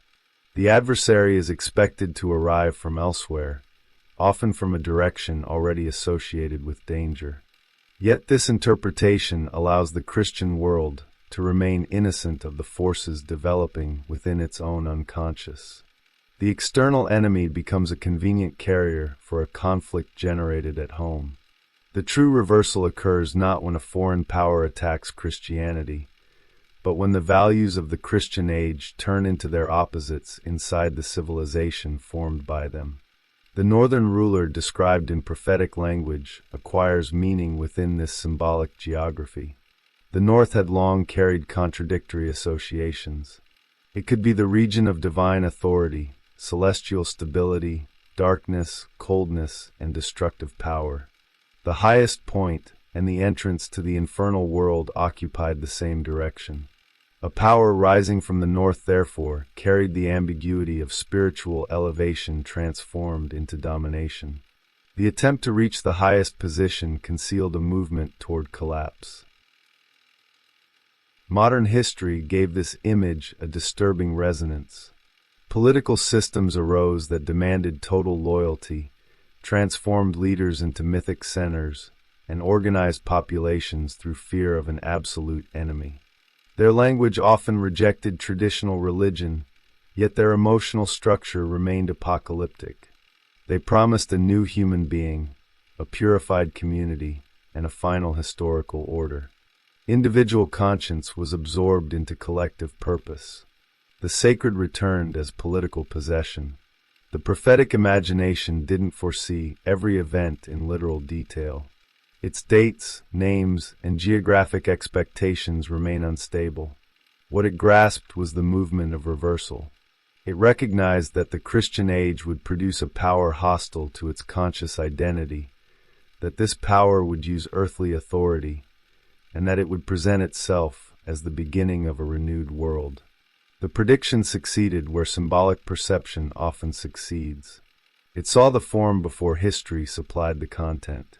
This form also clarifies why the reversal became increasingly destructive. The second fish didn't simply challenge the first.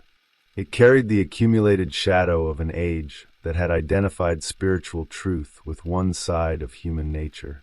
As traditional belief weakened, the excluded energy became available to secular movements. They inherited the certainty of faith without its transcendent limitation. Human institutions claimed the authority to define salvation, guilt, sacrifice, and destiny. Political power became answerable only to the future it promised. The French Revolution stands at the threshold of this development because it made the reversal conscious at the level of historical time. It announced that one age had ended and another had begun. Yet the New World couldn't escape the symbolic structure it opposed. It repeated the conflict between sacred order and adversarial power from the opposite position. Christianity became the old darkness. Reason became the new light. The poles exchanged names, but the division remained intact. The prophecy therefore points beyond the reputation of one visionary. It reveals the way a civilization can anticipate its transformation through images it doesn't fully understand. The date becomes meaningful because history gathers around the pattern.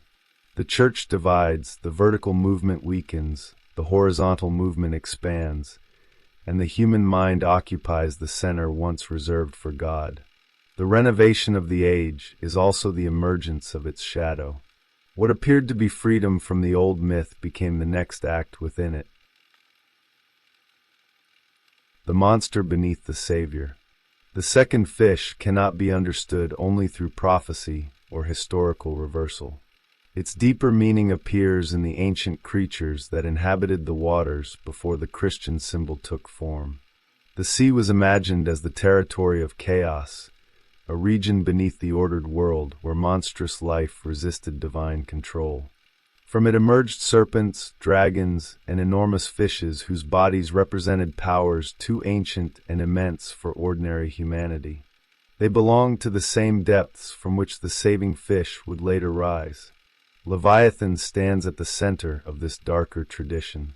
He is the creature of the abyss, the coiled adversary whose strength challenges the structure of creation. At times he appears as an enemy defeated by divine power. At others he survives as part of the world and must be restrained until the final age. His body carries the cold, primitive life of the unconscious, indifferent to the moral order constructed above it. He isn't merely an animal enlarged into terror. He is the image of a psychic power that existed before the ego and cannot be mastered through intention alone. Yet the great monster doesn't remain singular. It separates into opposing forms. Leviathan belongs to water, while Behemoth moves across land. One is cold, serpentine, and submerged. The other is warm, animal, and closer to the human world. Their division suggests a movement of differentiation. What had existed as one chaotic power becomes two figures capable of relation and conflict. The monster begins to reveal an internal structure. Darkness is no longer an undivided mass. It becomes a pair.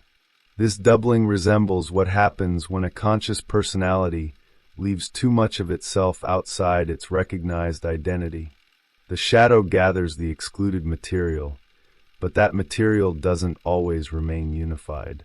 One part may retain the primitive qualities of instinct, while another develops into an opposing personality with its own values, ambitions, and apparent autonomy.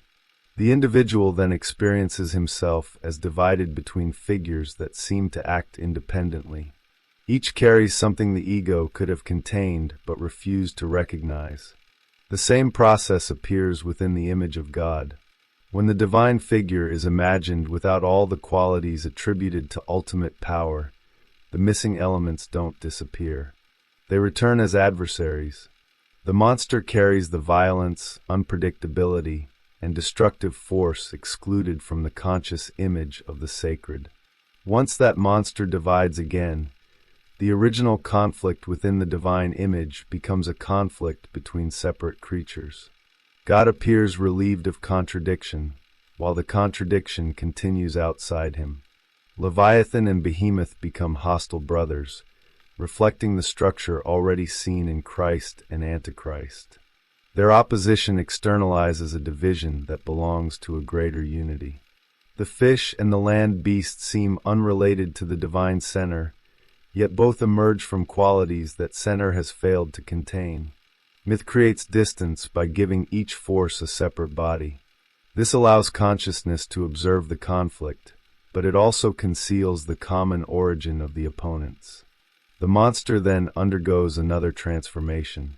Leviathan, once the enemy of God, becomes sacred food in later tradition. The creature of chaos is caught, divided, and consumed at a final meal. What couldn't be destroyed is assimilated. The terrifying fish becomes nourishment for the community it once threatened. This reversal brings Leviathan unexpectedly close to the Christian fish, who also offers himself as sacred food. The adversary and the Redeemer begin to share the same symbolic function. The fish drawn from the depths can therefore appear as a transformed portion of the monster. It carries the spiritual possibility concealed within the primitive creature. What was unconscious and destructive becomes capable of entering relationship with consciousness. The monster isn't simply defeated. Something within it is separated, raised, and humanized. The saving fish emerges from the same dark water as the beast because redemption requires a substance drawn from what had previously appeared irredeemable. This movement reaches its decisive form when the fish becomes a human being. The transformation from aquatic creature to land animal and finally to human figure portrays stages in the development of consciousness. Cold instinct acquires warmth. The remote power of the depths approaches the surface. What had been represented as monstrous becomes capable of speech, suffering, choice, and relation. The missing human element enters the image of the divine. Incarnation becomes the moment when an abstract sacred totality accepts the conditions of embodied consciousness. Other traditions preserve the same structure through different figures. Horus and Set represent light and darkness, order and disruption, life and death. They can appear as enemies, yet some images give them a single body with two heads. Their opposition doesn't erase their identity. They are distinct powers belonging to one symbolic organism. In other stories, they must cooperate to raise the dead king toward heaven. The goal can't be reached by light alone.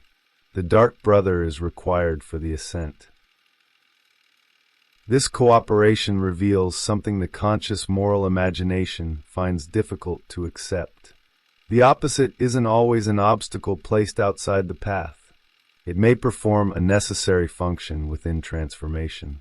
Set remains dangerous, just as the shadow remains morally uncertain, but his power cannot be excluded from the process. The energy that destroys can also separate, defend, and carry. The same force changes meaning according to the structure it serves. Myth preserves this ambiguity because psychological life repeatedly violates the clean divisions demanded by doctrine. The fish itself carries identical contradictions. In some cultures it was protected, worshipped, and consumed only in sacred ritual. In others it was considered impure, hateful, voracious, or connected with death. It could represent the soul rising from the body, yet it could also symbolize the damned devouring one another. The sacred animal and the unclean creature were not separate inventions. They were two responses to the same image. The fish belonged to the depths, and the depths inspired reverence because they contained life, and terror because they concealed what life might become. Even the geography of the heavens repeated this ambivalence. The northern region could be imagined as the seat of the highest divine authority and the source of destructive winds. The celestial pole offered stability around which the sky appeared to turn, yet the same direction was associated with darkness, pride, and infernal power. The highest and lowest meanings gathered around one point. The sacred center cast no external shadow because the shadow existed within the center itself. The fish surrounding the pole becomes an image of the total structure. Within its body lies the point of orientation, the center that orders movement. Yet the animal containing that center remains connected with chaos, death, and the unknown. Order is concealed inside the monster. The divine center is carried by the creature of the depths. This is the discovery toward which the symbolism has been moving. The savior doesn't merely oppose the monster. He emerges from it as its transformed inner possibility. The two fishes of the age now acquire their full historical meaning. Christ and Antichrist, sacred fish and monstrous fish, aren't accidental neighbors. They express the division of a single archetypal content. One carries the humanized, conscious, and redemptive form. The other preserves what remains cold, primitive, projected, and unassimilated. Their conflict drives the age because neither represents the whole. Beneath their opposition lies the greater fish, ancient and ambivalent, carrying both the savior above the surface and the monster waiting below. The age that became its opposite. The power of the fish symbol lies in its ability to contain an entire historical contradiction without resolving it. It appears as Christ and Leviathan, nourishment and devourer, soul and instinct, sacred animal and unclean creature. These meanings don't accumulate randomly. They gather around a central experience of the depths as both origin and danger. The water gives life, but it also dissolves form. The fish moves through that world as its native inhabitant. It carries whatever consciousness imagines hidden beneath the visible order. Christianity inherited this ambiguity while attempting to concentrate the symbol around redemption. The fish became a secret mark of belonging, an image of baptism, a sacred meal, and a sign of the divine Son. Yet the darker meanings remained active around its edges. The monster of the abyss couldn't be permanently separated from the Savior drawn from the same water. The resulting tension gave the symbol unusual vitality. It could support an ideal of spiritual transformation, while preserving the unconscious knowledge that every transformation begins within material that the ideal would prefer to leave behind. The Age of Pisces translated this symbolic tension into a vision of history. The two fishes provided a form for understanding why a civilization organized around Christ might eventually produce an opposing movement. One fish represented the rise of the Christian image. The other represented the gradual emergence of its reversal. Their connection prevented the later movement from being treated as entirely foreign. Modern secular civilization grew from the world it opposed. Its values, institutions, and ambitions carried traces of the religious structure from which they had separated. The movement from vertical aspiration to horizontal expansion changed the cultural meaning of existence. Medieval consciousness understood earthly life through its relation to a transcendent center. The cathedral directed attention upward. Pilgrimage moved through geography toward sacred locations. Ritual organized time around events in the life of Christ. The world formed a symbolic order in which objects and actions referred beyond themselves. Even suffering could be placed within a drama of fall, sacrifice, and redemption. Modernity redirected this energy across the surface of the earth. Ships crossed oceans. Empires mapped territories. Scientific instruments extended perception. Economic systems transformed distant regions into connected networks of production and exchange. The horizon became more compelling than the height. Human beings didn't cease to search for transcendence. They translated the search into discovery, progress, accumulation, and control. The desire to reach another world became the desire to master this one. This reversal reshaped the hero. The saint withdrew from ordinary desire in order to serve a sacred reality. The modern explorer, inventor, revolutionary, and political founder entered the world in order to remake it. Both figures carried sacrifice, vocation, and the promise of transformation. Their directions differed, but the emotional structure remained related. The secular hero inherited the intensity of the sacred mission. He no longer needed divine revelation to believe that history had entrusted him with a task. Political movements absorbed this heroic energy on a collective scale. Nations created stories of origin, suffering, destiny, and renewal. Revolutions presented themselves as passages from corruption into a restored human order. The fallen world would be destroyed, the guilty power defeated, and a new society born. These narratives could mobilize populations because they offered more than policy. They gave individuals a role inside a myth of historical salvation. The enemy became indispensable to that myth. A community seeking absolute renewal needed someone to embody the corruption from which it was trying to escape. The rival group carried greed, decadence, irrationality, oppression, impurity, or betrayal. Its existence explained why the promised future hadn't arrived. Conflict then became morally necessary. The community experienced cohesion through opposition, while its internal tensions were displaced onto a figure already prepared to receive them. This is the social form of the second fish. The adversary doesn't merely attack the ideal from outside. He is produced by the ideal's need to separate itself from contradiction. The more complete the community imagines its virtue to be, the more concentrated the enemy's darkness becomes. Each side can then regard the other as the obstacle to peace while using the conflict to sustain its own identity. Their opposition resembles the two fishes joined by a cord. They move apart, yet each depends upon the other for direction. Modern systems of communication intensify this structure. Symbols once encountered through local ritual now circulate instantly across enormous populations. A face, gesture, slogan, or image can acquire mythic meaning before most observers understand the event from which it emerged. Repetition gives the image emotional familiarity. Familiarity becomes apparent truth. The public figure is transformed into a savior, monster, victim, or betrayer according to the symbolic needs of the audience. The medium becomes part of the psychological event. It rewards images that simplify conflict and make recognition immediate. Nuance travels slowly. Moral polarization travels fast. The two fishes become ideal forms for a culture organized around visibility, because opposition creates a clear narrative. One figure rises by descending another. One community discovers its goodness through the displayed corruption of its rival. The screen becomes a surface upon which the collective shadow can appear without being recognized as projection.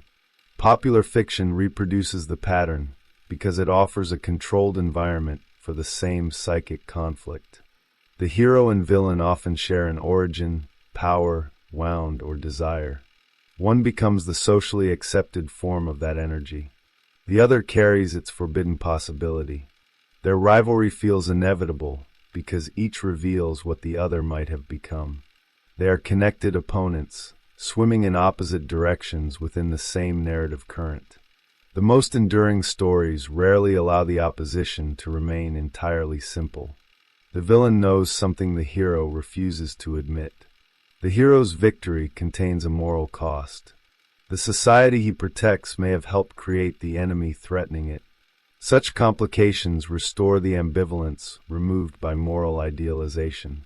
The audience is forced to recognize that the monster belongs to the same world as the savior. Evil remains destructive, but it no longer appears without history, relationship, or psychological origin. The ancient fish symbol already contained this narrative.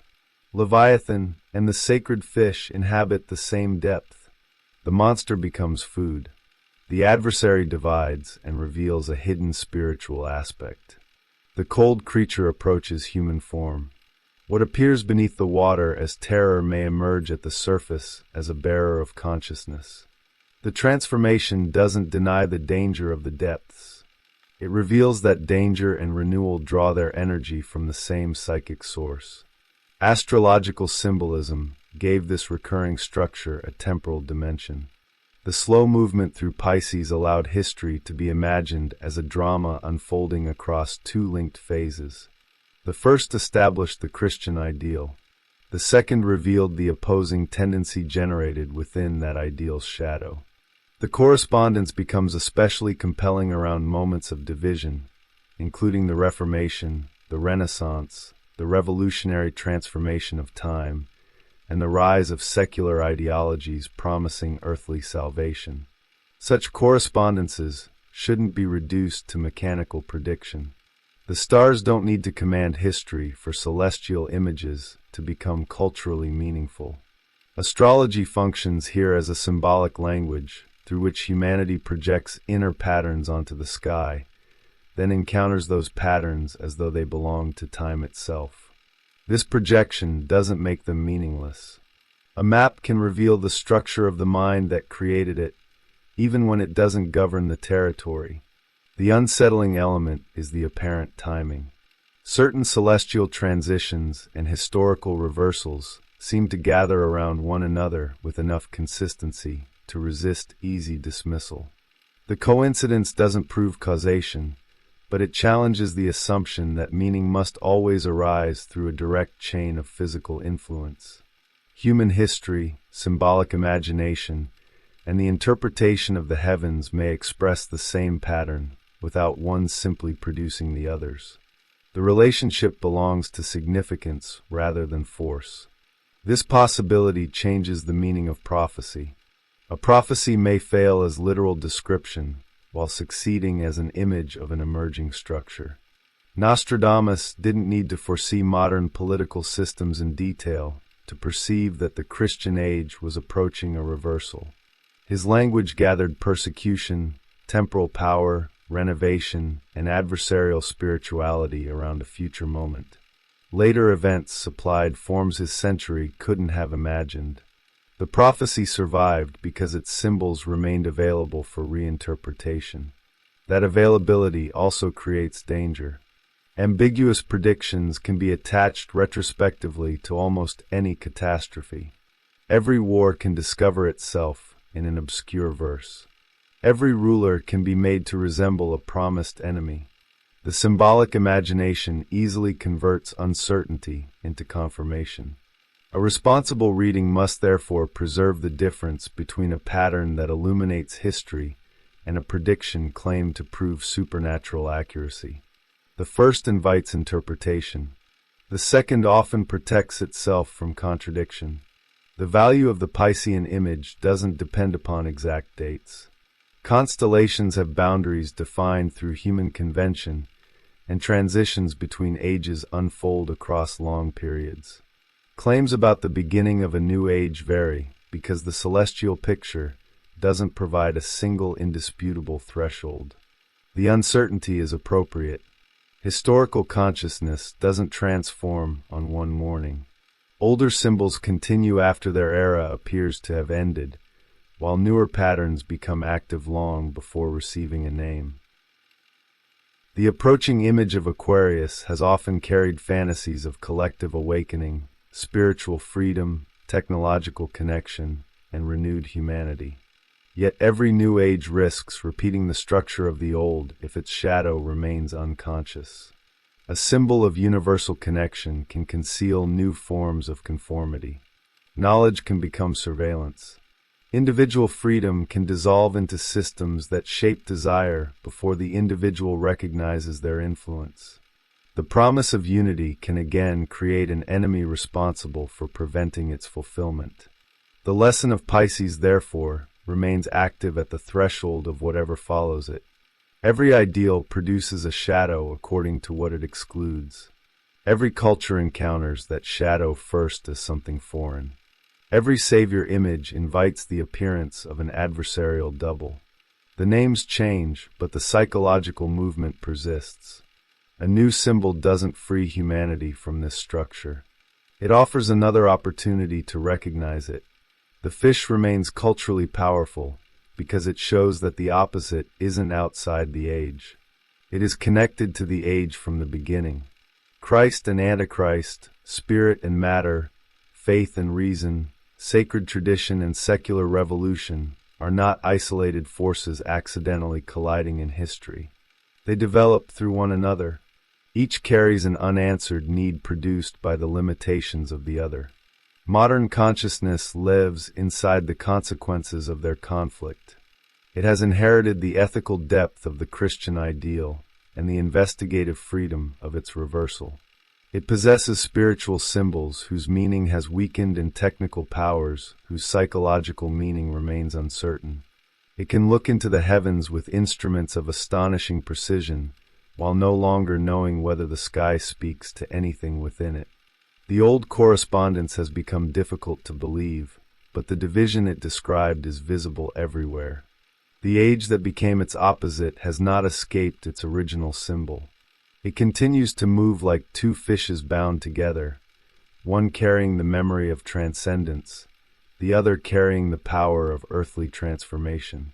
Neither can become the whole without distorting itself. The task left by their history is not to choose which fish deserves to survive.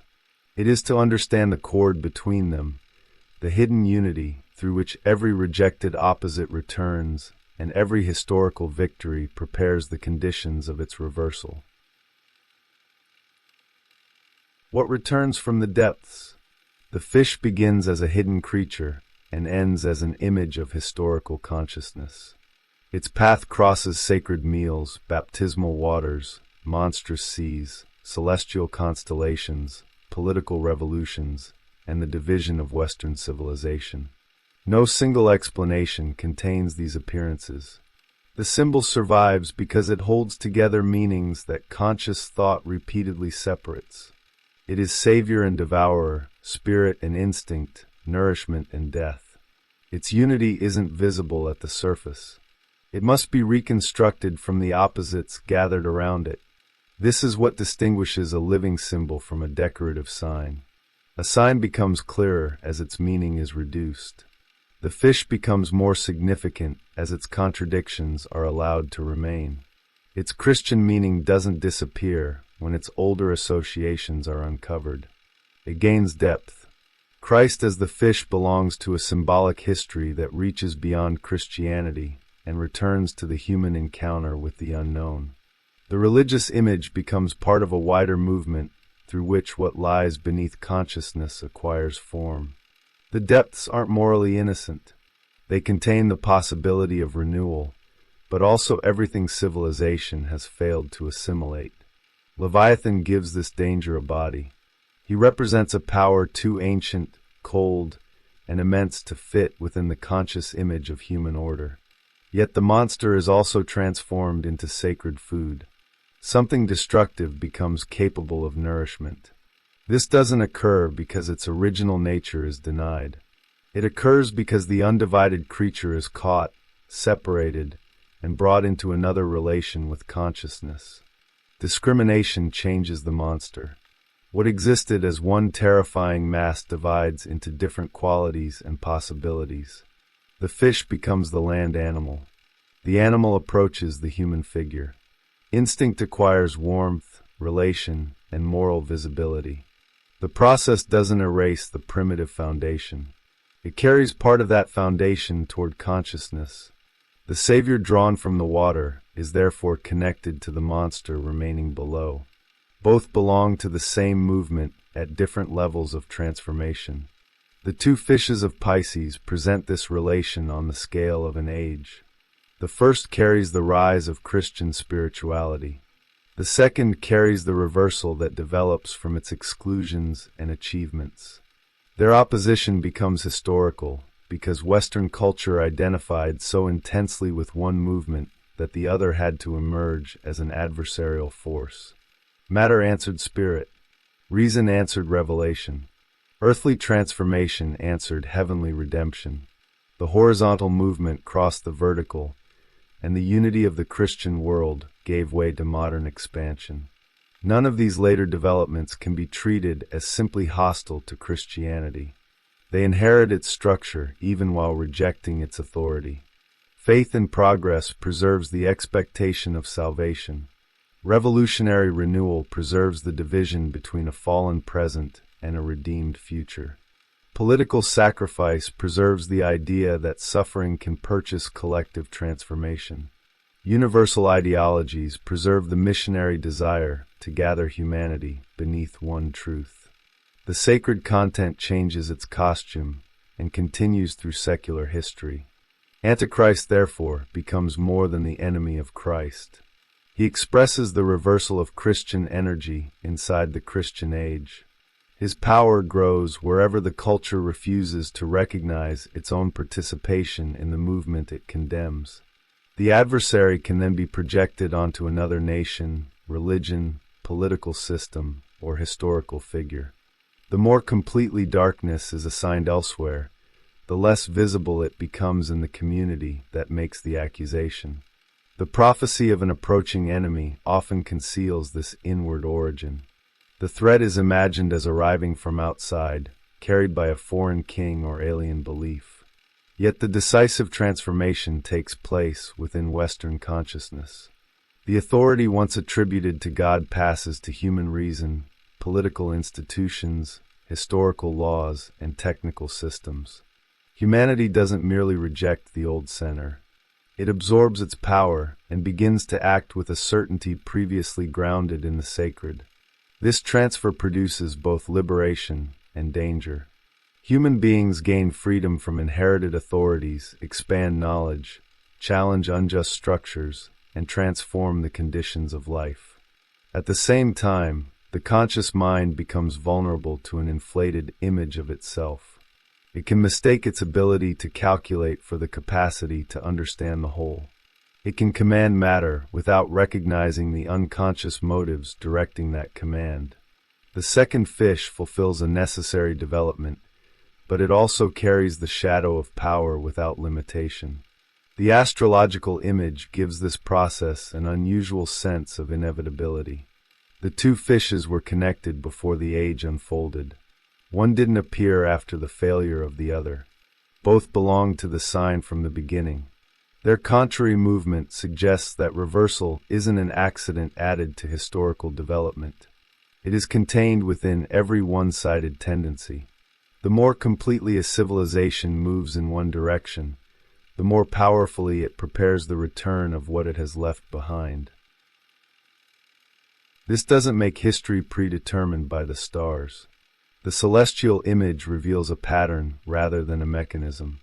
Humanity placed its experience of time into the heavens and later discovered that the image could illuminate developments no individual had planned. The correspondence is meaningful because the same structure appears across different domains. The sky, the religious symbol, and the historical process each present two connected opposites moving away from one another. The point of connection matters more than the direction of either fish. It represents the totality neither side can express alone. Christianity preserved the vertical relationship between humanity and transcendence, but its ideal risked excluding matter, instinct, and contradiction.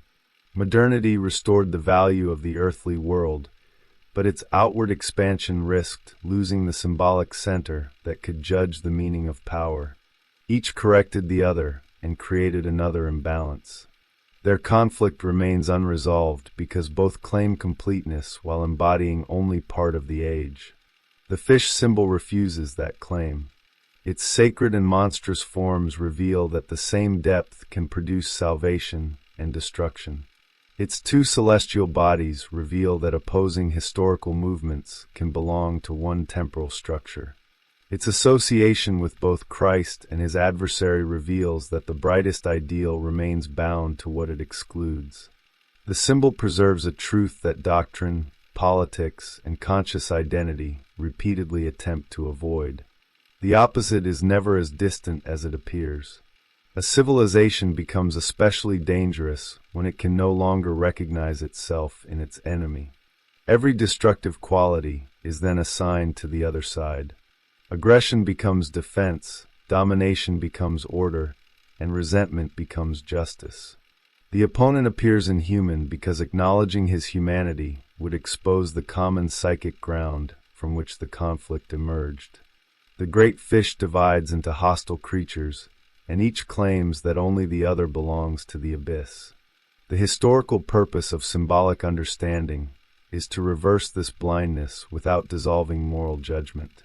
Christ and Antichrist don't become ethically equivalent because they belong to the same archetypal structure. Leviathan doesn't cease to be dangerous because sacred nourishment can be drawn from his transformation. Recognition establishes relationship.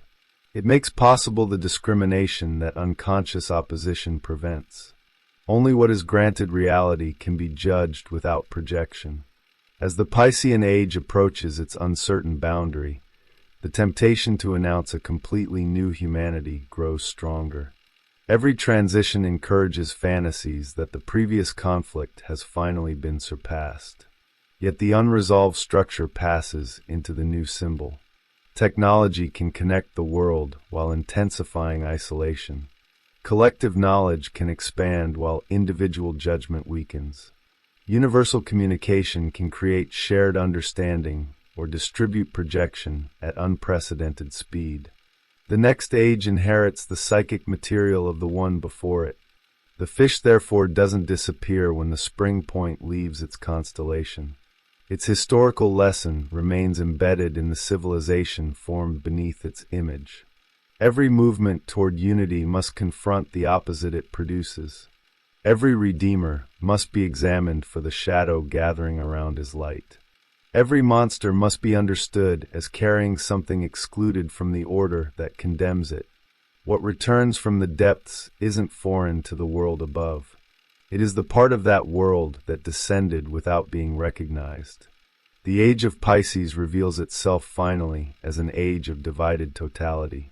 Its savior and adversary, faith and reason, heaven and earth, spirit and matter move in contrary directions while remaining joined. Their conflict has shaped the modern world because consciousness repeatedly mistook one fish for the whole sign. The enduring meaning of the symbol lies in the correction. Neither fish is the totality. The totality is the image that contains them both. The fish in alchemy.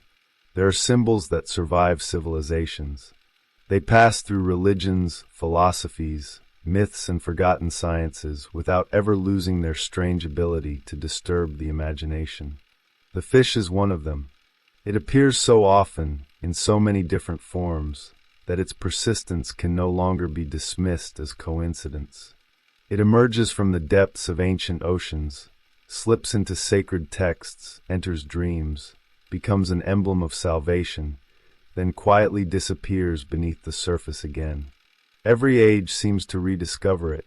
Every tradition believes it has finally understood what it means. Yet the symbol continues to resist every attempt at definitive explanation. Carl Jung became fascinated by precisely this kind of recurrence. Whenever an image refused to remain confined within a single culture or historical period, it suggested something operating beneath conscious invention. Symbols like these behaved less like human creations and more like discoveries. They seemed to emerge wherever the human psyche encountered certain fundamental experiences that language alone could never fully express. The fish belonged to that mysterious category. It was ancient before Christianity adopted it, and it continued evolving long after Christianity transformed its meaning. That realization changes everything. What appears at first to be a simple religious emblem gradually reveals itself as part of a much older psychological language. Beneath familiar associations lies another history, one buried inside alchemical manuscripts, obscure medieval commentaries, and forgotten philosophical traditions, whose symbolic imagination often appears almost impossible to penetrate. Their language seems irrational. Their images appear disconnected. Their conclusions feel dreamlike rather than logical.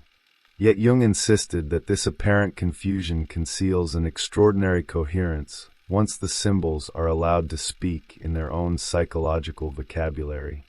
Among all those forgotten texts, one particular image caught his attention with unusual force. It described a strange creature living beneath the sea. It was round. It possessed no bones. It lacked any protective shell. Hidden inside, it was an invisible substance of remarkable power. Subjected to slow heat, it would gradually lose its moisture until something astonishing occurred.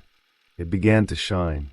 The image sounds almost absurd when read literally, but symbolic thinking has never depended upon literal plausibility. Its purpose has always been to reveal invisible psychological realities through visible forms. That peculiar creature was called a fish. Yet even the ancient authors seemed uncertain whether it was truly a fish in the ordinary sense.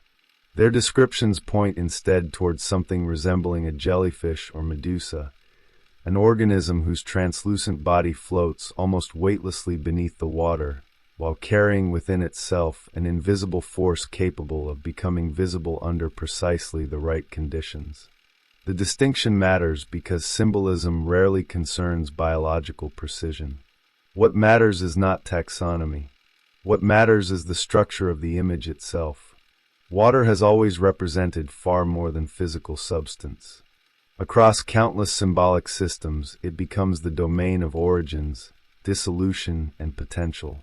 It conceals what consciousness cannot yet perceive. Everything submerged exists outside ordinary perception, waiting for the conditions under which it may eventually emerge. The mysterious creature inhabiting that depth, therefore, represents more than marine life. It embodies something hidden within the psyche itself, something without fixed form, almost transparent, difficult to grasp directly, yet containing an energy whose true nature remains invisible until exposed to transformation. This idea runs quietly beneath almost every page Jung wrote about alchemy. The medieval alchemists believed they were searching for hidden substances capable of producing miraculous transformations. Jung believed they were unknowingly describing transformations occurring within the human mind. Their furnaces became psychological processes. Their metals became psychic structures. Their impossible chemical reactions became symbolic accounts of inner development. They believed they were studying matter. Their imagination continually revealed the architecture of consciousness instead. The fish enters this strange laboratory at exactly the moment when ordinary categories begin collapsing. It belongs simultaneously to nature and mythology, to chemistry and theology, to biological life and spiritual imagination. It cannot be confined to any single discipline because its symbolic function depends precisely upon crossing boundaries. Every attempt to reduce it into one explanation causes something essential to disappear. Symbols survive because they refuse reduction. They remain alive by preserving multiple meanings at once. There is something deeply unsettling about that realization. Modern thought has become accustomed to separating knowledge into distinct territories. Science studies organisms. Religion studies faith. Psychology studies the mind. History studies civilizations. Alchemy ignored those divisions entirely. Its symbols moved freely across every category, creating images that now appear bewilderingly complex because they refuse the simplicity modern thinking demands. The fish is not merely one thing standing for another. It becomes a living intersection where biological observation, cosmology, religious imagination, and psychological transformation converge into a single symbolic organism. Jung recognized that such images cannot be approached through explanation alone. They must first be observed with the same patience that produced them. Symbols unfold slowly because consciousness itself unfolds slowly. Their contradictions are not flaws requiring correction. They are evidence that the psyche speaks in paradox long before it speaks in concepts. The strange fish glowing beneath the sea therefore introduces something far larger than an isolated medieval curiosity. It opens a doorway into an entire symbolic universe where transformation begins beneath the surface, where hidden fire sleeps inside water, and where the deepest truths of human development first appear disguised as impossible creatures drifting silently through invisible depths. The hidden life beneath the waters. If the strange fish had remained nothing more than an isolated curiosity inside forgotten alchemical manuscripts, Jung might have left it there. But symbols rarely remain isolated. They move between cultures, religions, and historical periods with a persistence that seems almost independent of conscious intention. They acquire new associations while preserving older meanings beneath the surface. The fish demonstrates this movement with unusual clarity.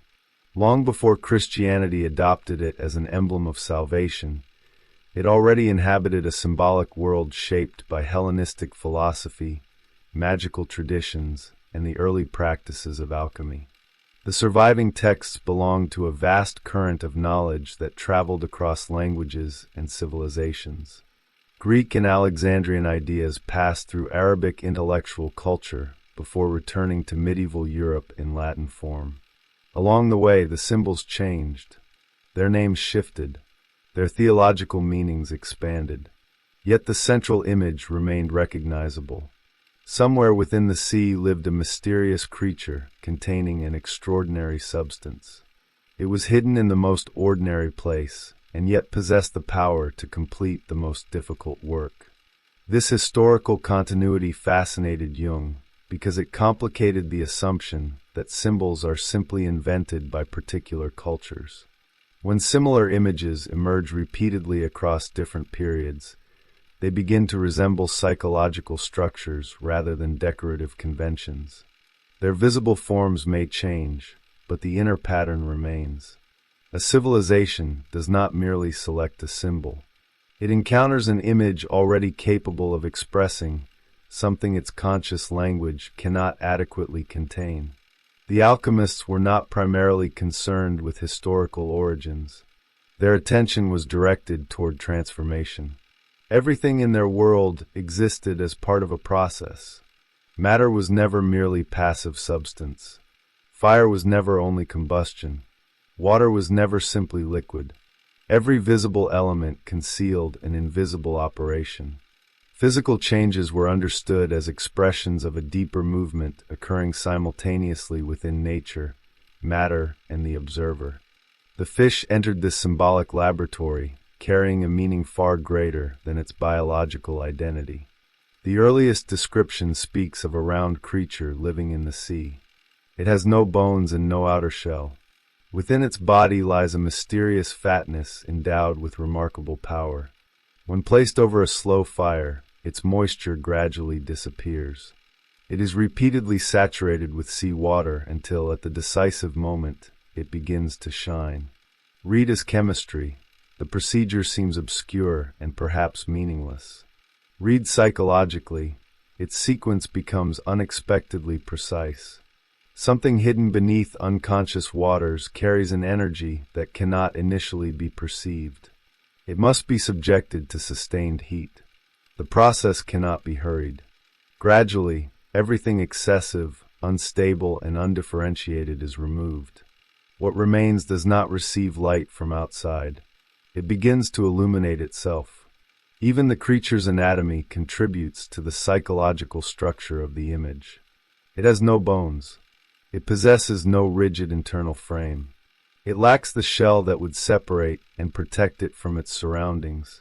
Its existence is defined by softness, transparency, and fluidity. Jung believed that the description probably referred not to a fish in the modern sense, but to a jellyfish or medusa, one of those strange organisms whose bodies appear suspended between form and formlessness. Conscious identity depends upon structure. A person requires a name, a history, a social position, and a relatively stable account of who they are. The unconscious possesses no such obligation. It produces images that combine identities, emotions that exceed rational categories, and dreams in which time, place, and personality dissolve into one another. What consciousness experiences as confusion may belong to another kind of order, one that has not yet hardened into recognizable form. The boneless creature therefore becomes an image of psychic potential before it has been organized by the conscious personality. It contains life, but not yet definition. It has energy, but no fixed direction. It belongs to the depth because consciousness cannot yet hold it without changing it. The image feels primitive because it precedes the structures through which ordinary identity understands experience. There is something uncomfortable in this symbolic condition. Modern identity is built around the promise of coherence. People are encouraged to define themselves, protect their boundaries, and maintain a consistent narrative of personal development. Yet the deeper psyche remains indifferent to that demand. It interrupts continuity through dreams, symptoms, desires, and emotional reactions that do not fit the established personality. What has been excluded does not disappear. It descends. The alchemical sea becomes the natural environment of everything the conscious personality cannot integrate. It holds forgotten experiences, rejected impulses, and unrealized possibilities. It also contains forms of intelligence that the ego does not recognize because they do not speak through deliberate thought. The sea conceals both danger and renewal. Nothing entering it remains entirely unchanged. The creature survives there because it possesses almost no rigidity. Its vulnerability is also its adaptability. It does not resist the surrounding waters through a hardened shell. It exists within them. This is one of the more surprising implications of the image. What appears weak from the perspective of conscious identity may possess another form of endurance. The capacity to remain fluid becomes essential when older structures begin to collapse. The slow fire introduces the force that makes transformation unavoidable. Fire has always carried contradictory meanings. It warms and destroys. It illuminates and consumes. It produces civilization while threatening everything civilization has constructed. Within psychological life, it appears through passion, conflict, desire, fear, and the emotional intensity that breaks through the controlled surface of the personality. Yet the alchemical instruction insists that the fire remains slow. Too much heat would destroy the substance. Too little would produce no change. The work requires sustained intensity without catastrophic excess. This is remarkably close to the rhythm of profound psychological transformation. Sudden revelations may occur, but integration rarely happens suddenly. The personality releases its old arrangements gradually. What has remained unconscious becomes visible in fragments. Each discovery alters the meaning of the one that preceded it. The process is not gentle merely because it is slow. The creature loses its moisture. Something essential to its original condition disappears. Transformation always contains an element of sacrifice because a new form cannot emerge while every previous possibility remains intact. The psyche must abandon certain protections, fantasies, and identities that once made existence bearable. They may have been necessary. Their necessity does not make them permanent. What eventually appears is not described as strength or perfection. It is described as luminosity. This detail quietly reorganizes the entire sequence. Heat becomes light. Emotional energy becomes perception. The invisible substance reveals itself not by escaping the darkness, but by developing the capacity to shine within it. The alchemical texts extend the image through a curious promise. Once the process has reached the stage of yellowing, the transformed substance becomes an eye medicine for philosophers. Those who wash their eyes with it will understand the secrets of the art. The apparent joke conceals a serious symbolic insight. The final treasure is not possession. It is vision. Transformation changes the observer before it changes the world. The external conditions may remain difficult. Relationships may remain conflicted. Loss does not reverse itself. Mortality remains untouched. Yet perception can be reorganized so fundamentally that the same reality no longer carries the same psychological meaning. The person does not receive a simpler world. The person acquires eyes capable of seeing its hidden structure. This is why Jung's understanding of inner development cannot be reduced to the construction of a stronger personality. The ego does not simply expand. It becomes less absolute. It begins to recognize the forces that shape its judgments, attractions, and fears. Projection weakens. Certainty becomes more difficult, but perception becomes more honest. The individual gradually encounters reality with fewer unconscious distortions standing between experience and awareness. Water conceals. Fire transforms. Light reveals. None of these forces defeats the others. They form a single process. Consciousness does not conquer the unconscious, because the unconscious remains the source from which future transformation will emerge. Every new illumination exposes another region that has not yet been seen. Development therefore continues as a movement between descent and return, dissolution and renewed form. The fish has now ceased to be merely an animal. It has become a mediator between invisible potential and conscious realization. It carries something from the depths toward the surface without abandoning the qualities of the depth itself. Soon the alchemists will associate this hidden creature with the philosopher's stone, the divine child, and the secret center around which the entire work revolves. What began as a strange organism beneath the sea will gradually reveal itself as an image of psychic totality, concealed inside the very darkness from which consciousness once believed it needed to escape. The fish that became the self. The symbolic evolution of the fish does not stop with its transformation beneath the waters. In fact, the luminous creature emerging from the alchemical vessel marks only the beginning of a far more astonishing development. As medieval symbolism continued to unfold, the fish gradually abandoned its purely natural identity and entered a territory where psychology, theology, and cosmology became almost impossible to separate. What had once appeared as an obscure marine organism slowly acquired the attributes of the philosopher's stone itself. This transition was not arbitrary. It followed the internal logic of symbolic development, where every successful transformation eventually reveals the presence of something more universal than the process that produced it. The alchemists possessed many names for the final substance they sought.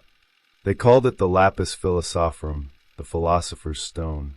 They called it the elixir of life. Sometimes it appeared as living gold. At other times it was described as a miraculous child, a hidden son, a hermaphrodite, or the offspring of wisdom itself. Each title emphasized a different aspect of the same symbolic reality. None of them described an object in the ordinary sense. They described the completion of a process whose true significance could only be understood through symbolic imagination. Jung noticed that this multiplication of names resembles something the unconscious does naturally. Dreams rarely define their central figures through a single identity. One image becomes another without interruption. A stranger becomes a parent. A city becomes a body. A house becomes the dreamer's own mind. The unconscious does not confuse categories because it is incapable of distinguishing them. It merges them because they participate in the same psychological structure. Identity follows symbolic function rather than external appearance. The fish entered precisely this symbolic chain. It no longer represented merely the beginning of transformation. It became identical with its completion. The creature hidden within the sea was now understood as the very substance that emerged at the end of the great work. Origin and destination quietly collapsed into one another. The beginning already contained the end in concealed form. The treasure had never been absent. It had merely remained invisible beneath its unfinished appearance. This reversal carries enormous psychological significance. Modern consciousness tends to imagine development as the acquisition of qualities that were previously missing. One becomes wiser, stronger, or more integrated by accumulating something external. The symbolic logic of alchemy suggests something entirely different. Transformation reveals rather than imports. The completed personality does not arrive from outside. It unfolds from a potential that has existed since the beginning, concealed beneath forms that were never capable of expressing it completely. For Jung, this became one of the defining characteristics of the self. The self is not an achievement constructed through effort alone, nor is it identical with the conscious personality. It exists before conscious awareness recognizes it. The ego gradually discovers that the center around which psychological life has always been organized was never itself. Something larger has silently shaped experience from the very beginning, waiting for consciousness to become capable of entering into relationship with it. This explains why the fish repeatedly appears beneath the surface. Water conceals what consciousness cannot yet recognize. The image does not suggest that the self is absent. It suggests that awareness remains incomplete. The treasure exists before the search begins. The journey alters the traveler, not the destination. The alchemists expressed this paradox through family imagery. The philosopher's stone became the divine child, the son of the philosophers, the mysterious offspring born from impossible parents. God was often described as the father, while divine wisdom, or Mercurius in feminine form, became the mother. The child emerging from their union embodied the completed work. Jung found this imagery particularly revealing because it portrays psychic wholeness not as mechanical perfection, but as birth. Something genuinely new enters existence, even though its possibility has always been latent within the symbolic order itself. Birth occupies a unique position within symbolic thought. It always combines continuity and rupture. The child belongs to the parents while remaining distinct from them. It carries the past without repeating it exactly. Every psychological transformation follows this pattern. The integrated personality does not destroy earlier identities. It reorganizes them around a new center.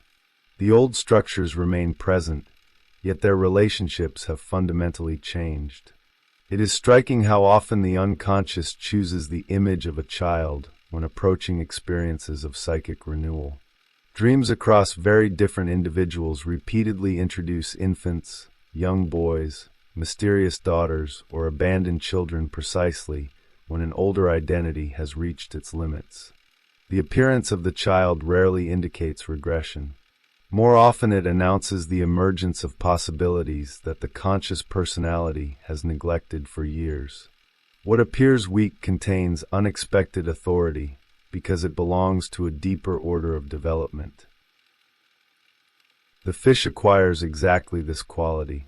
Hidden beneath the waters, fragile in appearance and lacking every conventional symbol of strength, it nevertheless contains the entire future of the work.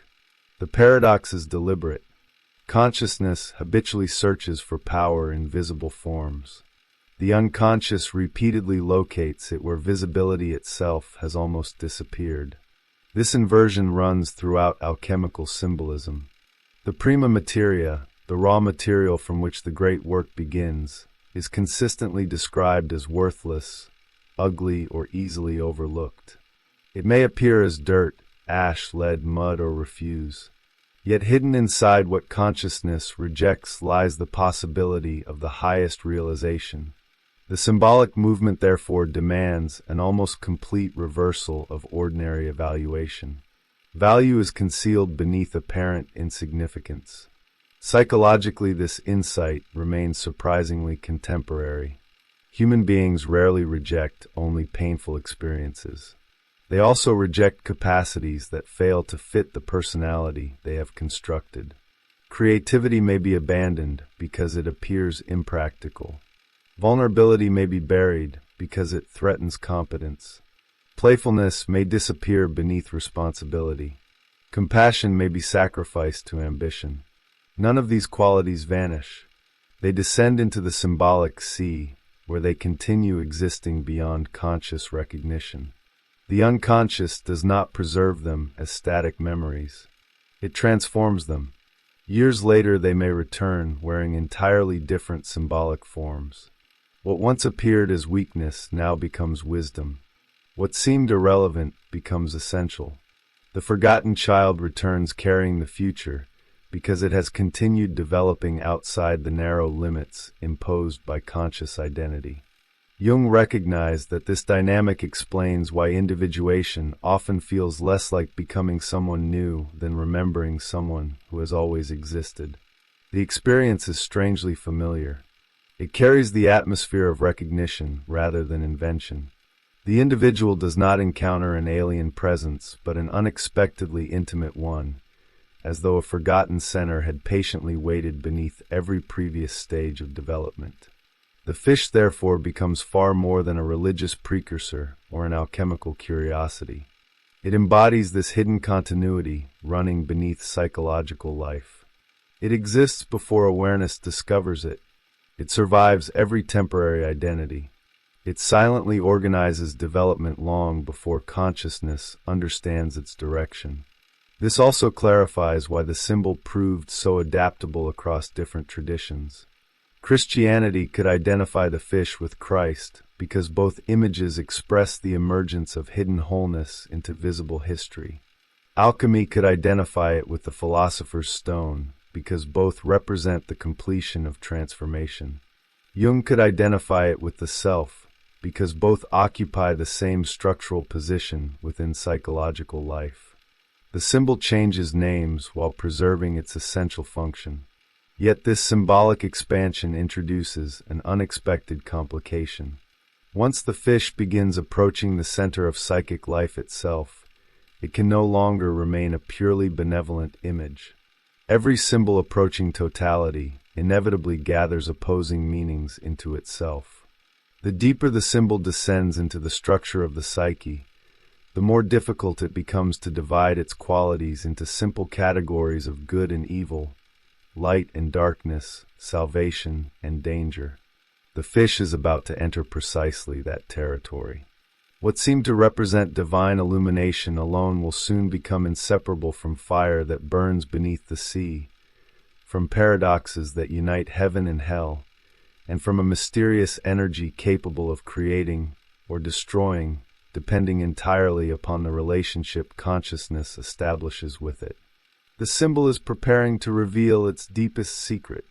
Its hidden center is not built upon certainty, but upon the coexistence of opposites. The fire beneath the sea. At first glance, nothing appears more contradictory than the image that now emerges from the alchemical tradition. The fish lives in water, yet its defining characteristic gradually becomes fire.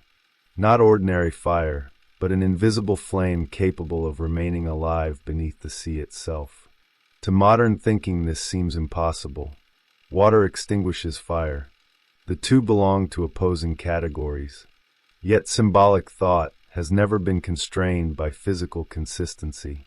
It is interested in psychological truth, and psychological truth often appears precisely where apparent contradictions refuse to cancel one another.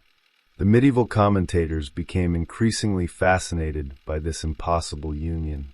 Ancient authorities spoke of mysterious sea creatures whose bodies contained an extraordinary heat.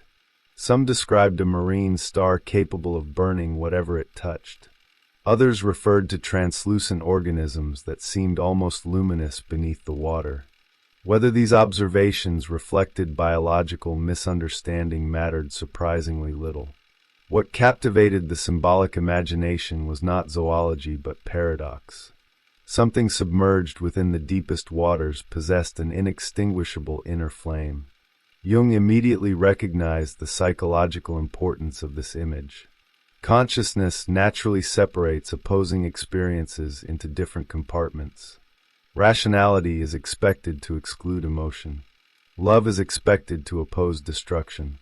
Spiritual aspiration is expected to remain distant from instinct. The unconscious rarely respects such boundaries. It consistently produces symbols in which opposing forces occupy the same image without dissolving each other. The burning fish belongs precisely to this category. It presents a psyche whose deepest energy cannot be understood through division alone. This marks an important transition within the symbolic journey. Earlier, the fish represented hidden potential waiting to emerge through transformation.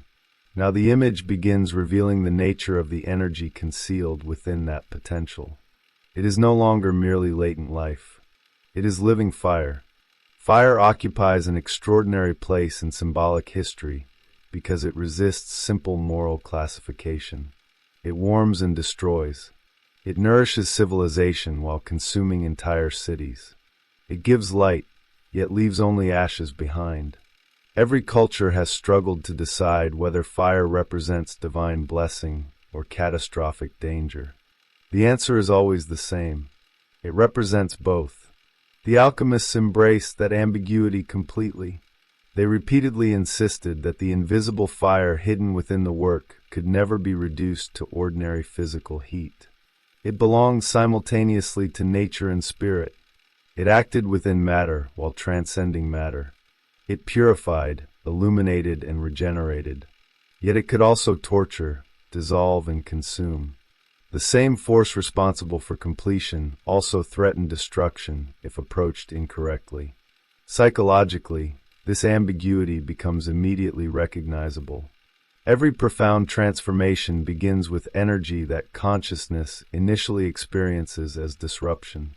A crisis, an unexpected attraction, overwhelming grief, obsessive curiosity, or unbearable anxiety often appear destructive when judged only from the perspective of the existing personality. Yet those same experiences frequently contain the very force capable of reorganizing psychic life. The problem is not the presence of fire. The problem lies in whether consciousness can establish a meaningful relationship with it before it becomes overwhelming. This explains why Jung consistently refused to divide psychic energy into acceptable and unacceptable forms. The psyche does not create separate reservoirs for creativity and aggression, for devotion and desire, for compassion and rage. They emerge from a common source.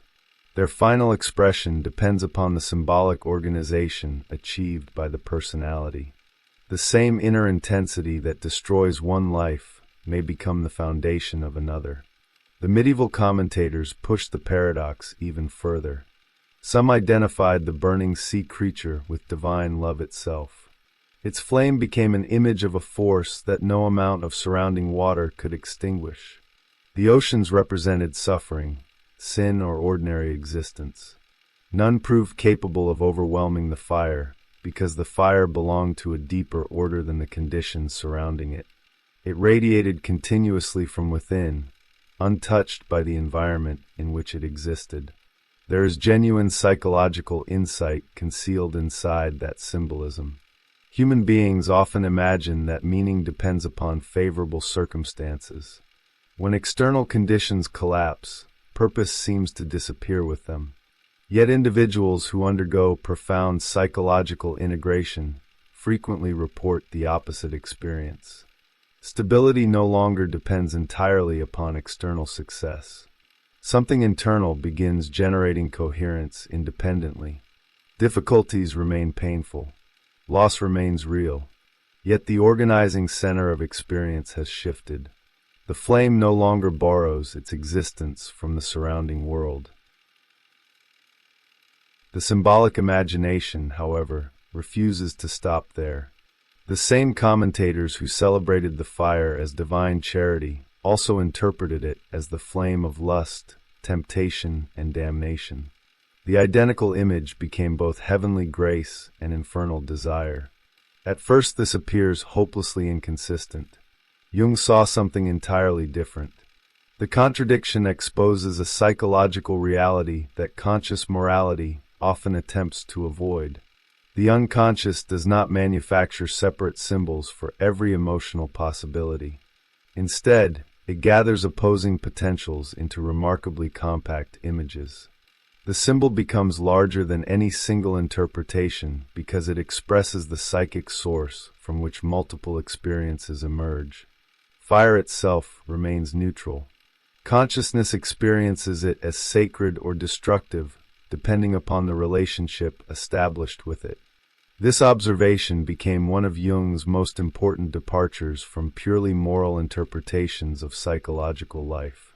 Evil cannot simply be defined as energy itself, nor can goodness be reduced to the absence of intensity. Every living personality depends upon powerful instinctive forces. The question concerns integration rather than elimination. What consciousness refuses to integrate eventually returns in distorted form. This is why medieval symbolism repeatedly arrived at conclusions that modern readers often find deeply unsettling. The same fire appeared capable of purifying souls while simultaneously resembling the flames of hell. Rather than recognizing the psychological implications of this polarity, many commentators simply accepted both interpretations without attempting to reconcile them. Jung found that omission revealing.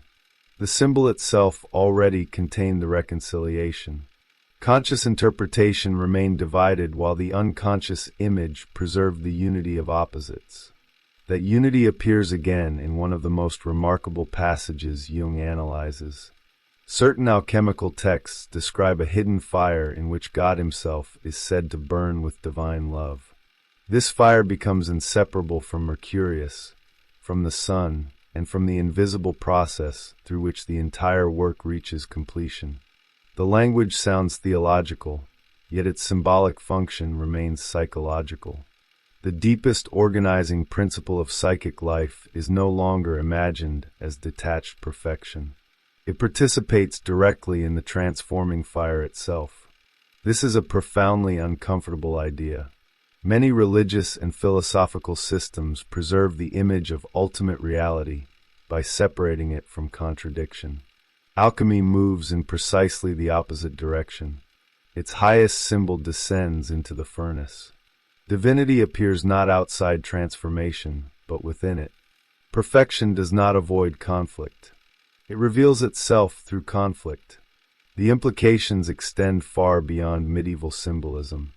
Every individual attempting genuine psychological development eventually confronts experiences that seem incompatible with previous ideals.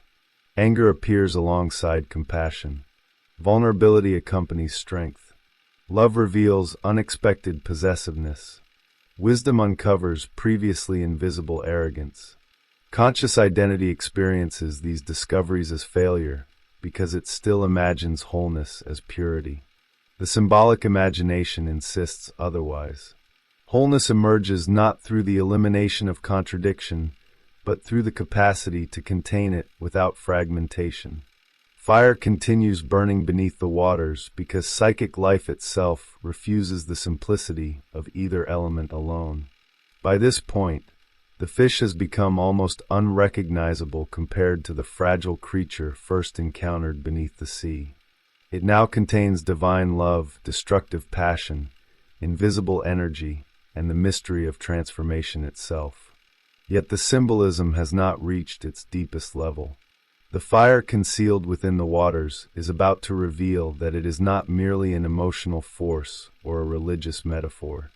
It is the hidden engine around which the entire psychic universe silently turns. The secret center of the world. By now the symbolic landscape has become almost unrecognizable. The fish is no longer merely a creature emerging from the sea. It has become a vessel of hidden fire, an image of psychic transformation, and an expression of a reality that refuses every ordinary distinction between spirit and matter. Yet the alchemical imagination continues moving toward an even more astonishing conclusion. The invisible fire concealed beneath the waters is not simply another symbolic force. It is described as the very principle around which the cosmos itself remains ordered. One of the recurring themes throughout the later alchemical texts is the existence of a hidden center. Everything appears to revolve around it, yet almost nothing can perceive it directly. This center is repeatedly associated with Mercurius, the most elusive figure in the entire symbolic tradition. Mercurius is never merely one thing. He is matter and spirit, poison and medicine, masculine and feminine, beginning and completion. Every attempt to define him completely causes him to assume another form. Jung regarded Mercurius as perhaps the closest symbolic approximation the alchemists ever produced to what analytical psychology would later understand as the self. Not because Mercurius represented perfection, but because he contained contradiction without dissolving into chaos. He united psychological opposites without erasing their differences.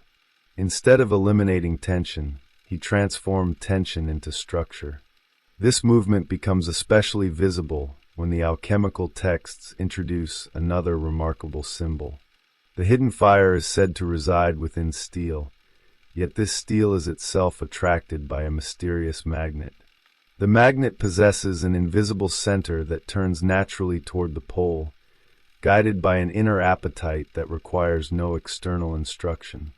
The symbolism appears mechanical only on the surface. Beneath it lies a profound psychological intuition.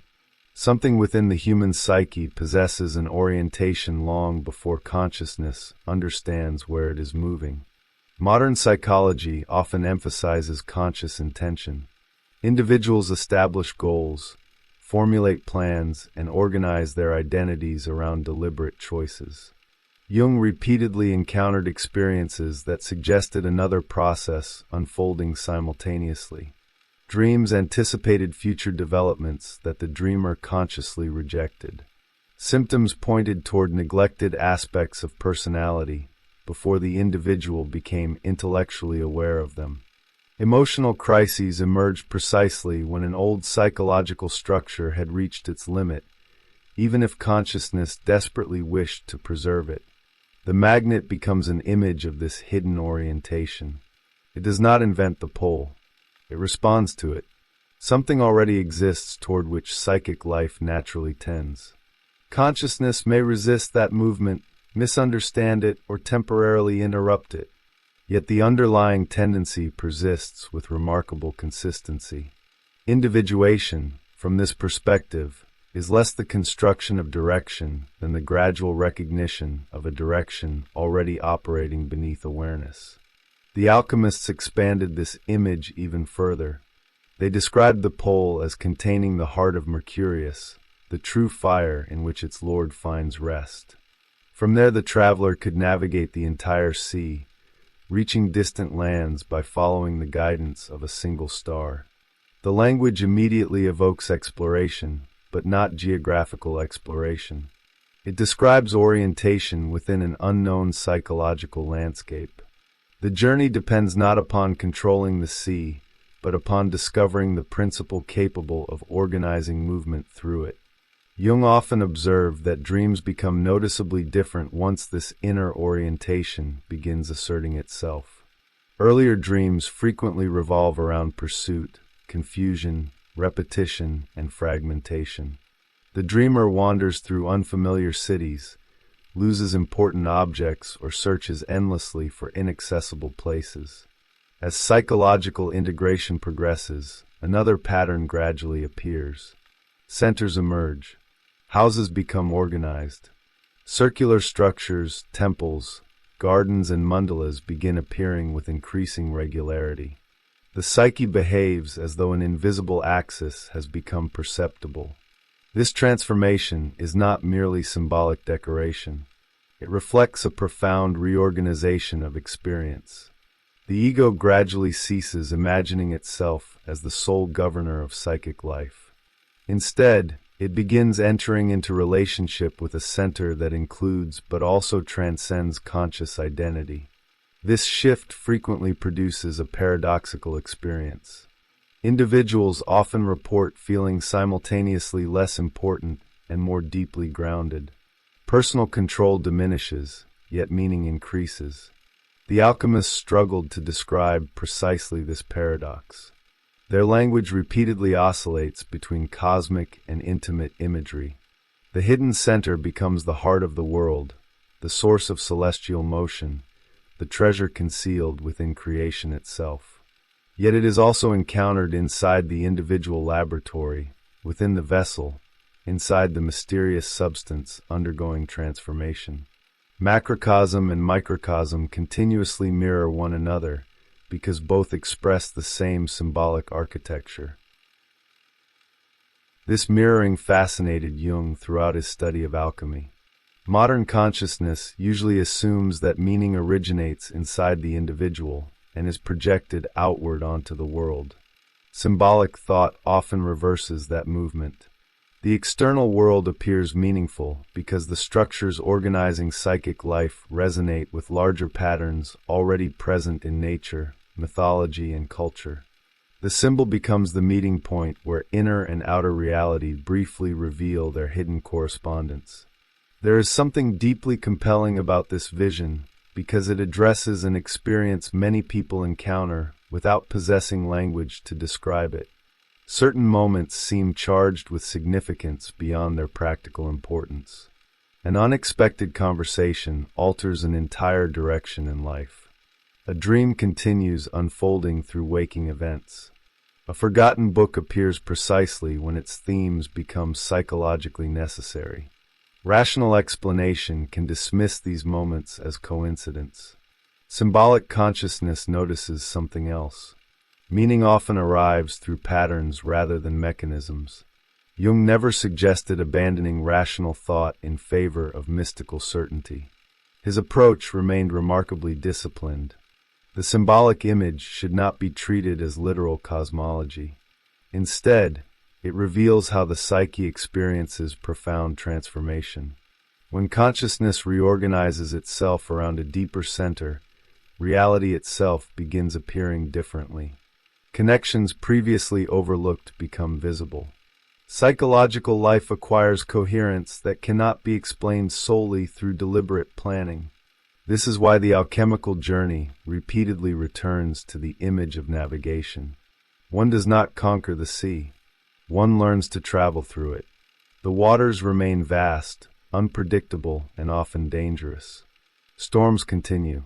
Darkness remains possible. Yet orientation has changed completely. The traveler no longer drifts aimlessly because the hidden pole has become perceptible. At this stage, the fish has fulfilled nearly every symbolic function imaginable. It began as a fragile creature concealed beneath unconscious waters. It became the hidden substance of transformation, the philosopher's stone, the divine child, the bearer of invisible fire, and finally the guide toward the secret center around which psychic life quietly organizes itself. Yet one final question remains unresolved. Why did this particular image survive for so many centuries? Why did civilizations separated by language, religion, and history repeatedly return to this same strange creature emerging from invisible depths? Jung believed the answer lies not in the fish itself, but in what the symbol continually allowed humanity to remember. Every age becomes fascinated by surfaces. Every civilization gradually identifies itself with its visible structures, its institutions, its certainties, and its conscious ideals. The fish always returns from below to remind consciousness that its true foundations remain hidden. The deepest forces shaping human life do not announce themselves through spectacle. They develop silently beneath awareness. They wait beneath the surface of history exactly as they wait beneath the surface of individual experience. By the time consciousness notices their presence, they have already begun transforming everything around them. The fish therefore survives because the unconscious itself survives. Every generation forgets the depths. Every generation eventually rediscovers them. And every rediscovery begins in exactly the same place, beneath the waters, where something almost invisible has been quietly waiting since the very beginning. Why the fish never disappeared. Some symbols belong to a particular historical moment. They flourish while the culture that produced them remains alive, then gradually lose their emotional force as the civilization itself fades. The fish followed a remarkably different path. Instead of disappearing with the ancient world, it repeatedly reemerged inside new religious systems, philosophical traditions, and psychological frameworks, each convinced it had discovered the symbol's definitive meaning. Yet the symbol always exceeded those interpretations. It survived because it expressed something more enduring than any single doctrine. This continuity became one of Jung's strongest arguments against reducing symbolic life to cultural inheritance alone. Certainly, every society teaches its own symbolic vocabulary. Children learn stories, rituals, and sacred images from the environment into which they are born. But certain symbols display an unusual independence from those historical conditions. They emerge where no direct transmission can easily explain them. They appear in dreams, fantasies, and spontaneous imagination, even among individuals unfamiliar with their historical background. The fish belongs unmistakably to this category. Its persistence begins to make sense once its psychological function becomes visible. Throughout its symbolic evolution, the fish repeatedly performs the same essential task. It carries hidden potential from the invisible world into conscious reality. Whether it appears as the mysterious creature beneath the sea, the philosopher's stone, the divine child, or the emblem of redemption, its structural role never fundamentally changes. It always mediates between what consciousness knows and what consciousness has not yet become. This explains why Christianity encountered the image so naturally. The symbolic connection extends beyond historical borrowing. Both traditions organize themselves around the emergence of hidden life into visible history. The central movement is remarkably similar. Something appears insignificant, overlooked, or even rejected by ordinary perception. Yet precisely within that neglected reality resides the possibility of transformation. The fish, therefore, becomes more than a theological emblem. It expresses a universal psychological pattern through which renewal repeatedly enters human experience. Jung was careful not to collapse these traditions into one another. He did not argue that Christianity secretly borrowed its entire symbolism from alchemy, nor that alchemy merely disguised Christian theology beneath chemical language. His interests lay elsewhere. Different symbolic systems often arrive independently at comparable structures because they are responding to comparable psychological realities. The images differ in detail while converging in function. This convergence reveals something about the architecture of the psyche itself. The alchemists unknowingly participated in this larger movement. Believing themselves occupied with metals, furnaces, and hidden substances, they produced one of history's richest symbolic records of psychological transformation. Their laboratories became theaters in which unconscious processes unfolded through material imagery.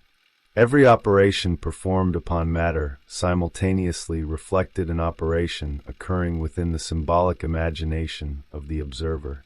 This is precisely why Jung devoted so much attention to texts that many historians considered little more than collections of impossible chemical fantasies. He was not searching for forgotten science. He was studying the language the unconscious had invented before modern psychology possessed concepts capable of describing its own discoveries. Alchemy functioned as an enormous symbolic archive, preserving centuries of observations that remained psychologically accurate despite their obsolete scientific assumptions. The fish occupies a privileged position within that archive because it condenses an extraordinary range of symbolic relationships into a single image. It belongs to water while containing fire. It represents beginnings while embodying completion. It appears weak while concealing immense power. It is biological yet cosmic, material yet spiritual, ancient yet continually renewed. Such symbolic density explains why no single interpretation ever exhausts its meaning. Modern consciousness often struggles with this richness because it has become accustomed to assigning one stable definition to every concept. Symbolic thought operates according to different principles. A genuine symbol expands rather than contracts meaning. Every authentic interpretation reveals one layer while simultaneously exposing others that remain unexplored. The symbol grows larger each time consciousness approaches it seriously. This quality helps explain another remarkable feature of Jung's psychology. Individuation is never described as arriving at final certainty. Quite the opposite. As consciousness develops, symbolic life usually becomes more complex rather than simpler. The individual acquires greater tolerance for ambiguity, paradox, and multiple perspectives because psychological reality itself increasingly reveals those characteristics. Certainty often belongs to earlier developmental stages. Maturity frequently introduces a deeper relationship with mystery. The fish teaches precisely this lesson. Every attempt to define it exclusively as biological life, religious salvation, alchemical substance or psychological principle immediately proves insufficient. The image continually escapes reduction because the reality it expresses exceeds conceptual boundaries. It belongs simultaneously to several dimensions of experience that modern thought normally insists upon separating. There is also a broader cultural implication hidden within this symbolic persistence. Civilizations repeatedly organize themselves around visible structures. Institutions become more important than meaning. Systems become more important than the experiences they originally emerged to protect. Over time, cultures begin identifying themselves almost entirely with external order. Symbols like the fish quietly undermine that certainty. They remind consciousness that every visible order ultimately depends upon invisible foundations. This reminder becomes particularly significant during periods of historical uncertainty. When inherited systems begin losing credibility, symbolic imagination often returns with unexpected force. Dreams become unusually vivid. Mythological language reappears in literature and cinema. Ancient archetypes quietly reorganize contemporary narratives beneath their modern surfaces. The symbolic world becomes active precisely because consciousness can no longer rely entirely upon existing explanations. Jung observed this movement throughout the 20th century. Scientific progress expanded humanity's understanding of the external world with astonishing speed. Yet psychological life became increasingly fragmented. Traditional religious structures weakened. Collective identities shifted rapidly. Individuals found themselves surrounded by unprecedented technological sophistication, while simultaneously struggling to locate coherent meaning within their own experience. Under such conditions, symbolic life does not disappear. It becomes indispensable. The fish therefore survives not because humanity remains fascinated by ancient mythology, but because every generation eventually rediscovers the same psychological necessity. Consciousness cannot sustain itself indefinitely through rational organization alone. It requires images capable of expressing realities that conceptual language cannot adequately contain. Symbols become living bridges between experience and understanding. Perhaps this explains why certain images continue appearing even in thoroughly secular cultures. Contemporary films, novels, and visual art repeatedly return to underwater worlds, hidden creatures, forgotten depths, and mysterious forms emerging from beneath the surface. The symbolic vocabulary changes. The psychological movement remains strikingly familiar. Modern imagination continues descending into the sea because the unconscious continues residing there. Jung's study of alchemy therefore extends far beyond historical curiosity.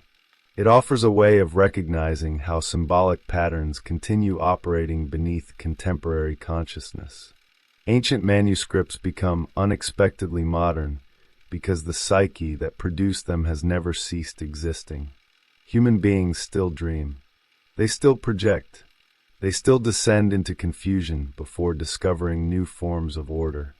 The symbolic sequence remains active because the psychological process remains unfinished. The fish ultimately represents this unfinished movement. It is not merely an image inherited from the past.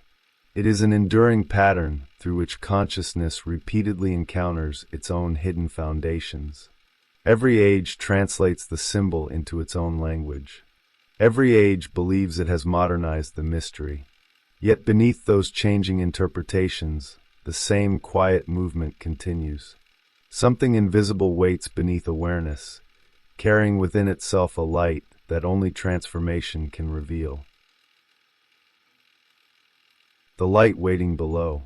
By the end of this symbolic journey, it becomes increasingly difficult to remember where it began. What first appeared as an obscure creature drifting beneath ancient waters has gradually unfolded into one of the most comprehensive images in Jung's entire study of alchemy. The fish has become far more than an isolated symbol. It has revealed itself as a map of psychological transformation, one whose coherence only becomes visible after each layer is allowed to illuminate the next. This movement is precisely what fascinated Jung. The alchemists never consciously intended to describe the structure of the human psyche.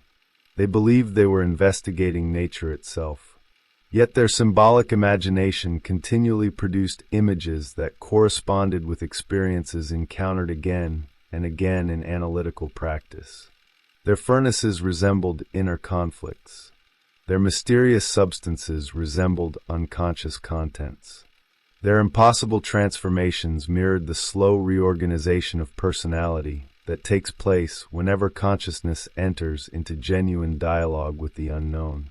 The fish occupies a unique place within that symbolic architecture because it never abandons its original environment.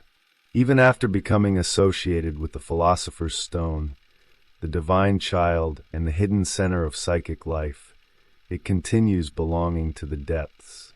This detail is easy to overlook, yet it carries enormous psychological significance. The deepest source of transformation never relocates to the surface.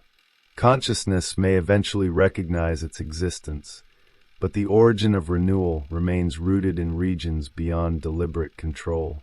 Modern culture often imagines development as an upward movement. Knowledge accumulates, skills improve, identity becomes increasingly defined. Progress appears synonymous with elevation. The fish proposes a radically different geometry. Every genuine advance requires descent before ascent. The movement toward wholeness begins not by escaping the depths, but by entering them with sufficient patience to discover what has remained hidden there all along. This reversal explains why periods of uncertainty frequently become decisive moments in psychological life. Confusion is rarely experienced as meaningful while it is happening. Old certainties dissolve before new structures become visible. Familiar identities begin losing their authority without immediately revealing what will replace them. From the perspective of the conscious personality, these periods often resemble failure or disorientation. Symbolically, they resemble immersion. The sea therefore acquires an entirely new significance. It is no longer simply the place where consciousness loses itself. It becomes the environment in which unfinished aspects of the personality continue developing outside the narrow field of conscious awareness. What disappears beneath the surface is not necessarily destroyed. It may simply require another form of existence before it can return transformed. Jung repeatedly observed this pattern throughout his clinical work. Individuals often attempted to recover by reconstructing the personality they had possessed before crisis arrived. The unconscious rarely supported that effort. Instead, it consistently produced dreams introducing unfamiliar figures, unexpected landscapes, and symbolic situations that pointed beyond restoration toward reorganization. The psyche was not trying to recover the previous balance. It was attempting to create another one. This is perhaps the deepest lesson preserved by the alchemical fish. Transformation is not correction. It is emergence. Something genuinely new appears, yet its novelty does not arise from external addition. It unfolds from possibilities that have remained present from the beginning, concealed beneath forms consciousness was not yet prepared to recognize.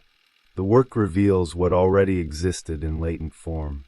That insight changes the meaning of the entire symbolic sequence. The slow fire no longer appears as an external force imposed upon passive matter.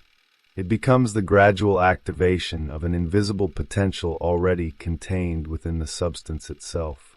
The waters cease being obstacles that conceal the treasure. They become the necessary environment in which that treasure acquires its hidden life before entering visibility. The same logic extends to the image of light. Throughout the alchemical texts, illumination never arrives suddenly from above. It develops from within the transformed substance. The fish begins to shine because something already present becomes perceptible. Awareness is therefore less an acquisition than a revelation. Consciousness does not manufacture truth. It becomes capable of perceiving what has quietly existed beyond its previous horizon. This distinction remains central to Jung's understanding of psychological development. The self is not created by the ego, nor is it discovered through intellectual effort alone. It gradually reveals itself through symbolic experience, emotional confrontation, and the long process of integrating aspects of life that consciousness initially preferred to ignore. Every stage of the journey reorganizes the meaning of the stages preceding it. Looking backward, the individual often realizes that the destination had been silently shaping the path from the very beginning. Perhaps this is why the fish has remained so strangely compelling across centuries of human thought. It refuses dramatic heroism. It does not conquer kingdoms or perform spectacular miracles. It waits beneath the surface. Its power is almost invisible. Its transformation occurs gradually. Even its light emerges quietly, without announcing itself. Everything about the symbol contradicts the modern fascination with immediate revelation and visible achievement.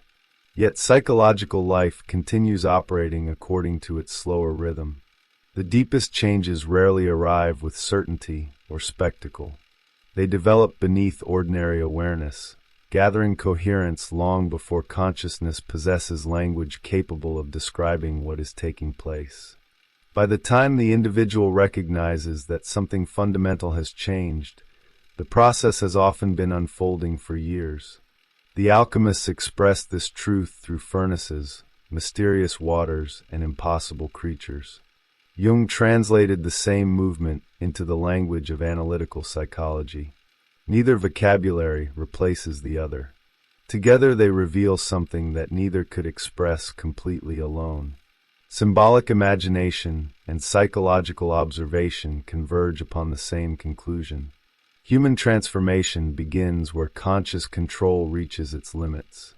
The fish therefore remains more than an ancient religious emblem or an alchemical curiosity preserved inside forgotten manuscripts. It stands as a reminder that the most important movements within psychic life rarely originate where consciousness expects to find them. They emerge from hidden depths, from neglected possibilities, from contradictions that initially appear impossible to reconcile. The sea has never ceased existing. Neither has the hidden fire. And somewhere beneath the shifting surface of every human life, the silent work of transformation continues, waiting for the moment when what has always been present finally becomes capable of shining. Christian alchemy and Gnostic symbolism. There are moments in history when humanity gains an extraordinary amount of knowledge while quietly losing the ability to understand itself. The change rarely announces itself with catastrophe. It arrives disguised as progress. New instruments emerge. Better explanations replace older ones. Entire fields of knowledge expand with astonishing speed. Looking back, everything appears like undeniable advancement. Yet beneath that triumph another process unfolds, almost unnoticed. The language once used to describe the inner life begins to fracture. Symbols that had guided civilizations for centuries slowly become decorative relics. They are preserved, repeated, and respected, but no longer experienced as living realities. Carl Jung believed that Western civilization had entered precisely such a moment. The crisis was not simply religious, nor purely scientific. It was psychological. Humanity had become increasingly capable of explaining the external world, while gradually losing contact with the symbolic structures through which the inner world had always revealed itself. The result was not liberation from mythology, but unconscious captivity to forces whose language was no longer understood. That diagnosis led Jung toward one of the most unexpected subjects of his career. Instead of searching exclusively within medicine or psychology, he turned to the forgotten literature of alchemy. To many historians, those texts represented little more than failed chemistry, collections of impossible recipes written by men trapped between superstition and ignorance. Jung saw something entirely different. He believed those strange manuscripts preserved one of the last great attempts to hold together two realities that modern civilization had violently separated: matter and spirit, observation and meaning, nature and soul. The story begins long before alchemy itself. Every civilization has searched for a language capable of describing the invisible dimensions of existence. Myths, rituals, and sacred narratives emerged not merely to explain the universe, but to provide symbolic forms through which human experience could become psychologically intelligible. Ancient people did not divide reality into separate compartments labeled religion, science, and psychology. Those distinctions belonged to a much later world. For them, the cosmos formed a continuous symbolic fabric where visible events reflected invisible processes, and inner experience belonged naturally to the structure of the universe itself. Alchemy inherited that vision. It did not invent it. It became one of its final and most elaborate expressions. Emerging from the convergence of Gnostic thought, Greek philosophy, Near Eastern mythology, Jewish mysticism, and Christian theology, alchemy attempted something astonishing. It sought to construct a single symbolic universe in which physical transformation and spiritual development could be understood as aspects of the same underlying reality. It was an ambitious synthesis, perhaps impossible from the beginning, yet remarkable precisely because of the question it refused to abandon. What if the world outside and the world within were never truly separate? That question feels strangely modern despite its ancient origins. Contemporary life has become extraordinarily successful at producing explanations. Every year brings more information, greater specialization, and increasingly refined models of the external world. Yet explanation alone rarely satisfies the deeper psychological hunger for meaning. Human beings do not merely seek facts. They seek orientation. They want to understand not only how reality functions, but what their place within that reality actually is. This is where Jung introduces a deeply unsettling observation. Science gradually learned to investigate everything except the instrument through which investigation itself takes place. It studied stars, cells, atoms, and galaxies while largely ignoring the psyche that made every observation possible. Consciousness became the invisible observer that could examine the universe without examining itself. It was an extraordinary paradox. The very faculty responsible for all knowledge remained, in many ways, the least understood object of inquiry. Religious tradition developed the opposite imbalance. It cultivated profound symbolic knowledge of the inner world, while gradually losing meaningful contact with the empirical study of nature. Faith preserved psychological depth, but often struggled to incorporate the expanding discoveries of scientific thought. Two immense systems of understanding slowly drifted apart, each becoming increasingly complete within its own territory, while growing progressively incapable of speaking to the other. Jung found that separation historically fascinating because it had not always existed. There was a period when scholars genuinely believed such reconciliation remained possible. Alchemy belonged to that forgotten era. It stood at the crossroads before the roads divided. Its language appears bewildering today precisely because it was attempting to express realities that modern civilization eventually distributed across entirely different disciplines. The tragedy, in Jung's view, was not that alchemy failed as chemistry. Every science eventually abandons obsolete theories. Its deeper failure lay elsewhere. The symbolic bridge it represented disappeared without being replaced. As scientific thinking expanded, symbolic thinking gradually retreated from public intellectual life. Religion retained its symbols, but increasingly presented them as doctrines requiring belief, rather than living experiences requiring encounter. Science retained observation, but gradually stripped it of symbolic depth. Somewhere between those developments, the human psyche lost one of its most important mirrors. This is why Jung insisted that the disappearance of symbolic language was never merely an intellectual problem. It became a psychological one. The unconscious does not cease functioning simply because conscious culture stops recognizing its symbols. Dreams continue. Archetypal images continue emerging. Emotional conflicts continue organizing themselves around invisible patterns that reason alone cannot dissolve. The psyche keeps speaking. The difficulty lies in whether consciousness still understands the language. The forgotten alchemists were never simply preserving old myths. Without fully realizing it, they became custodians of an ancient conversation between soul and nature. Their laboratories concealed psychological dramas beneath chemical metaphors. Their furnaces reflected inner transformation. Their mysterious substances became symbolic expressions of processes unfolding within consciousness itself. What appeared outwardly as experiments with matter often functioned inwardly as encounters with the deepest structures of the human mind. Understanding this changes the meaning of the entire historical narrative. Alchemy no longer appears as an embarrassing detour on the road toward modern science. It becomes something far more significant.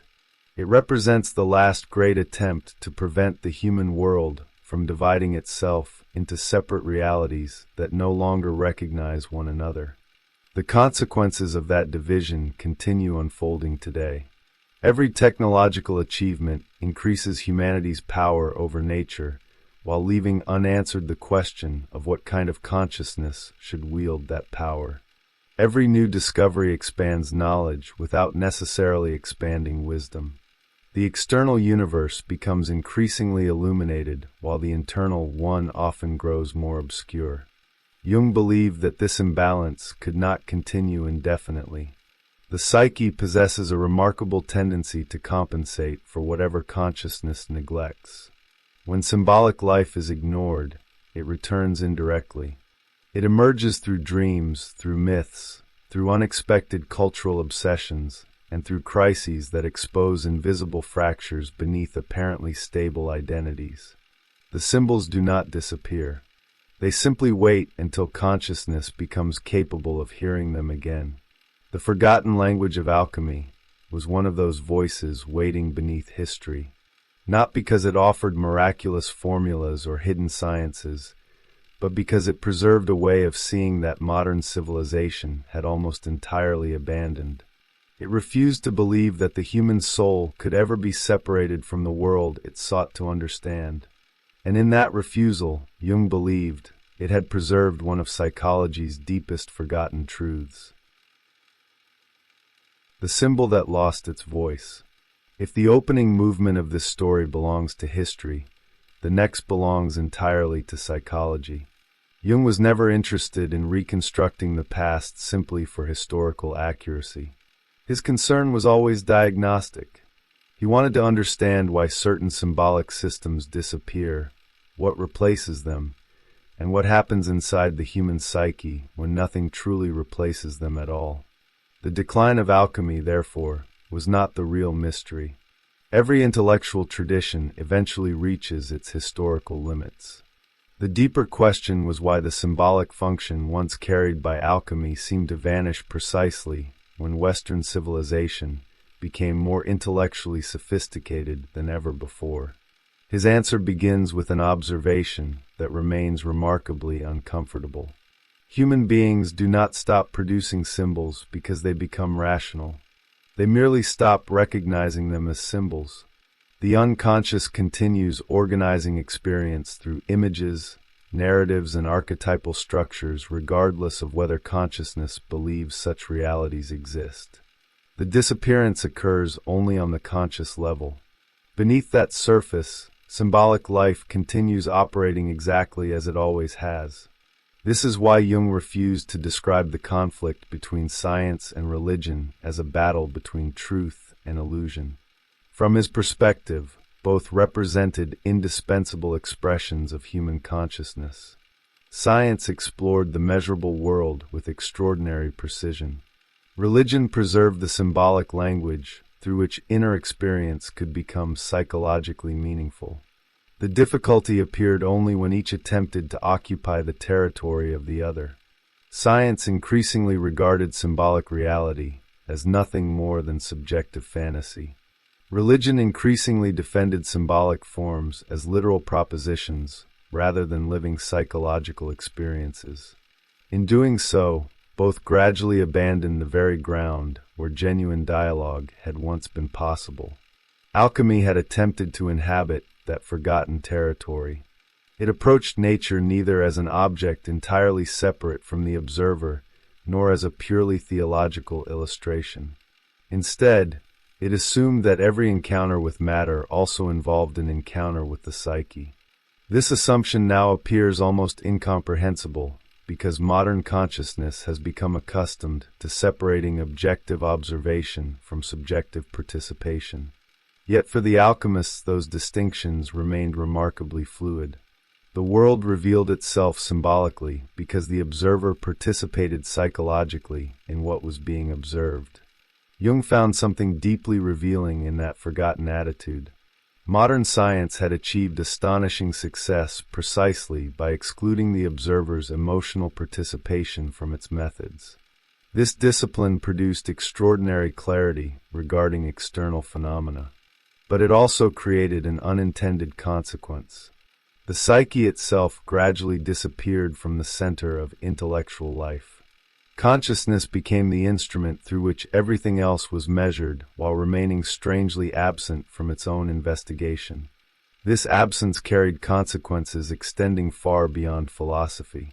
Once the psyche ceased occupying its rightful place within human understanding, the symbolic structures that had traditionally mediated inner experience also began losing their vitality. Dogma remained. Ritual remained. Sacred language remained. Yet increasingly these forms survived without the direct psychological encounter that had originally given birth to them. Symbols slowly hardened into doctrines. Jung regarded this transformation as one of the defining events of Western history. Dogma, in its living form, does not merely communicate information. It condenses centuries of psychological experience into symbolic structures capable of expressing realities that ordinary conceptual language cannot adequately describe. A creed is not valuable because every sentence can be verified historically or scientifically. It is valuable because it gives symbolic form to recurring experiences emerging from the depths of the psyche itself. Something remarkable follows from this insight. A symbol remains alive only while it continues functioning as a bridge between conscious awareness and unconscious experience. Once that bridge collapses, the symbol may continue existing culturally while quietly losing its psychological effectiveness. It becomes familiar without remaining transformative. It is repeated without being encountered. Jung believed this was precisely the condition into which much of Western Christianity had gradually entered. The symbolic language remained largely intact, yet the experiential connection sustaining that language had weakened dramatically. Religious ideas increasingly demanded acceptance instead of participation. Belief replaced encounter. Formula replaced discovery. The symbol no longer emerged from experience. Experience was instead expected to conform to inherited formulations. This distinction explains why Jung became deeply concerned about the modern tendency to dismiss ancient symbols as obsolete simply because their literal cosmology no longer matched contemporary knowledge. Symbols were never intended to compete with scientific explanation. They belong to an entirely different order of truth. Their purpose is not to describe physical mechanisms, but to organize psychological reality. Judged according to scientific standards, they inevitably appear irrational. Judged according to psychological function, they often reveal astonishing precision. This misunderstanding created another unexpected consequence. As traditional symbols gradually lost their psychological immediacy, many individuals began searching elsewhere for spiritual meaning. Eastern philosophies, Indian religions, and various forms of esoteric teaching suddenly acquired enormous attraction within Western culture. Jung observed this movement with considerable sympathy, but also with unusual caution. The attraction itself was understandable. The conclusion drawn from it was not. His concern was never that Eastern traditions lacked profundity. Quite the opposite. He regarded them as extraordinarily sophisticated symbolic systems.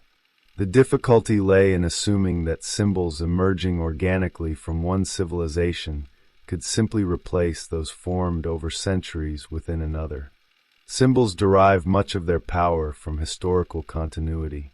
They are not abstract philosophical concepts. They grow from the accumulated psychological life of entire cultures. To adopt them without participating in that historical development risks transforming living symbols into fascinating intellectual ornaments. This argument has often been misunderstood as cultural conservatism. It is something far subtler. Jung believed that every individual carries within the psyche the symbolic sediment of countless generations. Western consciousness developed within a symbolic environment profoundly shaped by Christianity, itself resting upon older pagan, Jewish, and Near Eastern foundations. Those historical layers continue influencing psychological life, whether conscious awareness acknowledges them or not. One of the most striking observations in this chapter concerns precisely how thin that historical layer sometimes proves to be. Christianity, Jung argues, never entirely erased the older symbolic world beneath it. In many parts of Europe, the conversion occurred relatively recently when measured against the enormous timescale of cultural development. Beneath the Christian surface, far older mythological structures remained quietly alive. They did not disappear. They adapted. They waited. This image of hidden continuity echoes themes already encountered throughout Jung's study of alchemy. What disappears from consciousness frequently survives within deeper psychological strata. The forgotten does not become non-existent. It becomes unconscious. Entire symbolic systems may withdraw beneath cultural awareness while continuing to influence imagination, emotion, and collective behavior in ways no longer consciously recognized. History itself occasionally reveals this hidden persistence with disturbing clarity. Periods of apparent civilization can unexpectedly give way to eruptions of violence, fanaticism, and collective irrationality that seem completely incompatible with modern ideals. Jung did not interpret such events as simple political accidents. They exposed psychological realities that had remained largely unintegrated beneath the surface of civilized identity. What had never truly been understood eventually returned in altered form. This is why symbolic understanding mattered so profoundly to him. Symbols provide consciousness with a language capable of approaching forces that cannot safely remain unconscious forever. They do not eliminate conflict. They create forms through which conflict can become psychologically intelligible before it erupts destructively. The alchemists understood this intuitively, even if they lacked modern psychological vocabulary. Their strange images, impossible substances, and mysterious transformations were never arbitrary fantasies. They formed an elaborate symbolic grammar through which unconscious processes gradually became visible. Modern psychology would eventually rediscover many of those same processes through dreams, active imagination, and clinical observation. The language changed. The underlying realities remained astonishingly familiar. By this stage, Jung's historical investigation begins revealing its deeper purpose. He is no longer describing the decline of alchemy or the evolution of religious thought. He is preparing a far more fundamental claim. Symbols are not decorative additions to human civilization. They are structural necessities. Whenever consciousness loses the capacity to encounter them consciously, they return indirectly through symptoms, projections, ideological movements, and psychological fragmentation. The disappearance of symbolic life is therefore never the end of symbolism. It is only the beginning of symbolism becoming unconscious. The forgotten language of the psyche. At this point, Jung's argument undergoes a subtle but decisive transformation. Until now, the discussion has revolved around history, religion, and the gradual separation between symbolic thought and scientific rationality. But these themes are not his destination. They are only the landscape through which he approaches a far more difficult question. What exactly is lost when a symbol ceases to function psychologically? More importantly, what continues to exist beneath consciousness after that loss has occurred? The answer cannot be found simply by studying theology or intellectual history. It requires returning to the individual psyche itself. Every great symbolic system, regardless of its cultural origin, ultimately derives its vitality from recurring experiences within human consciousness. Symbols are never invented in the abstract. They crystallize around psychological realities that generations of individuals encounter independently before those experiences are eventually condensed into myths, rituals, and religious language.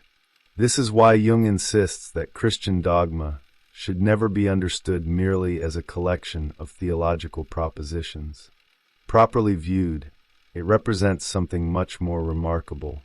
It is a symbolic distillation of countless inner experiences accumulated across centuries. The doctrines did not emerge because someone decided to construct an elegant metaphysical system. They emerged because certain patterns continued appearing within human psychological life until symbolic language gradually formed around them. In this sense, dogma resembles the work of the alchemists themselves. Both attempt to preserve recurring encounters with realities that cannot easily be translated into ordinary conceptual thought. The distinction is crucial because it changes the entire nature of belief. A symbol does not ask consciousness to suspend reason. It asks consciousness to recognize that not every truth arrives through rational demonstration. Certain realities become visible only through participation. They must be lived before they can be understood. Symbolic language exists precisely because psychological experience consistently exceeds the explanatory power of literal description. Jung found it remarkable that modern civilization had become increasingly uncomfortable with precisely this kind of knowledge. The contemporary mind demands explanation before participation. It wishes to analyze symbols from the outside while remaining untouched by the psychological movements that originally produced them. This attitude creates a peculiar illusion. One begins believing that understanding a symbol intellectually is equivalent to encountering the reality it represents. Nothing could be further from Jung's position. The symbol functions only while it remains connected to experience. Once severed from that living source, it gradually becomes historical information. It may continue to possess enormous cultural value. It may inspire philosophical reflection. Yet its transformative power quietly diminishes because the bridge linking consciousness with the unconscious has begun to collapse. This bridge occupies the center of Jung's entire psychological project. Throughout his work, consciousness never appears as a self-sufficient system capable of generating meaning independently. It exists within constant relationship to deeper psychic processes operating beyond deliberate awareness. Dreams, fantasies, spontaneous images, and symbolic intuitions continually arise from that hidden domain. Conscious life remains psychologically healthy only while some meaningful communication continues flowing between these two regions. When that communication weakens, something subtle begins happening. Consciousness becomes increasingly isolated inside its own conceptual structures. Rational thought grows more precise while simultaneously becoming less capable of addressing experiences that resist conceptual organization. Emotional life fragments. Meaning becomes increasingly difficult to sustain. Individuals often compensate by investing extraordinary certainty in political ideologies, scientific materialism, religious literalism, or personal identities. The form changes. The psychological mechanism remains surprisingly consistent. Something attempts to replace the symbolic function that has quietly disappeared. Jung recognized this pattern not merely in civilizations, but in individual patients. People frequently arrived seeking relief from anxiety, depression, or psychological conflict without recognizing that their deepest difficulty involved neither emotion nor behavior alone. Beneath the visible symptoms lay a more fundamental rupture. Conscious life had become disconnected from the symbolic processes through which the psyche naturally organizes itself. This is why dreams occupy such a privileged position throughout analytical psychology. They continue speaking the language consciousness has forgotten. While waking thought becomes increasingly literal, dreams remain effortlessly symbolic. They refuse the neat categories upon which ordinary reasoning depends. A city becomes a mother. A child becomes wisdom. Water becomes memory. A stranger becomes the dreamer's own forgotten future. None of these transformations appear irrational within the symbolic imagination, because symbolism organizes meaning according to psychological function rather than external appearance. The alchemists unknowingly recorded precisely this symbolic logic. Their texts appear bewildering because they move through images exactly as dreams do. One substance transforms into another without violating any psychological coherence. Fire becomes water. Metal becomes spirit. Death becomes birth. Opposites coexist without canceling each other. Modern readers often mistake this for intellectual confusion. Jung recognized instead the characteristic movement of unconscious symbolism. This observation leads him toward one of the most important ideas in the chapter. Beneath every symbolic system lies what he calls the collective unconscious, not as a mystical abstraction, but as the psychological matrix from which recurring symbolic forms continuously emerge. The myths of the Near East, the narratives of Christianity, the strange operations of alchemy, and the dreams of contemporary individuals all participate in this same symbolic reservoir. They differ historically while remaining structurally related because they originate from comparable psychic processes. It is easy to misunderstand this proposal as an attempt to reduce religion to psychology. Jung explicitly rejects that interpretation. Explaining the psychological conditions through which religious symbols arise does not invalidate their significance any more than understanding biological evolution invalidates the existence of human consciousness itself. Origins and meanings belong to different orders of inquiry. Knowing how something develops does not exhaust the reality that eventually emerges from that development. This refusal to reduce one dimension of reality into another distinguishes Jung from many thinkers of his era. Materialism attempted to explain consciousness as nothing more than biological activity. Certain forms of religious thinking attempted to detach spiritual experience almost entirely from psychological life. Jung accepted neither alternative. The psyche occupies its own irreducible domain. It cannot be dismissed as mere chemistry, nor can it be understood independently of the living organism through which it expresses itself. What fascinated him most was the direction of psychological development rather than its origin. The human mind undoubtedly possesses biological foundations, yet evolution itself constantly points toward increasing symbolic complexity. Every stage gives rise to forms that cannot be adequately explained solely by the stage preceding them. Life produces consciousness. Consciousness produces symbolism. Symbolism produces culture. At each transition, something genuinely new appears without becoming disconnected from what came before. This developmental perspective reshapes the meaning of myths entirely. Myths are not primitive attempts at science. Neither are they arbitrary inventions designed to control societies. They represent the psyche reflecting upon itself through symbolic narrative. Every myth preserves accumulated psychological observations in precisely the same way that scientific theories preserve accumulated empirical observations. Their methods differ. Their domains differ. Their necessity does not.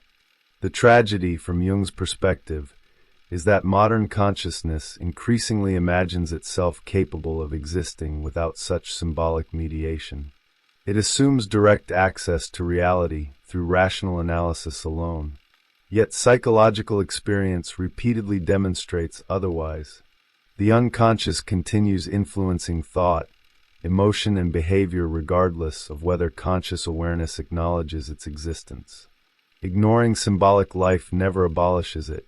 It merely transfers its operations beyond conscious participation. By now, the historical separation between science and religion begins appearing in an entirely different light. It is no longer simply an intellectual disagreement between competing systems of knowledge. It reflects a deeper psychological fragmentation occurring within consciousness itself. One part turns outward toward measurable reality. Another remains inwardly oriented toward symbolic experience. Neither side alone can sustain the full complexity of human existence. The forgotten language of alchemy suddenly becomes intelligible again. Its strange images were never attempting to compete with science. They were trying to prevent the psyche from forgetting how to speak to itself. Why myths refuse to die. Once Jung establishes that symbols arise from recurring psychological structures rather than arbitrary cultural invention, an unavoidable question emerges. If these patterns belong so deeply to human nature, why do they repeatedly disappear from conscious life? Why does every civilization seem capable of forgetting the language through which it once understood itself? His answer is subtle. Symbols are rarely destroyed. They become misunderstood, repeated without being experienced, preserved without remaining alive. A civilization may continue reciting its sacred narratives for centuries while gradually losing the psychological encounter that originally animated them. The stories remain familiar. Rituals continue to organize public life. Sacred words retain authority through repetition. Yet something essential has withdrawn from the relationship between the symbol and the person receiving it.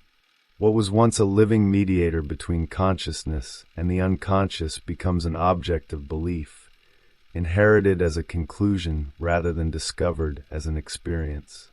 Jung believed this process had become one of the defining conditions of the modern West.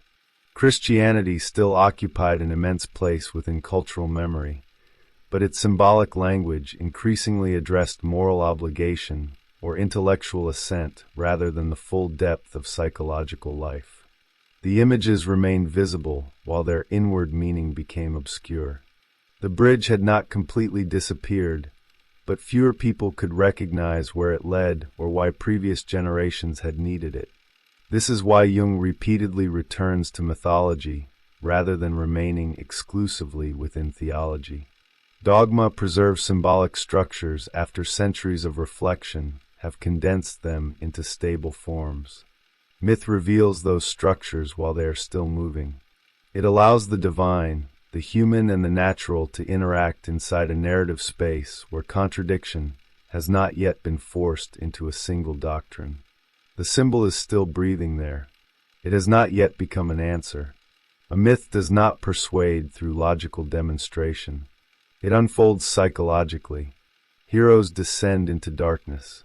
Kingdoms collapse before renewal becomes possible. Gods divide against themselves. Children inherit unresolved conflicts, and strangers arrive carrying truths that established authority cannot recognize. These events do not merely entertain. They organize experiences that consciousness repeatedly encounters without possessing adequate language to describe them directly. Long before psychology developed its technical vocabulary, mythology had already created intricate maps of inner transformation. It knew that identity could be divided, that desire could disguise itself, that rejected forces would return, and that no meaningful renewal occurred without the collapse of an earlier order. Its stories were not primitive explanations of external nature. They were symbolic observations of the human condition, preserved in forms capable of surviving changes in language, religion, and social organization. The remarkable fact is that these maps remain recognizable after thousands of years. Civilizations disappear, but the emotional architecture of their stories continues to resonate.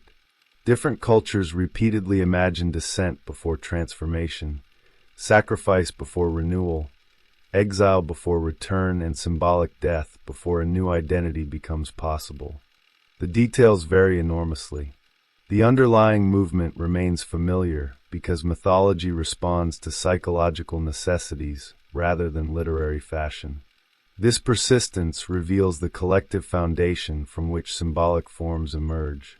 The unconscious does not dictate identical stories to every civilization. It generates comparable structures because human beings continue confronting similar developmental situations. Every generation encounters separation, loss, maturation, rivalry, love, mortality, and the limits of conscious control. Myth gives these recurring experiences a form that can be remembered, shared, and psychologically endured. A symbol does not exist alone within this process. It derives much of its meaning from the larger symbolic environment surrounding it. Water, fire, sacrifice, rebirth, and transformation become intelligible through their relationship with one another. Remove a symbol from that living field, and it may remain intellectually fascinating, but its psychological force diminishes. It becomes an isolated image rather than a participant in an unfolding drama. This concern lies beneath Jung's insistence that Western individuals cannot simply replace their inherited symbolic foundations with traditions formed elsewhere. His argument does not deny the depth of Eastern thought. It recognizes that a living symbol carries centuries of accumulated emotional history. It speaks not merely to conscious curiosity, but to layers of psychic life shaped through generations of ritual, conflict, belief, and cultural memory. The psyche develops historically as well as individually. Every person enters a symbolic world that existed long before birth. Its images have already organized ideas of authority, guilt, redemption, suffering, and moral value. Even rejection remains a relationship with that inheritance. An individual may abandon the doctrines of childhood while continuing to live unconsciously inside the emotional structures those doctrines helped create. This historical continuity explains why Jung regarded Europe's Christian identity as far less complete than it appeared. Beneath the Christian surface, older pagan currents had never entirely disappeared. They continued influencing folklore, dreams, festivals, and collective attitudes long after official conversion.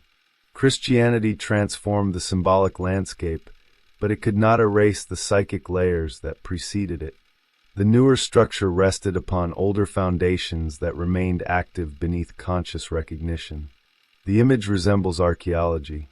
Every civilization builds upon ruins it does not fully understand.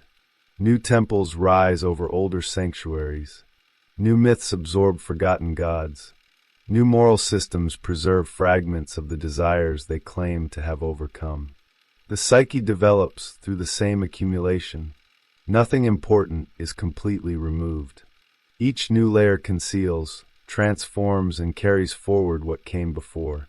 Periods of cultural instability often expose this hidden continuity. Images believed to be dead suddenly reappear in political movements, popular stories, and collective fantasies. They return not because historians have revived them, but because psychological conditions have once again made their structure necessary. What consciousness refuses to recognize symbolically may reemerge through emotion, ideology, and mass identification. Jung witnessed this process with disturbing clarity during the first half of the 20th century. Nations that considered themselves rational and technologically advanced became overwhelmed by collective passions possessing unmistakably mythological qualities. Hero worship, sacrificial violence, apocalyptic expectation, and fantasies of national rebirth returned with tremendous force. Modern institutions had not eliminated the archaic psyche. They had simply provided it with new instruments. These events convinced him that unconscious symbolism never disappears merely because a culture declares itself enlightened. When symbolic life is consciously neglected, it does not remain inactive. It reorganizes itself outside reflective awareness. Myth then returns not as a story that can be contemplated, but as a reality people begin unconsciously performing. The distinction is decisive, because a symbol encountered consciously may transform conflict, while a symbol lived unconsciously may possess an entire society. The same dynamic appears within individual neurosis. Jung increasingly understood many psychological symptoms as signs of interrupted symbolic development.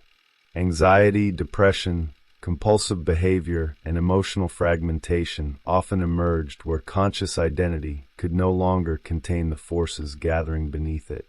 The symptom expressed a conflict that had not yet found a symbolic form through which its opposing demands could meet. This does not make suffering inherently meaningful or desirable. It means that suffering may indicate a developmental threshold where previous structures no longer provide adequate orientation. The conscious personality seeks restoration because it wants to recover the stability it once possessed. The deeper psyche may be moving toward reorganization instead. What appears as meaningless disruption can therefore conceal the beginning of a symbolic process whose direction remains invisible. The alchemists encountered similar movements through the language of their work. Their substances blackened, their vessels threatened to crack, and their operations entered darkness before transformation became visible. To a modern observer, these descriptions resemble failed experiments. Psychologically, they resemble the recurring disintegration that precedes the formation of a more complex order. The failure belongs to the process because the original structure cannot remain intact. Myths preserve the same pattern with extraordinary consistency. Heroes do not begin their journeys in triumph. They begin when familiar life becomes impossible. Kings lose authority. Children lose protection.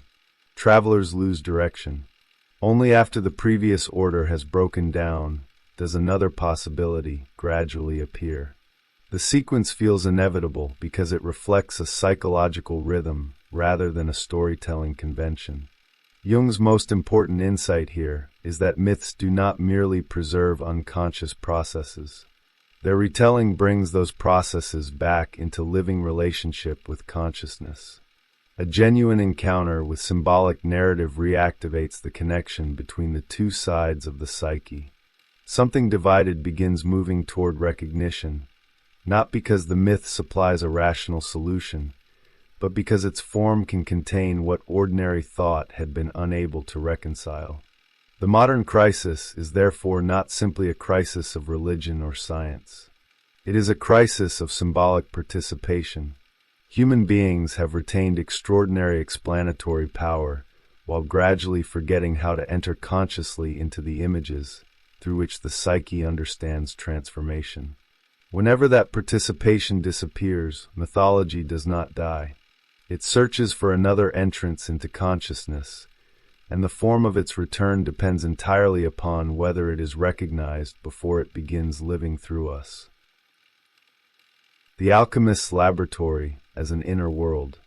Having established that myths preserve recurring structures of the psyche, Jung now turns toward the unique position occupied by alchemy within that symbolic tradition. Unlike mythology, which expresses psychological reality through narratives of gods and heroes, or Christianity, which organizes that reality through theological doctrine, alchemy developed an entirely different language. Its symbols appeared inside laboratories, furnaces, metals, and mysterious substances. At first glance, it seemed concerned exclusively with matter. Jung believed the opposite was true. Beneath its material vocabulary, alchemy had unknowingly constructed one of the richest symbolic descriptions of psychic transformation ever produced in the Western world. This paradox explains why alchemical literature appears so confusing to the modern reader. The texts constantly speak about physical operations while simultaneously suggesting meanings that transcend every literal interpretation. The alchemist describes the purification of metals, yet his language evokes purification of the person performing the work.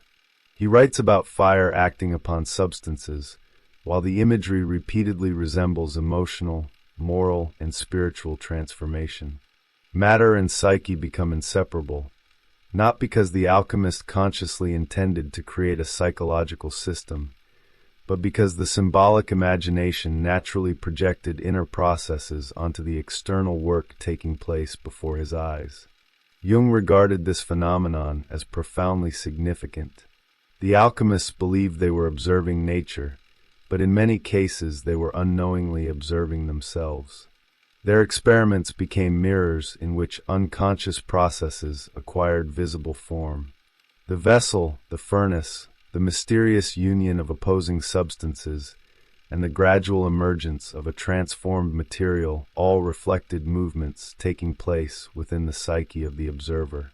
Projection made this possible.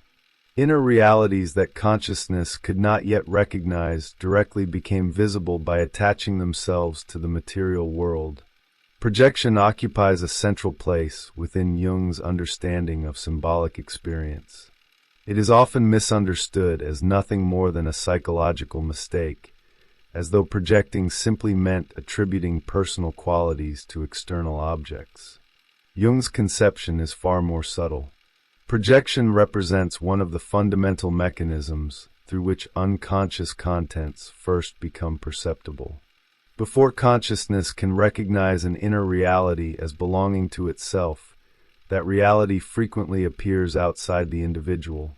The external world becomes a screen upon which unconscious life reveals its existence. This explains why symbolic systems have historically emerged through humanity's relationship with nature. Mountains became sacred. Rivers acquired divine personalities. Celestial bodies embodied invisible powers. To the modern observer, these attributions often appear naive. Jung saw them as psychologically inevitable. The psyche, still lacking reflective awareness of its own structures, encountered itself through the surrounding world. Nature became the first language in which unconscious life could recognize its own existence. Alchemy inherited this ancient pattern, while transforming it into an extraordinarily sophisticated symbolic discipline. The laboratory became a place where observation of matter and observation of the psyche occurred simultaneously, even though the practitioners themselves rarely distinguished between the two. Every stage of the work acquired symbolic resonance because the unconscious continually invested physical operations with psychological meaning. The experiment unfolded in two dimensions at once. One belonged to chemistry, the other belonged to the symbolic life of the individual. For Jung, this dual movement explains why alchemical texts often appear inconsistent when judged according to scientific standards. Their apparent contradictions arise because they are attempting to describe two different realities through the same symbolic vocabulary. Literal interpretation inevitably produces confusion.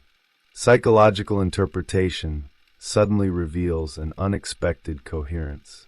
Images that seemed irrational begin forming an ordered sequence corresponding not to chemical transformation, but to the gradual development of consciousness itself. This insight also clarifies why alchemy occupied such an important historical position between medieval religion and modern science. It belonged fully to neither world. Religious symbolism remained deeply embedded within its imagery, yet its practitioners were equally committed to direct observation of natural processes. Alchemy, therefore, became the last great Western attempt to preserve unity between empirical investigation and symbolic participation. It refused to abandon either dimension. The visible world and the invisible psyche remained parts of the same unfolding reality. When modern science eventually emerged, that unity could not survive. Scientific method required extraordinary discipline in separating observation from personal projection. This separation proved enormously successful. Knowledge of the external world expanded at an unprecedented rate precisely because investigators learned to eliminate subjective influence from their conclusions. Yet the psychological consequence of this achievement was rarely acknowledged. Projection did not disappear. It simply lost its recognized place within the production of knowledge. The symbolic function previously carried by alchemy therefore became historically homeless. Religion preserved many of its images, but increasingly detached them from direct psychological experience. Science advanced through deliberate exclusion of subjective symbolism. Between these two developments, the individual psyche retained its symbolic activity while losing a shared cultural framework capable of interpreting it. Dreams continued speaking. Archetypal images continued emerging. Inner transformation continued unfolding. What diminished was the collective language through which such experiences could become consciously understood. Jung regarded analytical psychology as responding precisely to this historical rupture.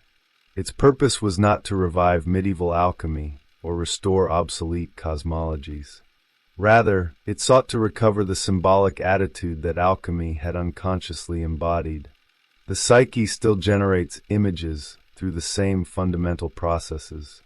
Modern individuals continue dreaming in symbols, confronting opposites within themselves and undergoing periods of psychic disintegration, followed by renewal. The underlying realities remain remarkably consistent, even though their cultural expressions have changed. Seen from this perspective, individuation resembles the alchemical work in an unexpected way. Neither process consists of acquiring something entirely new.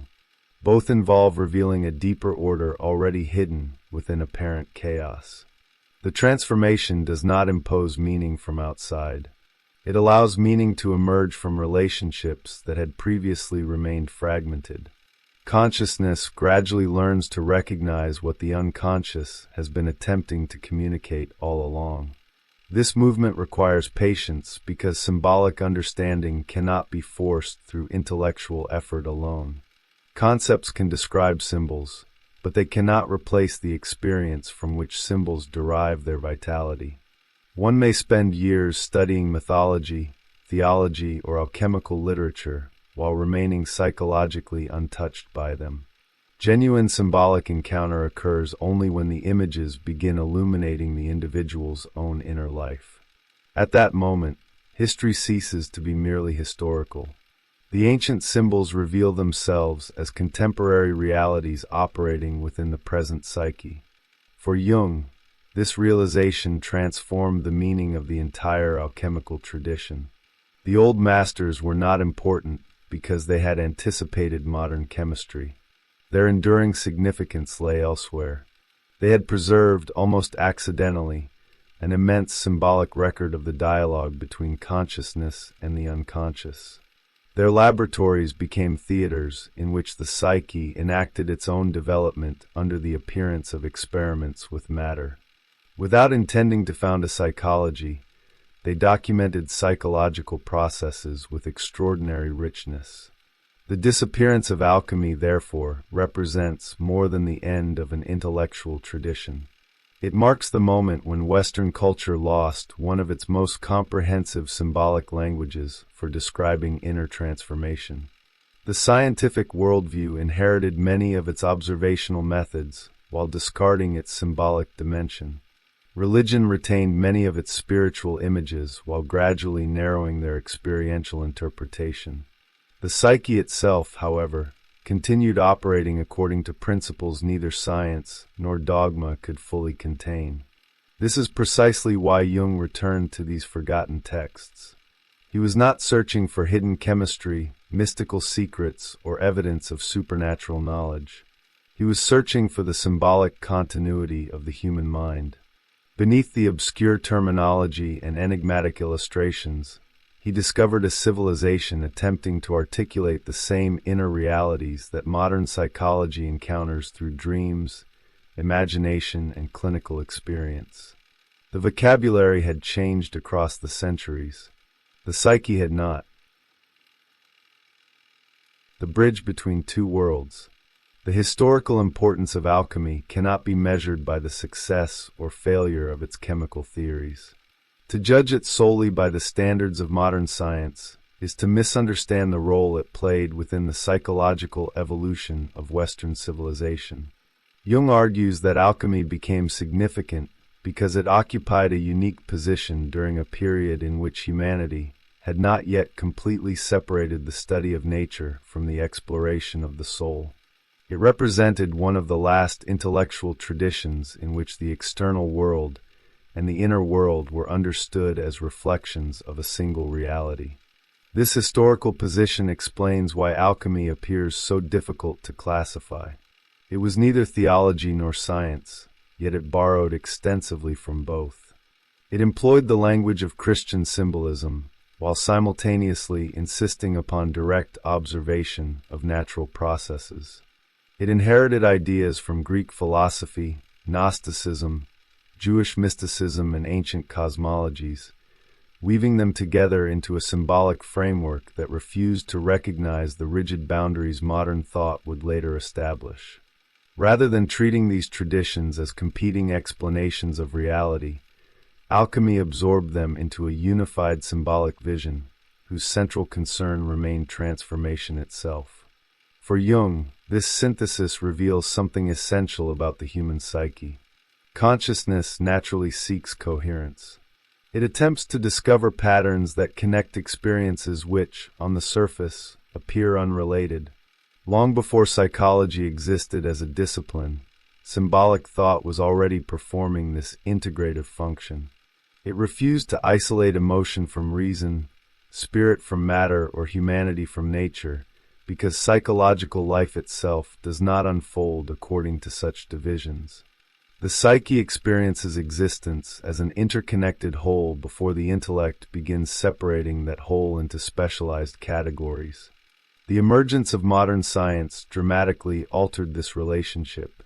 Its extraordinary achievements depended upon methodological precision, empirical verification, and the disciplined exclusion of subjective interpretation from observation.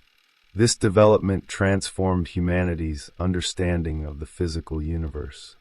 Yet Jung insists that every historical gain carries its corresponding limitation.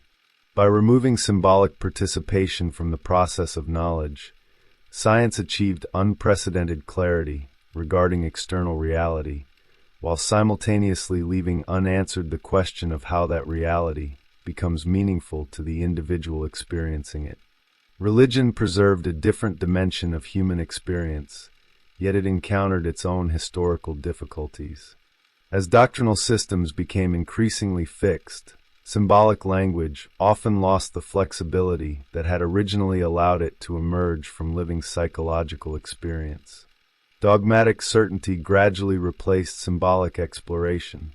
Images that had once functioned as bridges into the unconscious became objects requiring acceptance rather than invitations to inward encounter. The symbolic forms remained intact, but the living movement between symbol and psyche became progressively more fragile. Alchemy occupied the narrow historical space between these two developments. It neither abandoned symbolic imagination nor rejected observation of the natural world. Instead, it continued assuming that every genuine investigation of matter also revealed something about the investigator. From a psychological perspective, this assumption now appears remarkably insightful.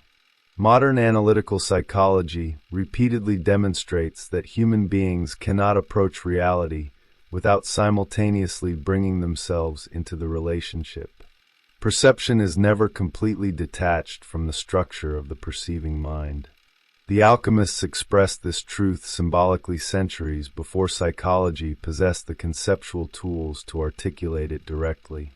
Jung therefore regarded alchemy as far more than an intellectual curiosity preserved in forgotten manuscripts. It became evidence that Western civilization once possessed a symbolic language capable of mediating between apparently opposing modes of knowledge. This mediation did not eliminate differences between faith and observation, or between subjective experience and objective reality. Rather, it acknowledged that both dimensions belong to the full architecture of human consciousness. The psyche requires factual understanding, but it also requires symbolic orientation. One without the other inevitably produces imbalance. The consequences of losing that balance extend beyond philosophy into every aspect of cultural life. A society may accumulate extraordinary technological power while becoming increasingly uncertain about the meaning of its own existence. Individuals may possess unprecedented access to information while simultaneously experiencing profound psychological disorientation. Material progress alone cannot answer questions concerning suffering, identity, mortality, or purpose because these questions emerge from symbolic rather than technical dimensions of experience. They demand forms of understanding that cannot be reduced to measurement or calculation. This is why Jung believed the symbolic crisis of the modern world should not be interpreted as the disappearance of symbols themselves. Symbols continue appearing wherever the unconscious seeks expression. They emerge through dreams, artistic creation, literature, cinema, political movements, and collective fantasies. Entire cultures remain shaped by archetypal images even when they no longer recognize those images as symbolic. The psychological function survives regardless of whether consciousness possesses an adequate language for understanding it. Seen from this perspective, the 20th century offered numerous examples of symbolic energy abandoning traditional religious forms only to reappear within secular ideologies. Collective movements frequently adopted mythological structures while presenting themselves as entirely rational. Nations imagined themselves as chosen peoples. Political leaders became messianic figures. Historical conflicts assumed the emotional intensity of apocalyptic narratives. The symbolic imagination did not vanish with modernization. It merely changed the stage upon which it performed. Jung regarded this transformation with considerable concern because unconscious symbols possess enormous psychological power. When recognized consciously, they facilitate reflection, integration, and personal development. When denied or misunderstood, they often express themselves through projection and collective identification. Individuals begin attributing their own unrecognized conflicts to external enemies, while societies unconsciously organize themselves around narratives that promise redemption through domination, exclusion, or sacrifice. The symbolic process continues operating, but it does so without the moderating influence of conscious awareness. The enduring significance of alchemy, therefore, lies not in its historical conclusions, but in the attitude toward reality that it preserved. It reminds us that the human mind cannot be adequately understood through external observation alone. Every attempt to investigate the world inevitably includes an encounter with the structures through which the world is perceived. The observer is never completely absent from observation. Consciousness remains an active participant in the creation of meaning, even when its participation goes unnoticed. For Jung, this insight forms one of the essential foundations of analytical psychology. The task of modern individuals is not to abandon scientific thinking, nor to retreat into pre-modern cosmologies. It is to recover the symbolic dimension that scientific progress inadvertently left behind. Symbols are not rivals of reason. They address questions reason was never designed to answer. They provide orientation where explanation alone becomes insufficient, allowing consciousness to establish a living relationship with the unconscious rather than remaining unconsciously directed by it. The forgotten language of alchemy ultimately points toward this broader cultural challenge. It reminds Western civilization that its deepest intellectual achievements emerged not from the rejection of symbolic life, but from centuries during which symbolic imagination and empirical curiosity still belong to the same search for truth. Recovering that forgotten relationship does not require returning to medieval laboratories or reviving obsolete theories. It requires recognizing that the psyche continues producing meaning through symbols, just as naturally today as it did when the alchemists believed they were transforming metals while, without realizing it, recording the hidden transformation of the human soul itself. recovering the lost conversation. By the conclusion of this chapter, it becomes clear that Jung has been pursuing far more than a historical rehabilitation of alchemy. His purpose has never been to defend medieval science, nor to argue that forgotten chemical theories deserve renewed credibility. The alchemical texts matter because they preserve evidence of something modern civilization has almost entirely forgotten.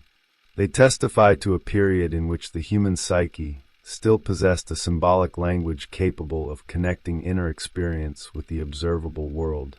That language eventually disappeared from ordinary consciousness, yet the psychological realities it described never ceased to exist. The true legacy of alchemy therefore lies in what it reveals about the development of consciousness itself. Human beings have always attempted to understand the relationship between what they experience inwardly and what they encounter externally. Every civilization has constructed symbolic systems to bridge that divide.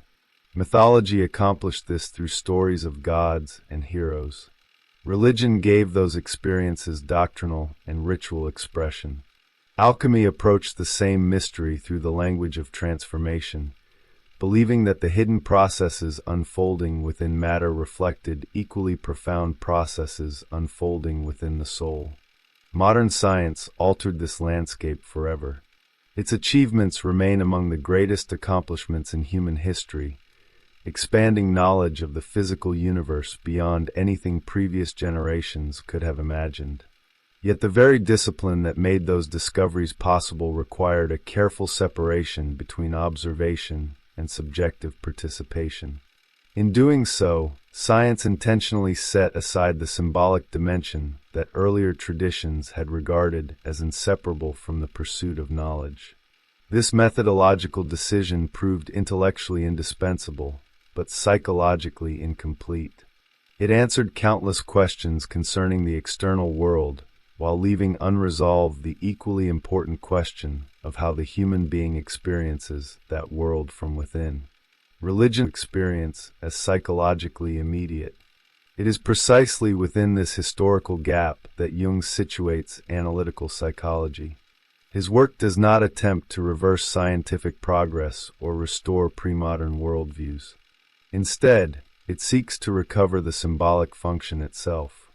Dreams, fantasies, spontaneous images, and archetypal patterns demonstrate that the unconscious continues speaking in the same language it has always used. Modern individuals have not outgrown symbolism. They have simply become less fluent in recognizing it. The task of psychology is therefore not to invent new symbols, but to help consciousness hear once again the language the psyche has never stopped speaking. This insight transforms the meaning of the unconscious. It is not merely a repository of forgotten memories or repressed experiences. It is a creative dimension of the psyche that continually produces symbolic forms capable of guiding development beyond the limitations of conscious identity. Every genuine symbol represents an attempt by the unconscious to establish communication. Whether that attempt succeeds depends largely upon consciousness itself. A symbol may become the beginning of integration, or it may be dismissed as fantasy and return later in more disruptive forms through projection, conflict, or psychological suffering. Jung repeatedly emphasizes that the unconscious compensates for whatever consciousness neglects. This compensatory movement is not punishment. It is an expression of the psyche's inherent tendency toward wholeness. Whenever conscious life becomes excessively one-sided, symbolic material begins emerging to restore balance. Dreams confront attitudes that have become rigid. Unexpected emotions expose identities that have become too narrow. Psychological crises reveal possibilities that ordinary routines had concealed. The unconscious does not oppose consciousness. It attempts to complete it. Seen in this light, the symbolic traditions of the past acquire an entirely new significance. They are not relics belonging to civilizations more primitive than our own. They are accumulated records of humanity's long dialogue with the unconscious. Myths, religious narratives, and alchemical imagery all preserve observations concerning the recurring movements of psychic life. Their historical forms inevitably change, yet the underlying structures continue appearing because the fundamental architecture of the human psyche has remained remarkably consistent across time. This continuity explains why Jung devoted so much of his career to recovering forgotten symbolic systems. He believed modern individuals suffer not because they possess too little information, but because information alone cannot organize the deepest dimensions of existence. Questions concerning identity, suffering, mortality, purpose, and transformation require symbolic understanding. They cannot be answered exclusively through empirical knowledge because they emerge from regions of experience where facts alone provide no orientation. Alchemy occupies a unique place within this larger vision because it demonstrates that Western civilization once attempted to unite observation and symbolism within a single framework. Although that framework ultimately disappeared, its psychological achievements remained preserved within its extraordinary symbolic literature. Jung recognized that these texts had documented processes modern psychology was only beginning to understand through clinical observation. The alchemists believed they were transforming matter. At the same time, they unknowingly described the gradual transformation of consciousness itself. The lasting importance of this realization extends far beyond the study of alchemy. It challenges one of the deepest assumptions of modern culture, namely that progress consists primarily in accumulating greater control over the external world. Jung never denied the value of such progress, but he questioned whether it could ever be sufficient. A civilization may master nature while remaining profoundly estranged from its own psychological foundations. Technological sophistication does not automatically produce symbolic maturity. Without a corresponding development of consciousness, external power can easily exceed humanity's capacity to use it wisely. For Jung, the future therefore depends not upon abandoning science or rejecting religious tradition, but upon restoring communication between dimensions of human experience that history gradually separated. The psyche does not ask humanity to choose between reason and symbol. It requires both. Rational thought provides clarity, precision, and critical understanding. Symbolic life provides orientation, meaning, and the capacity to integrate experiences that cannot be reduced to conceptual explanation alone. A mature consciousness must learn to inhabit both worlds simultaneously. The chapter ultimately leaves the reader with an image that quietly echoes throughout Jung's entire body of work. The forgotten laboratory of the alchemist is no longer simply a room filled with furnaces, vessels, and mysterious substances. It becomes a symbol of the psyche itself. Within that inner laboratory, opposites continue seeking reconciliation. Consciousness and the unconscious continue their dialogue. Old identities dissolve so that more comprehensive ones may emerge. The work has never truly ended because it was never confined to medieval Europe. It has always belonged to the unfolding development of the human soul. That is why the study of alchemy remains psychologically relevant today. Its symbols remind us that beneath every historical transformation lies another transformation unfolding within consciousness. Civilizations rise and fall. Religions evolve. Scientific paradigms replace one another. Yet the fundamental task remains unchanged. Humanity must continually rediscover the forgotten conversation between the visible world and the invisible depths from which every enduring symbol is born.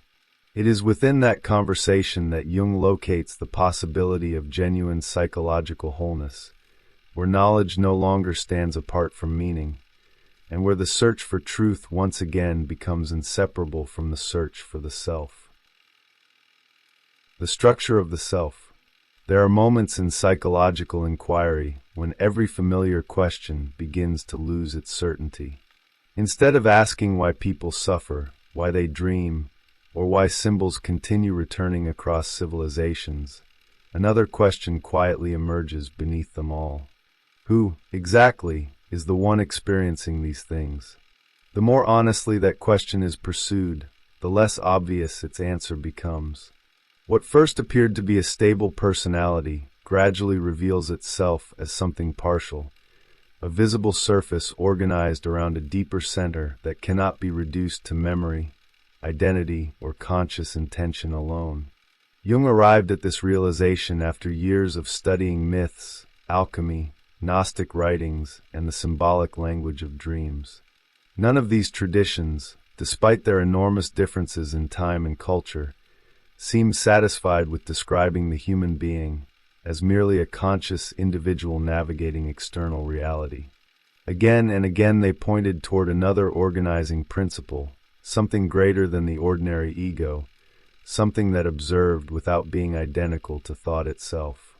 It was this recurring intuition that would eventually lead Jung toward one of the central ideas of his entire psychological vision, the self. The chapter begins in an unexpected place. Rather than presenting a new theory, Jung turns backward, revisiting symbolic material that has already appeared throughout his earlier investigations. This return is significant. He is no longer gathering isolated examples. He is attempting to reveal the hidden structure connecting them all. Every mandala, every mysterious geometric figure, every divine image, every symbolic transformation examined throughout the preceding chapters is now understood as part of a much larger psychological architecture whose outlines have gradually become visible through years of observation. What makes this movement particularly fascinating is that Jung discovers companions in places few modern readers would expect. Ancient Gnostic thinkers, long dismissed as speculative mystics, appear to have reached conclusions strikingly similar to those emerging from analytical psychology. Their insistence that genuine knowledge begins with self-knowledge is not presented merely as a religious teaching. It reflects an extraordinarily refined observation of the psyche itself. They repeatedly suggest that whoever seeks the deepest principle governing existence must begin not with the external universe, but with the invisible forces already operating within consciousness. The resonance extends even further. Jung notices profound parallels between these Gnostic insights and the ancient philosophical traditions of India. Across enormous distances of geography and culture, remarkably similar images begin appearing. The deepest center of the individual is described as something that transcends ordinary personality while remaining inseparable from it. The observer behind perception, the silent source behind thought, the presence that cannot itself become an object of observation, all these themes emerge independently, suggesting that they may originate not from cultural borrowing alone, but from recurring structures of human experience. This convergence becomes increasingly difficult to dismiss as coincidence. Civilizations separated by centuries repeatedly describe an inner reality that exceeds the ego while simultaneously containing it. They speak different symbolic languages, yet they seem to be observing the same psychological landscape. Jung finds this deeply compelling because it supports one of his most enduring intuitions. The unconscious is not merely personal. Beneath individual biography there exists a deeper layer whose symbolic patterns belong to humanity itself. Such an idea inevitably challenges modern assumptions about identity. Contemporary culture often treats the conscious personality as the definitive expression of the individual. Personal history, social roles, achievements and memories become the foundations upon which identity is constructed. Jung does not reject these elements, but he argues that they remain incomplete. The ego organizes experience, yet it does not create the totality from which experience emerges. Consciousness occupies an important position within the psyche, but it is not the whole structure. Mistaking one part for the entire system becomes one of the great psychological illusions. This distinction transforms the meaning of self-knowledge. It is no longer equivalent to careful introspection or accurate personality description. A person may understand habits, preferences, ambitions, and emotional patterns while remaining almost entirely unaware of the deeper organizing principle shaping them from beneath consciousness. Genuine self-knowledge, therefore, becomes a lifelong encounter with something that continually exceeds the observer attempting to comprehend it. Every psychological insight expands awareness, while simultaneously revealing how much still remains beyond conscious reach. Jung's fascination with dreams now acquires another dimension. Dreams are not simply messages from forgotten memories or disguised wishes. They become spontaneous expressions of a psychic center whose perspective is larger than the ego's limited viewpoint. Symbols of wholeness appear not because the dreaming mind invents them deliberately, but because the deeper structure of the psyche continually attempts to represent itself through images capable of approaching consciousness. The unconscious speaks in symbols because ordinary concepts cannot adequately contain what it is trying to express. From this point onward, the investigation changes direction. The question is no longer whether the self exists as a meaningful psychological reality. The accumulated evidence from mythology, Gnosticism, religious symbolism, and dream analysis has already begun pointing toward that conclusion. The real challenge becomes understanding how this hidden center reveals itself, why it repeatedly chooses the language of symbols instead of concepts, and why the human mind seems compelled across every age to rediscover the same invisible architecture under different names. The journey ahead is therefore not an exploration of abstract philosophy. It is an attempt to map the structure of the psyche itself, following the symbols that emerge wherever consciousness approaches the mysterious center around which the whole personality quietly revolves. Beyond the ego, the transition from the previous chapter to this one is more significant than it first appears. Jung is no longer primarily concerned with demonstrating that symbols emerge from the unconscious or that myths preserve enduring psychological structures. Those foundations have already been established. The question now becomes more precise and, in many ways, more demanding. If dreams repeatedly produce symbols of wholeness, if religious traditions independently arrive at similar images of an inner center, and if the unconscious consistently organizes experience around recurring archetypal patterns, then what is the psychological reality these symbols are attempting to express?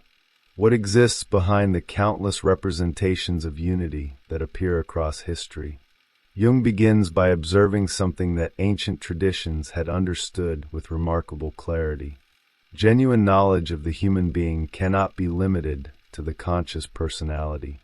The Gnostic writers repeatedly insisted that the soul is extraordinarily difficult to know, and that understanding the whole person requires far more than intellectual reflection. Self-knowledge becomes inseparable from the deepest form of spiritual knowledge because both ultimately point toward the same hidden center. This is not presented as theological speculation. Jung reads these statements as the result of careful psychological observation carried out centuries before psychology existed as a formal discipline. The parallels become even more striking when he turns toward the Upanishads. Here again, the deepest reality of the individual is described as something that thinks without itself becoming thought, that hears without itself being heard, that remains present behind every conscious experience while never appearing as one experience among others. Jung is fascinated by this convergence because it appears independently in cultures separated by enormous historical and geographical distances. Such agreement suggests that these traditions are not merely exchanging philosophical ideas. They are describing recurring experiences arising from the same psychological foundation. For Jung, this convergence offers one of the strongest arguments for the existence of the collective unconscious. Similar symbolic insights emerge because human beings continue encountering the same underlying psychic reality, regardless of their cultural environment. The unconscious is not simply filled with forgotten personal memories. It possesses structural characteristics that repeatedly generate comparable images whenever consciousness begins approaching its deeper center. Gnostic symbolism, Indian philosophy, and modern dream analysis therefore become different expressions of one continuous psychological phenomenon rather than isolated intellectual traditions. This perspective radically alters the meaning of introspection.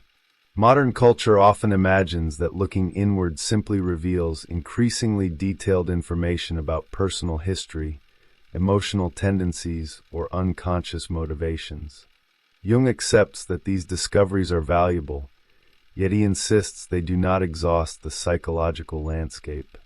Beneath the personal unconscious lies another level entirely, one whose contents do not originate in individual biography, but belong to the inherited architecture of the human psyche itself. The journey inward eventually ceases to be autobiographical and becomes archetypal. This is why Jung repeatedly distinguishes the ego from the self. The ego is indispensable because it organizes conscious identity, memory, and deliberate action. Without it, ordinary psychological life would become impossible. Yet the ego remains only one component within a much larger totality. It experiences itself as central because consciousness naturally occupies the foreground of awareness. The illusion arises when this practical center mistakes itself for the whole personality. Psychological development begins precisely when consciousness discovers that it revolves around something larger than itself. One of the most remarkable observations in this chapter concerns how consistently this larger center reveals itself through symbols of totality. Jung notes that dreams, visions, and active imagination repeatedly generate geometric forms organized around circles, spheres, and quaternities. These images appear spontaneously in individuals with no prior knowledge of symbolic traditions, suggesting that they are not consciously invented, but emerge directly from the unconscious. Their recurrence cannot easily be dismissed as coincidence. They seem to represent the psyche's preferred language whenever it attempts to portray its own wholeness. The circle occupies a privileged position because it naturally evokes completeness. It has no privileged beginning or ending, no hierarchy among its parts, no direction that claims superiority over another. Psychologically, it becomes an image of a center capable of containing opposites without eliminating them. The quaternity develops the same intuition differently, for becomes the minimum number capable of expressing stable totality, dividing the whole into complementary regions while preserving their relationship to a common center. Jung repeatedly encountered these structures in dreams long before recognizing how widely they appeared throughout religious symbolism and alchemical literature. These symbolic forms gradually expand into increasingly complex representations. The crystal, the sacred stone, the city, the castle, the temple, the house, and the vessel all derive from the same underlying pattern. Each becomes an image of containment. Something valuable exists within them, protected by boundaries that separate an inner reality from the surrounding world. The emphasis subtly shifts from geometry toward habitation. Wholeness is no longer represented merely as a perfect form, but as a living space capable of containing psychic life. This development prepares one of Jung's most important psychological observations. Every symbolic structure eventually leads toward the figure inhabiting it. A house implies someone living within it. A temple suggests a sacred presence. A vessel exists because something precious is contained inside it. The symbol therefore moves naturally from architecture toward personality. The unconscious begins representing the self not only through abstract forms, but through figures that transcend the ordinary ego. Kings, priests, wise elders, divine children, admired fathers, and luminous historical personalities all become possible embodiments of the same archetypal center. In women's dreams, corresponding feminine figures frequently fulfill the same symbolic function. Yet Jung immediately introduces a complication that prevents these symbols from becoming simplistic ideals. Every image of wholeness possesses its opposite. Alongside the noble figure appears the frightening one. Alongside beauty appears deformity. Alongside wisdom emerges madness. The self refuses to identify exclusively with what consciousness calls good, admirable, or desirable. It consistently contains paradoxical elements that challenge the ego's tendency to divide reality into absolute opposites. Wholeness proves psychologically larger than morality alone. This paradox fascinated Jung because it repeatedly contradicted conscious expectations. Individuals approaching deeper psychological integration often anticipated encounters with purity, certainty, or idealized perfection. Instead, dreams frequently presented disturbing combinations of opposites. The same symbolic figure could appear nurturing and terrifying, youthful and ancient, powerless and omnipotent. Such contradictions were not signs of psychological confusion. They reflected the fact that the unconscious organizes experience according to principles far more comprehensive than the ego's preference for clear divisions. The relationship between consciousness and the unconscious, therefore, becomes increasingly delicate. Jung suggests that observation itself alters what is being observed. Focusing carefully upon unconscious material inevitably changes conscious attitudes, while shifts in conscious attitude immediately influence the symbolic forms emerging from the unconscious. Neither domain exists in complete isolation from the other. Their relationship resembles an ongoing dialogue in which both participants continually reshape the conversation through the very act of engagement. This insight explains why the symbols of the self never remain fixed. The unconscious continually adapts its imagery to the psychological condition of the individual. Sometimes the self appears as a mountain, sometimes as a lake, a tree, an animal, or an extraordinary human presence. At other times it takes the form of water reflecting the sky, a wheel turning around an invisible center, or a mysterious house whose rooms have never before been explored.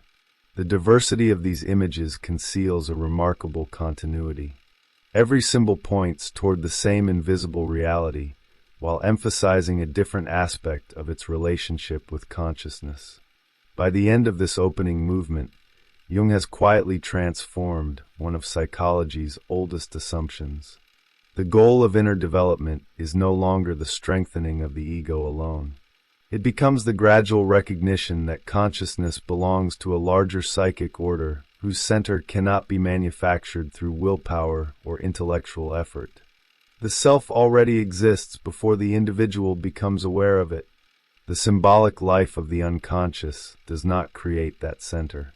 It slowly teaches consciousness how to recognize the silent presence around which the entire personality has always revolved. The architecture of wholeness.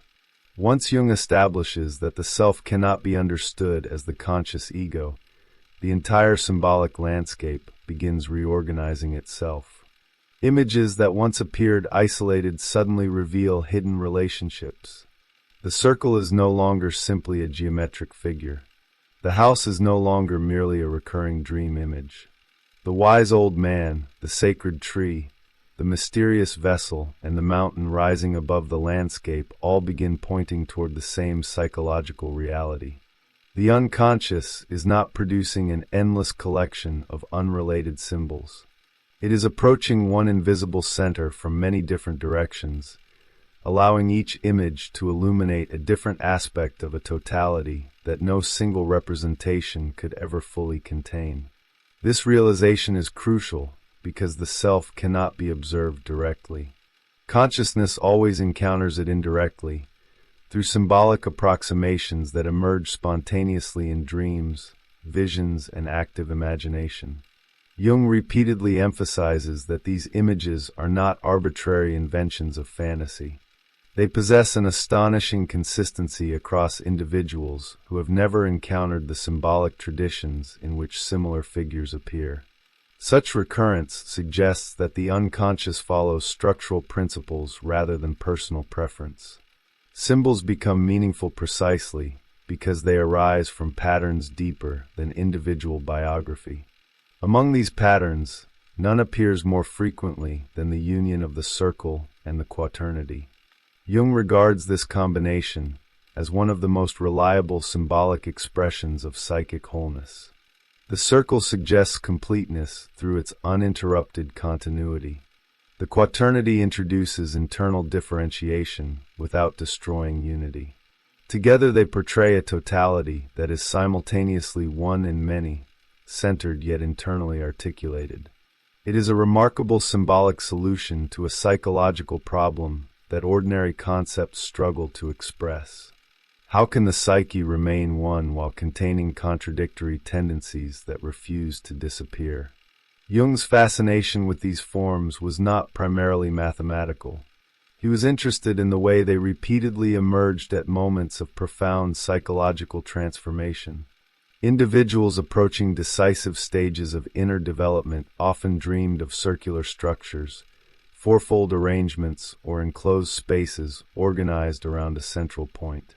These images appeared without conscious intention, suggesting that the psyche instinctively sought forms capable of expressing an emerging order before consciousness itself fully understood what was taking place. The movement from geometry toward architecture illustrates this process with remarkable clarity. The circle gradually becomes a city. The square becomes a temple. The crystal becomes a castle. The vessel becomes a sacred room.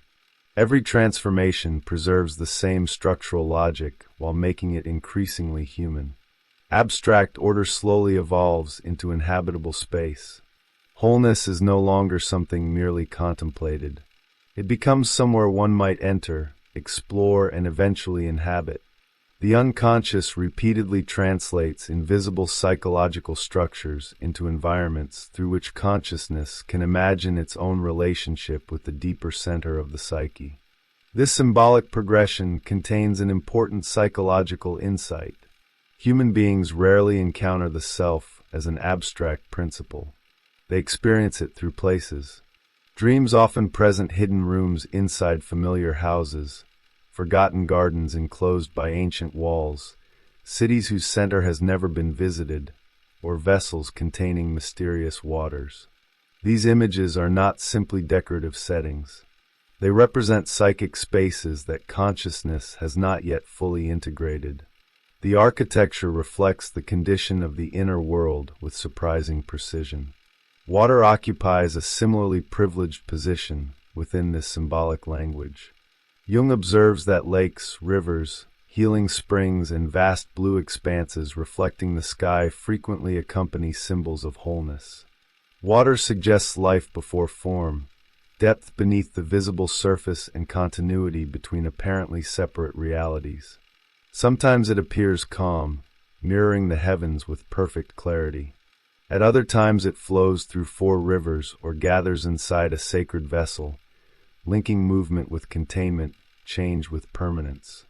Even the strange union of water and fire, preserved in symbolic substances such as wine or alcohol, reveals the unconscious attempting to reconcile opposites within a single image.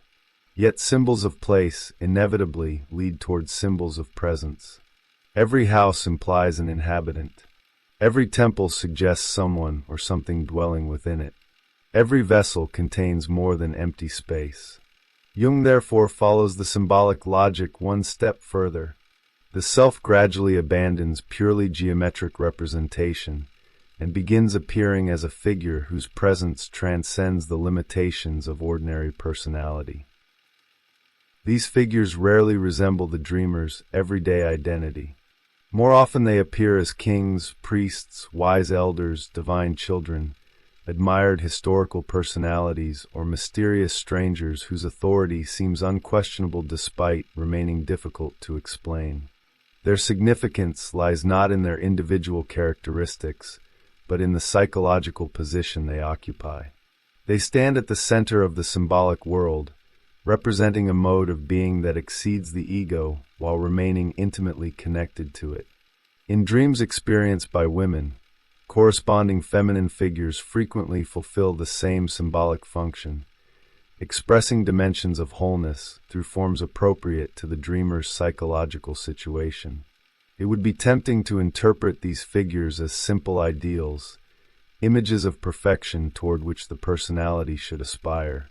Jung resists this interpretation immediately. The self refuses to appear exclusively in admirable forms. Alongside the noble king stands the frightening stranger. Beside the beloved guide emerges the terrifying creature. Beauty is paired with deformity, strength with vulnerability, wisdom with madness. The unconscious persistently refuses to produce a symbol of wholeness that excludes contradiction. Instead, it insists that genuine totality must somehow contain opposing qualities without collapsing into chaos. This paradox occupies a central place in Jung's understanding of psychological development. Consciousness naturally prefers clarity. It separates good from evil, strength from weakness, and order from disorder. Such distinctions remain indispensable for practical life. The unconscious, however, operates according to a broader logic. It continually reveals that psychological realities rarely exist in pure form. Every admirable quality casts a shadow. Every feared impulse conceals neglected vitality. Every apparent contradiction may represent two aspects of a larger pattern whose unity consciousness has not yet learned to perceive. Jung describes the self as a complexio oppositorum, a living union of opposites. The phrase should not be mistaken for a celebration of contradiction itself. Rather, it reflects the observation that wholeness cannot be achieved by eliminating one pole of experience in favor of another. The psyche grows through differentiation, but it seeks completion through integration. What appears contradictory from the perspective of the ego may reveal itself as complementary when viewed from the wider horizon of the self. This insight also changes the way unconscious imagery must be interpreted. Disturbing dream figures do not necessarily indicate psychological regression, nor do luminous symbols automatically signify progress. Jung repeatedly warns against such simplistic conclusions. The unconscious compensates for conscious attitudes. If consciousness becomes excessively rigid, frightening images may emerge not because the psyche has become hostile, but because neglected aspects of experience demand recognition. Likewise, idealized figures may appear not as confirmations of achievement, but as reminders of unrealized potential. Every symbol must therefore be understood in relation to the total psychological situation, rather than according to fixed meanings. The relationship between consciousness and the unconscious becomes increasingly delicate as this dialogue unfolds. Jung introduces a remarkably modern observation when he suggests that the very act of observing unconscious material changes both the observer and what is being observed. Conscious reflection inevitably alters unconscious processes, while unconscious processes continually reshape conscious attitudes. Neither domain remains completely independent of the other. Their interaction resembles an ongoing exchange in which every genuine insight reorganizes the entire psychological field. This reciprocal movement explains why individuation can never become a mechanical procedure. There is no fixed sequence through which every person progresses. The unconscious continually adapts its symbolic language to the needs of the individual. One person encounters the self through architectural images, another through natural landscapes, another through encounters with mysterious human figures. The symbolic forms vary enormously, yet their underlying direction remains remarkably consistent. Each attempts to draw consciousness toward a center that has always existed but has not yet been consciously recognized. By now, Jung's argument has quietly shifted from symbolism toward ontology. The symbols no longer matter merely because they are culturally fascinating or psychologically useful. They matter because they point toward the fundamental structure of psychic life itself. The self is not created by symbolic imagination. Symbolic imagination is the means through which consciousness gradually discovers the deeper order around which the psyche has always been organized. Every mandala, every sacred city, every wise guide, and every paradoxical figure becomes another attempt by the unconscious to reveal the hidden architecture that silently sustains the whole personality. The self as the union of opposites. As Jung's investigation advances, the self begins revealing a characteristic that distinguishes it from every ordinary psychological structure. It cannot be described through a single quality, a stable personality type, or a fixed moral ideal. Every time consciousness attempts to define it, another symbol emerges carrying the opposite tendency. The unconscious appears determined to prevent the ego from reducing wholeness to anything simple. This persistent tension is not accidental. It belongs to the very nature of the self. One of the reasons this idea feels so unfamiliar is that ordinary consciousness depends upon distinction. The ego survives by separating one thing from another. It identifies, classifies, and judges. It creates boundaries between what belongs to the personality and what must remain outside it. Such distinctions are necessary because without them coherent identity would never emerge. Yet the same mechanism that allows consciousness to exist also limits its capacity to perceive the larger totality from which it has arisen. The unconscious operates according to a different logic. Rather than organizing experience through exclusion, it continually seeks relationships between apparent opposites. This is why symbols of the self almost never appear in pure or idealized form. Jung observes that the same archetype may present itself as a benevolent ruler or a terrifying stranger, a luminous child or an ancient figure burdened by immense age, a protector or a destroyer. The contradiction is not a flaw within the symbol. It is the inevitable consequence of attempting to represent the psychic reality larger than the categories through which consciousness normally understands itself. This paradox becomes even more striking when Jung turns to the symbolic diversity of the self. It is not confined to human figures. The unconscious repeatedly represents the center of the psyche through animals, plants, landscapes, and natural formations that appear charged with unusual significance. Elephants, horses, bulls, bears, birds, fishes, and serpents emerge with remarkable frequency. Trees and flowers become living expressions of hidden order. Mountains and lakes acquire a symbolic gravity that far exceeds their ordinary appearance. These images differ enormously on the surface, yet they perform the same psychological function.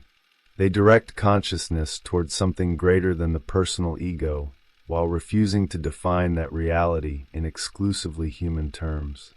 This variety is psychologically revealing.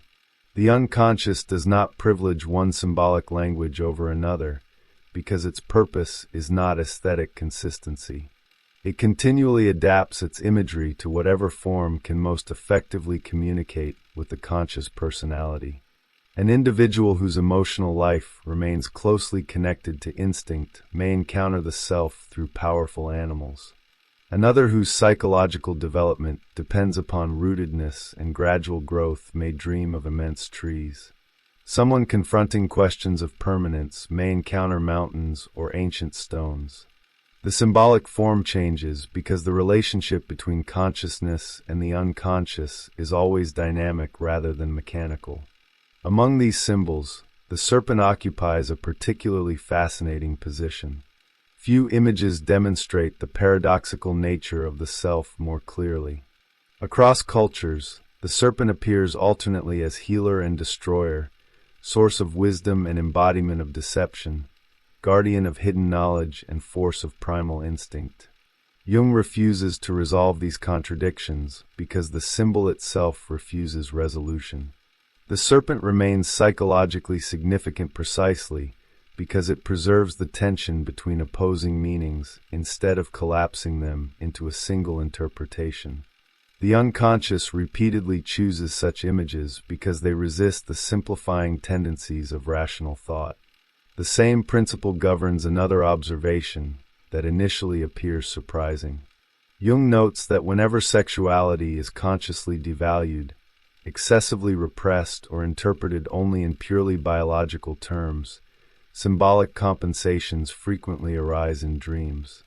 The psyche responds by investing sexual imagery with a significance that extends far beyond physical instinct. This does not occur because sexuality secretly explains every aspect of psychological life. Rather, it demonstrates the compensatory activity of the unconscious. Whenever consciousness narrows the meaning of an essential human function, the unconscious expands it again through symbolic expression. The neglected dimension returns because psychic wholeness continually resists one-sided interpretations.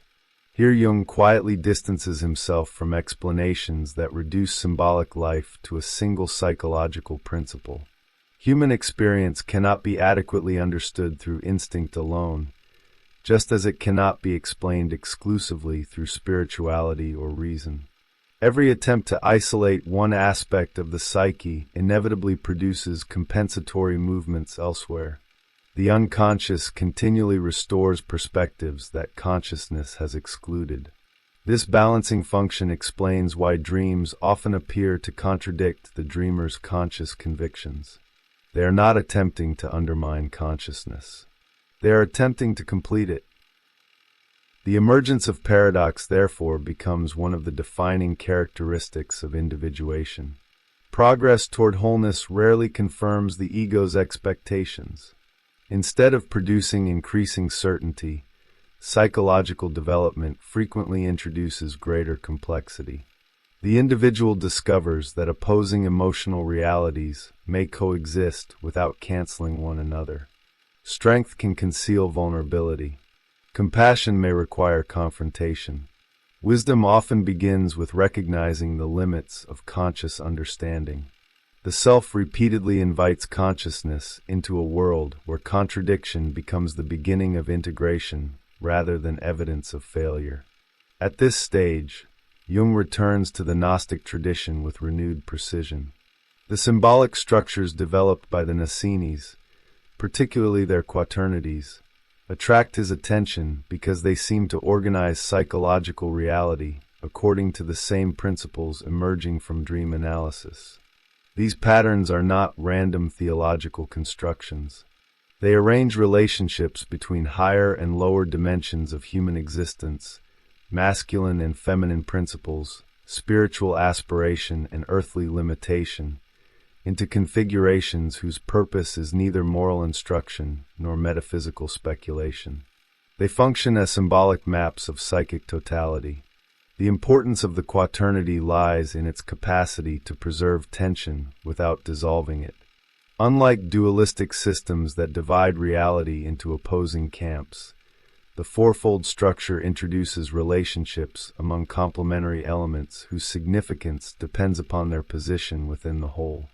Every element derives meaning through its connection with the others. Remove one, and the symbolic balance begins to collapse. Wholeness is therefore never achieved by elevating a single principle above all others. It emerges only through the dynamic interaction of differentiated parts around a common center. This insight prepares Jung for one of the most demanding psychological themes in the chapter. The self cannot be approached without simultaneously confronting the shadow. Every authentic image of totality eventually reveals aspects of the personality that consciousness has rejected, feared, or refused to acknowledge. The deeper the encounter with the center, the more impossible it becomes to preserve an identity based exclusively upon admirable qualities. Wholeness requires expansion, and expansion inevitably includes territories the ego would prefer to leave unexplored. For this reason, Jung repeatedly warns against confusing the self with perfection. Perfection seeks purity through exclusion. The self seeks completeness through integration. These aims are psychologically distinct. The first encourages consciousness to identify with an ideal image while denying whatever fails to conform to it. The second gradually dismantles that illusion by demonstrating that neglected aspects of the psyche continue influencing behavior, whether they are consciously accepted or not. Only recognition makes genuine transformation possible. The The symbolic richness of this chapter begins making sense precisely here. Geometry, architecture, sacred waters, wise figures, powerful animals, and paradoxical human images all converge upon the same discovery. The unconscious is not presenting isolated symbols for interpretation. It is patiently constructing an image of psychic reality that consciousness cannot yet perceive directly. Every symbol adds another dimension to the same invisible center, revealing that the self is not the elimination of inner conflict, but the larger order capable of containing it without fragmentation. By this point, the investigation has moved beyond symbolism itself. Jung is no longer asking what individual symbols mean. He is asking what kind of psyche repeatedly produces them. The answer slowly emerging is as unsettling as it is profound. The deepest center of human personality is not organized around certainty, consistency, or conscious control. It is organized around a living totality whose first language is paradox, whose preferred expression is symbol, and whose presence can only be recognized when the ego finally accepts that it has never been the sole author of the human mind. The hidden pattern of transformation. As Jung moves deeper into the symbolic structures preserved by the Gnostics, the discussion begins shifting from isolated symbols toward relationships between symbols. This transition is essential.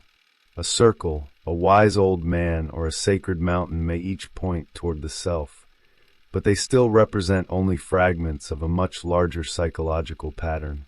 The unconscious rarely presents wholeness through a single image. It prefers constellations, networks of figures whose meaning emerges through their relationship with one another. What first appears to be mythology gradually reveals itself as psychology expressed through symbolic architecture. This is precisely what fascinates Jung about the Gnostic quaternities. Their significance does not depend upon the historical identities of Moses, Miriam, Jethro, or Zipporah. The names themselves are secondary. What matters is the structure connecting them. Jung repeatedly reminds the reader that symbolic systems preserve psychological relationships rather than historical biographies. The figures may change across cultures, but the underlying pattern remains remarkably stable because it reflects recurring movements within the psyche itself. The Moses quaternity illustrates this principle with unusual clarity.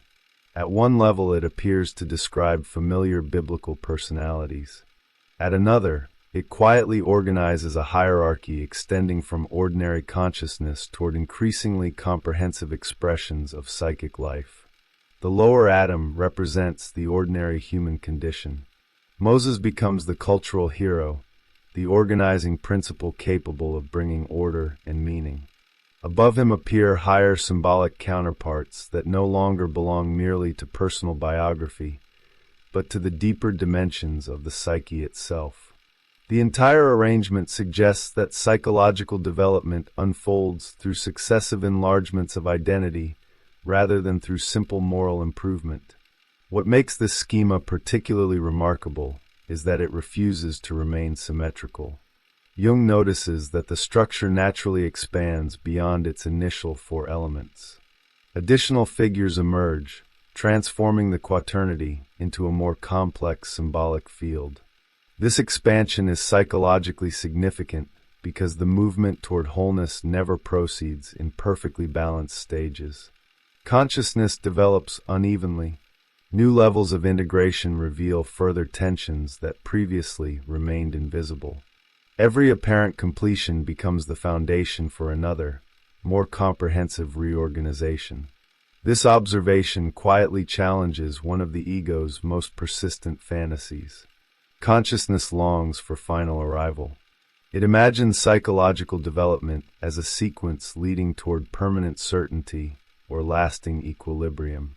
The unconscious presents a different picture. Every symbolic structure contains the seeds of further transformation. Every achieved order eventually reveals dimensions that had previously escaped attention. Wholeness, therefore, remains dynamic rather than static. It continually reorganizes itself, as consciousness expands. Jung also notices another feature within the Gnostic patterns that deserves careful attention. Their movement is predominantly upward. The symbolic sequence progresses from the ordinary human condition toward increasingly elevated forms of consciousness. At first glance, this seems to describe a straightforward spiritual ascent. Yet Jung immediately complicates this interpretation by observing that the same symbolic arrangement simultaneously leaves room for entirely different movements, ones directed not upward but downward, toward forgotten and rejected dimensions of the personality. This dual direction is one of the chapter's most important insights. Genuine psychological development never consists exclusively of rising toward higher ideals. Every ascent inevitably exposes neglected regions lying beneath conscious identity. The individual does not merely discover greater wisdom. He also encounters shadow, instinct, vulnerability, and contradiction. The unconscious insists that both movements belong to the same process. Attempts to cultivate only transcendence inevitably produce imbalance because they leave significant portions of the psyche outside conscious participation. The symbolic biographies surrounding Moses illustrate this principle with extraordinary subtlety. Miriam, initially representing a higher maternal and spiritual dimension, eventually becomes associated with conflict and affliction. Moses himself enters relationships carrying unmistakable symbolic tension.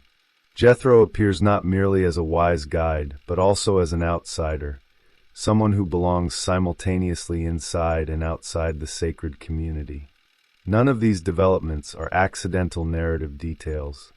Jung interprets them as evidence that every archetypal figure possesses both illuminating and problematic aspects.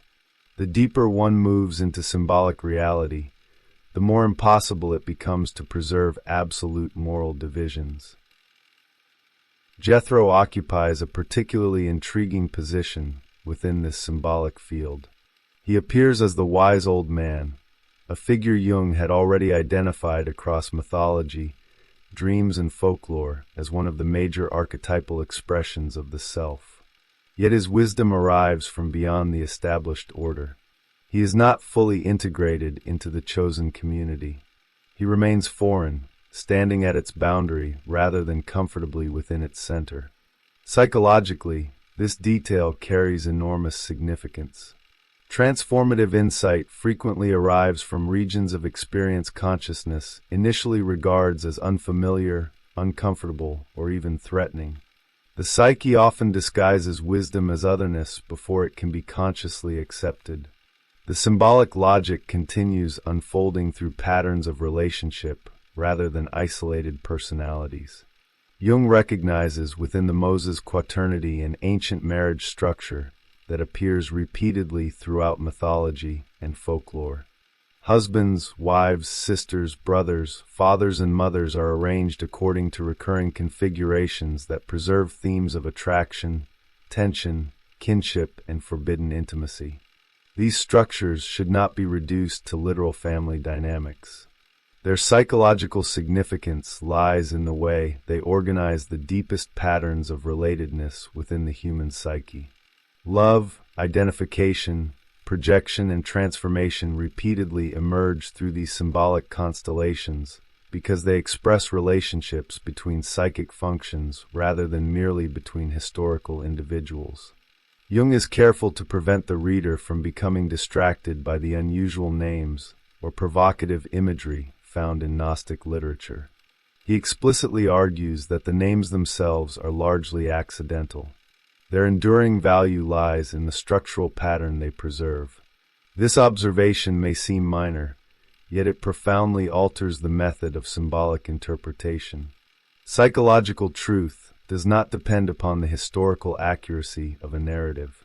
It depends upon whether the relationships embedded within that narrative continue appearing across independent expressions of psychic life. This structural perspective explains why myths separated by vast historical distances often feel strangely familiar. Different civilizations create different stories, yet they repeatedly organize those stories around similar relational patterns. Wise guides emerge at moments of crisis. Opposing forces become entangled rather than cleanly separated. Transformation requires encounters with forbidden territories. The hero's development depends as much upon confronting rejected dimensions of existence as upon achieving conscious mastery. These recurring structures reflect the architecture of the psyche itself, rather than the imagination of any single culture. One of Jung's most daring insights emerges quietly from this analysis. The shadow is not simply an unfortunate obstacle standing in the path toward individuation. It belongs structurally to the organization of the self. Every symbolic pattern of wholeness eventually generates its own opposite, because consciousness can only approach totality by gradually including what it had previously excluded. The rejected aspect is therefore not an accidental interruption of development. It is one of the necessary conditions through which development becomes psychologically complete. This realization reshapes the meaning of conflict. The tensions appearing within myths, dreams, and religious symbolism no longer represent failures of the human condition. They reveal the psyche attempting to expand beyond the limits imposed by conscious identity. Every contradiction introduced into the symbolic field becomes an invitation to enlarge the framework through which experience is understood. What initially appears destructive often proves to be the beginning of a more comprehensive order. By the close of this movement, Jung has carried the reader well beyond the interpretation of individual dream symbols. He has begun revealing the hidden grammar through which the unconscious constructs psychological reality itself. Symbols no longer appear as isolated messages waiting to be decoded. They form living systems whose elements continually reshape one another, just as the psyche itself remains a dynamic totality rather than a collection of independent parts. The self emerges not as a distant ideal waiting at the end of development, but as the invisible pattern already organizing every movement toward greater psychological wholeness, quietly guiding consciousness through relationships, paradoxes, and transformations it can only fully understand in retrospect. The symbol that organizes civilization. By this stage of the chapter, Jung's analysis has moved well beyond the interpretation of individual symbols or isolated Gnostic systems. The recurring quaternities are no longer important simply because they appear in ancient religious texts. Their real significance lies in the fact that they reveal a universal psychological grammar, one capable of organizing experience across entirely different civilizations. The names, myths, and theological languages may vary dramatically, but the underlying structures continue reappearing because they emerge from the same archetypal foundation. The unconscious does not preserve historical narratives for their own sake. It preserves patterns through which consciousness gradually learns to relate to its own wholeness. This insight transforms the relationship between psychology and cultural history. Myths no longer appear as primitive attempts to explain the external world.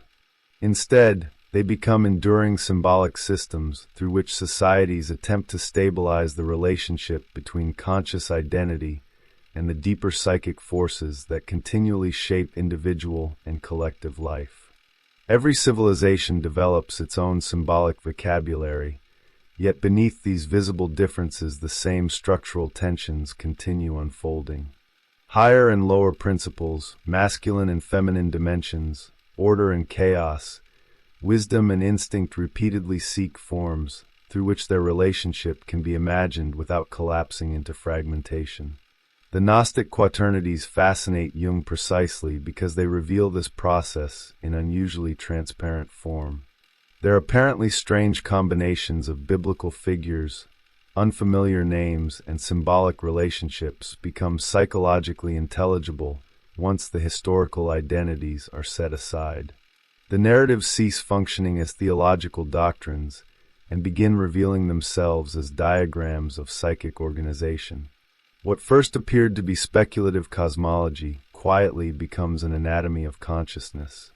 The symbols describe movements within the human mind long before psychology possessed language capable of describing those same processes directly. Jung repeatedly cautions the reader against becoming distracted by the provocative terminology of the Gnostic texts. Their unusual imagery often caused scandal because interpreters focused upon the literal figures rather than the symbolic structures they expressed. Yet the names themselves are secondary. The underlying schema remains astonishingly stable regardless of which historical personalities occupy its positions. This universality becomes one of the strongest indications that the unconscious organizes experience according to archetypal relationships rather than cultural accident. The cultural implications of this realization are profound. If archetypal structures continue shaping symbolic life beneath conscious awareness, then no civilization ever completely abandons its psychological foundations. Religious systems may decline, philosophical paradigms may change, and scientific revolutions may transform humanity's understanding of nature, yet the unconscious continues generating the same fundamental symbolic configurations. They simply adopt new forms appropriate to the historical moment in which they emerge. This continuity explains why certain narratives continue exerting extraordinary influence long after their original religious context has disappeared. Stories organized around sacrifice, exile, redemption, forbidden knowledge, descent into darkness, and symbolic rebirth repeatedly return because they correspond to recurring movements within the psyche itself. Their power does not depend exclusively upon belief. It depends upon their capacity to organize experiences every generation inevitably confronts. Cultural forms evolve, but the psychological realities those forms attempt to contain remain remarkably stable. Jung's reading of the Gnostics therefore extends far beyond historical curiosity. He recognizes that these thinkers were among the earliest to confront one of psychology's most enduring questions. How can consciousness relate to dimensions of itself that exceed conscious control?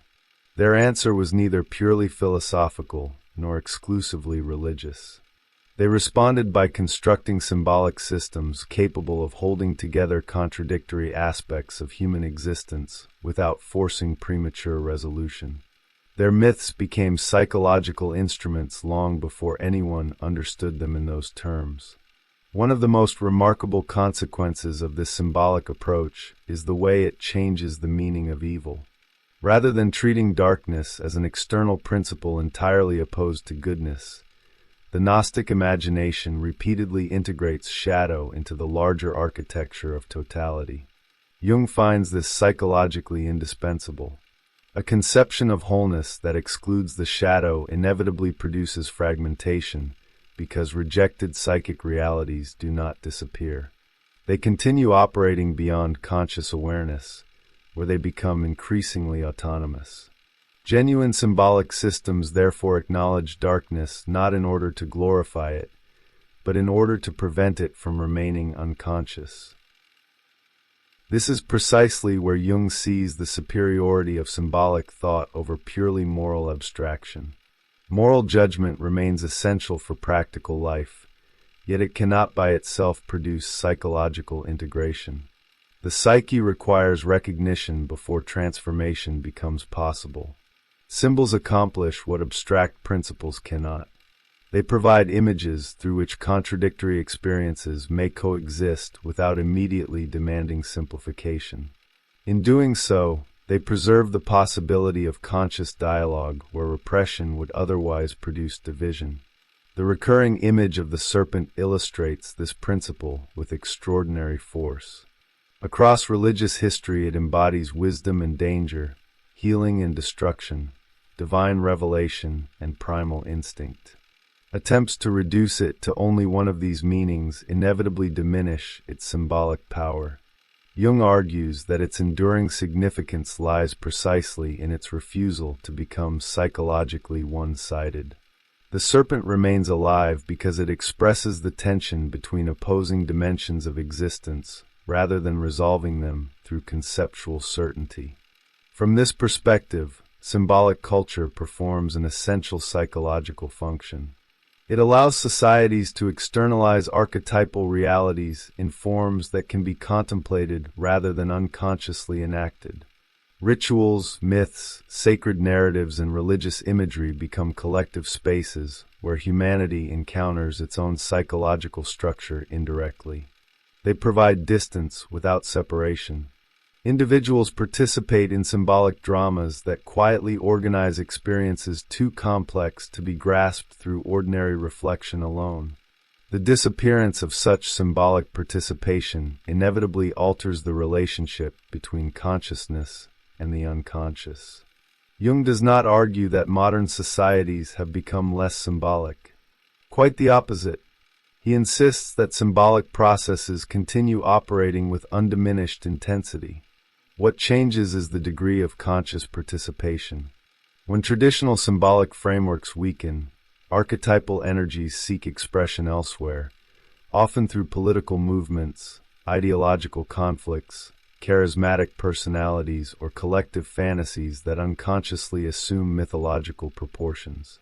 This observation carries considerable weight because it shifts the discussion away from ancient religion toward contemporary psychological life.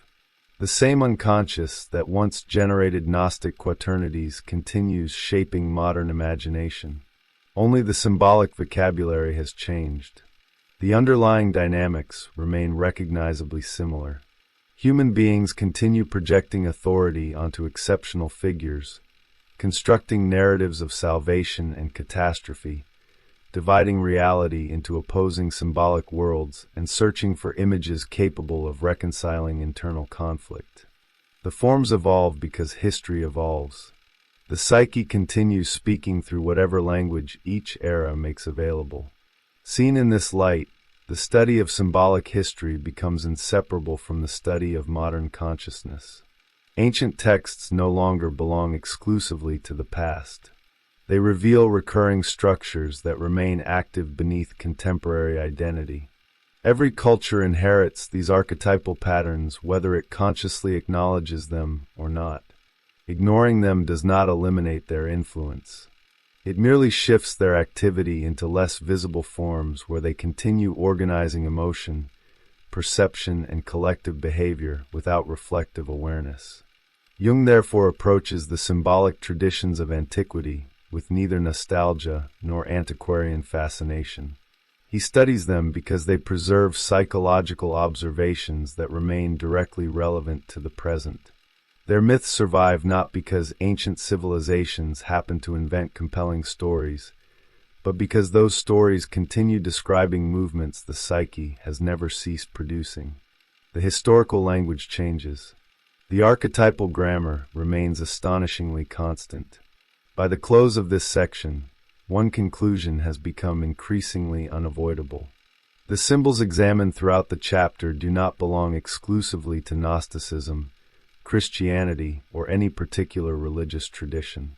They belong to the architecture of the human psyche itself. Civilizations borrow them, transform them, and reinterpret them according to their historical needs, yet their deepest source lies elsewhere. They emerge from the hidden center around which consciousness gradually organizes itself, quietly shaping culture because they have already shaped the structure of the mind that creates culture in the first place. The center that cannot be possessed. As the structure and dynamics of the self approaches its conclusion, Jung leaves the reader with a realization that is at once psychologically unsettling and profoundly liberating. The self is not a destination that can be reached through determination, nor an achievement that consciousness may permanently claim as its own. Every symbolic pattern examined throughout the chapter ultimately points toward the same truth. The deepest center of the psyche exists independently of the ego's awareness. Human beings do not create it through psychological effort. They gradually discover that their conscious lives have always unfolded around a center that preceded every personal decision, every belief, and every attempt at self-definition. This insight explains why the symbolic language of the unconscious possesses such extraordinary consistency. Dreams do not invent the self. Religious traditions do not construct it. Gnostic speculation does not philosophically deduce it. Each of these becomes a different response to the same psychological reality. Symbols arise because direct perception of the self remains impossible. Consciousness can approach it only indirectly, through images capable of expressing a totality that exceeds conceptual thought.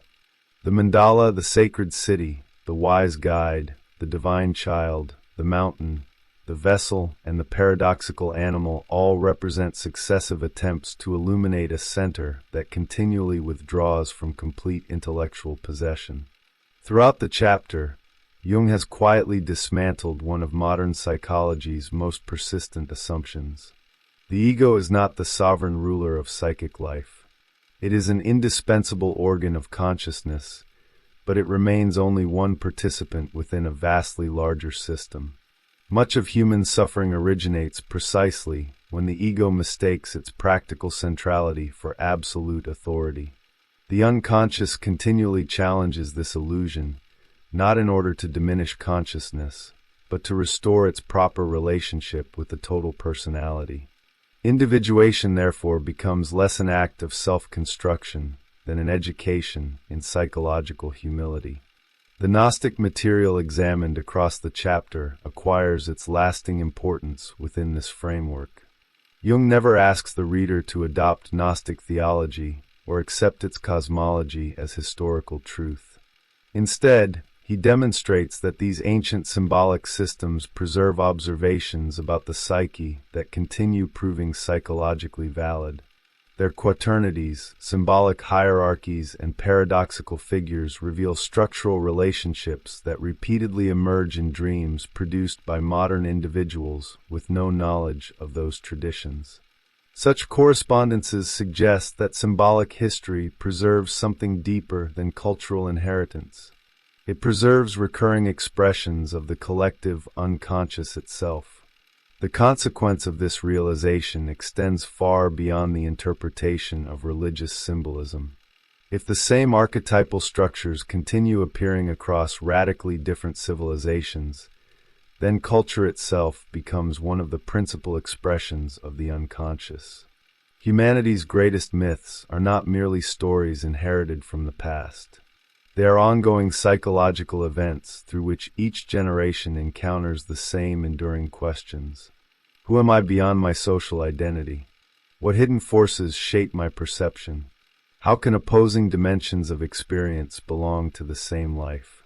What lies at the center of consciousness when consciousness itself is no longer sufficient to explain human existence?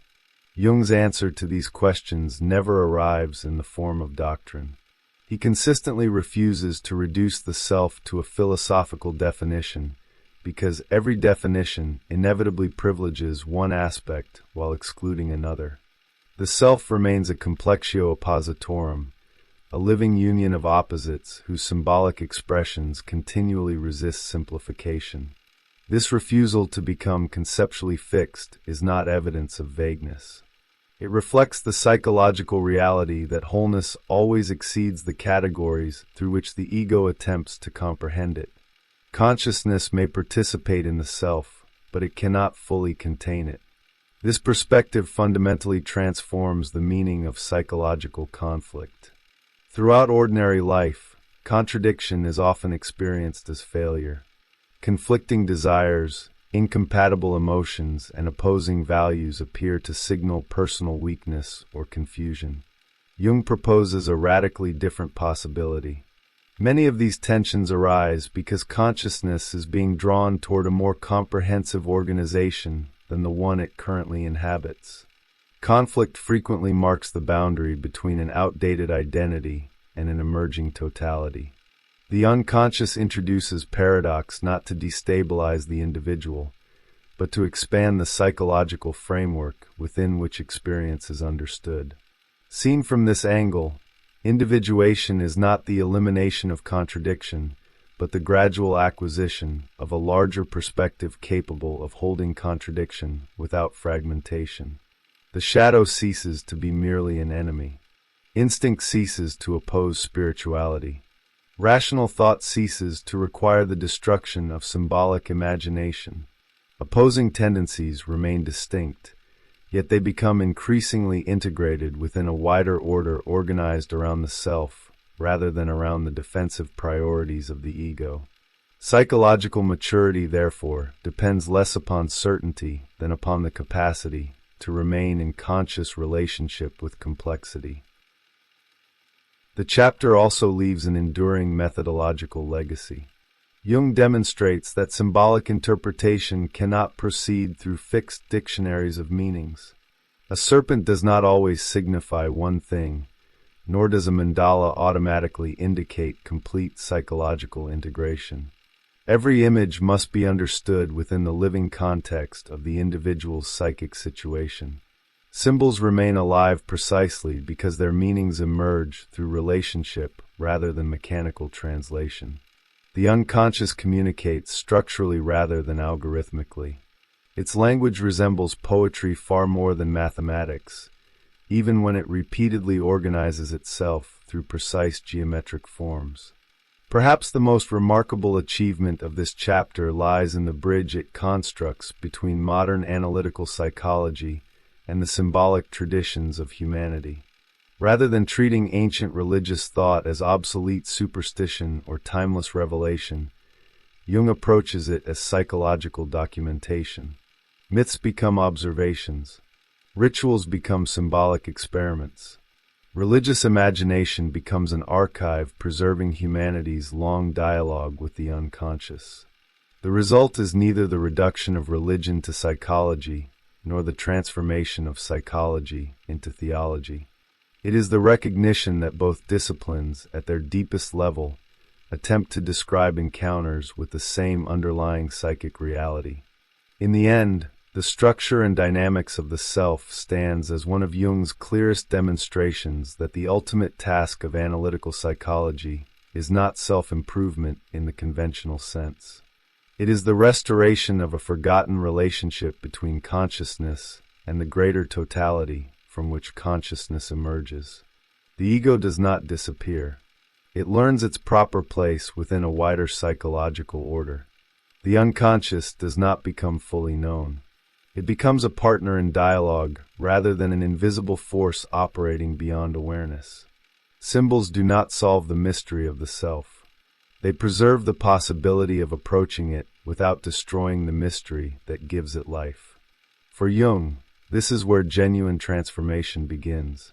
Not at the moment when the individual believes he has finally understood himself, but at the moment he recognizes that the deepest center of the psyche can never be possessed, only approached through an increasingly conscious relationship with the symbolic life that has quietly accompanied humanity from its earliest myths to its most intimate dreams. In that recognition, psychology ceases to be merely the study of the mind and becomes the patient exploration of the invisible order that has always sought to unite the fragmented pieces of human existence into the living reality of the self. Conclusion. Long before psychology existed as a discipline, humanity had already begun investigating the deepest mysteries of the mind. It simply used a different language. Ancient myths, sacred scriptures, alchemical visions, prophetic dreams, and religious symbols were not created merely to explain the world outside. They emerged because generations of men and women repeatedly encountered something within themselves that ordinary thought could neither define nor control. Every civilization attempted to describe that encounter. Every culture produced different stories. Yet beneath their apparent differences, they continued pointing toward the same invisible reality, one that seemed to exist before every doctrine, every philosophy, and every religion. For centuries, these symbolic traditions were treated as independent creations, each belonging to its own historical moment. Myth belonged to antiquity. Theology belonged to religion. Alchemy belonged to the medieval world. Astrology belonged to forgotten cosmologies. Psychology belonged to modern science. The assumption appeared obvious. These were separate fields attempting to answer different questions. Carl Jung reached an entirely different conclusion. The more deeply he studied dreams, myths, religious history, and the spontaneous images emerging from the unconscious, the more difficult it became to maintain those boundaries. Again and again, the same symbolic structures appeared where no direct historical connection could adequately explain them. This observation became one of the most remarkable intellectual investigations of the 20th century. Rather than asking how one culture borrowed symbols from another, Jung asked why the human psyche continued producing the same symbols across thousands of years. Why did dreams generated in modern minds resemble myths preserved by ancient civilizations? Why did religious images reappear within individuals who possessed no conscious knowledge of theology? Why did symbols separated by continents and centuries repeatedly organize themselves around the same psychological patterns? These questions gradually transformed mythology into psychological evidence. The symbols were no longer interesting because they belonged to history. They were interesting because history itself appeared to be revealing the structure of the human mind. Aion represents the culmination of that investigation. It is the point at which Jung gathers together decades of psychological observation, comparative mythology, religious symbolism, alchemical literature, and historical reflection into a single, continuous argument. Nothing inside this work exists in isolation. The shadow prepares the way for the archetypes. The archetypes lead toward the collective unconscious. The collective unconscious opens onto Christian symbolism, Gnostic thought, astrology, and alchemy. What initially appears to be a series of independent subjects gradually reveals itself as one coherent psychological system observed through different symbolic languages. Every chapter expands the horizon established by the previous one until the reader begins recognizing that the book has been pursuing the same question from the very beginning. At the center of that question lies an unexpected challenge to one of humanity's oldest assumptions. Consciousness naturally experiences itself as the center of psychological life. It is through consciousness that memories are organized, choices are made, and identity is constructed. Yet this certainty begins dissolving the moment the unconscious is taken seriously. Dreams contradict conscious beliefs. Emotions emerge without permission.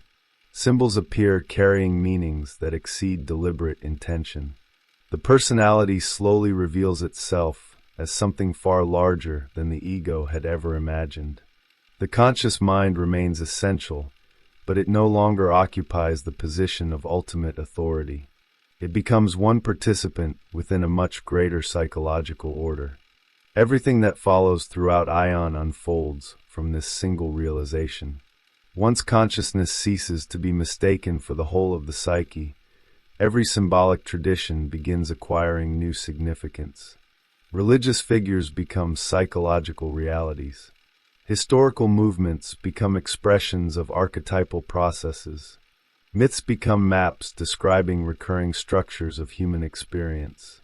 Even civilization itself begins appearing as the visible expression of invisible psychological dynamics unfolding across generations. What had once seemed like disconnected fragments of history quietly assemble into one of the most ambitious visions of the human psyche ever proposed. The journey ahead is therefore not simply an exploration of Jung's psychology. It is an exploration of the symbolic foundations upon which Western consciousness has been built, challenged, and transformed for centuries. It follows the hidden continuity connecting the individual mind to the collective imagination, the private dream to the sacred image, the forgotten myth to the modern world. Above all, it asks a question that has accompanied humanity since its earliest stories. If the symbols that return throughout history are not accidents of culture, but expressions of the psyche itself, then what are they trying to reveal about the deepest center of human existence? When consciousness stops being the center, every significant idea developed throughout Aion begins with a quiet but revolutionary shift in perspective. Human beings naturally experience life from within consciousness, and because of that, consciousness almost inevitably mistakes itself for the whole of the psyche. Thoughts appear to originate within it. Decisions seem to belong to it. Identity is organized around it.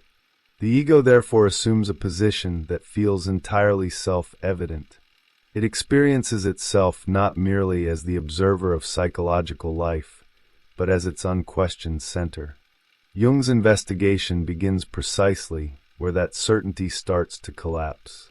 The first indication that something larger exists comes from experience itself. Dreams introduce perspectives the waking mind never intended.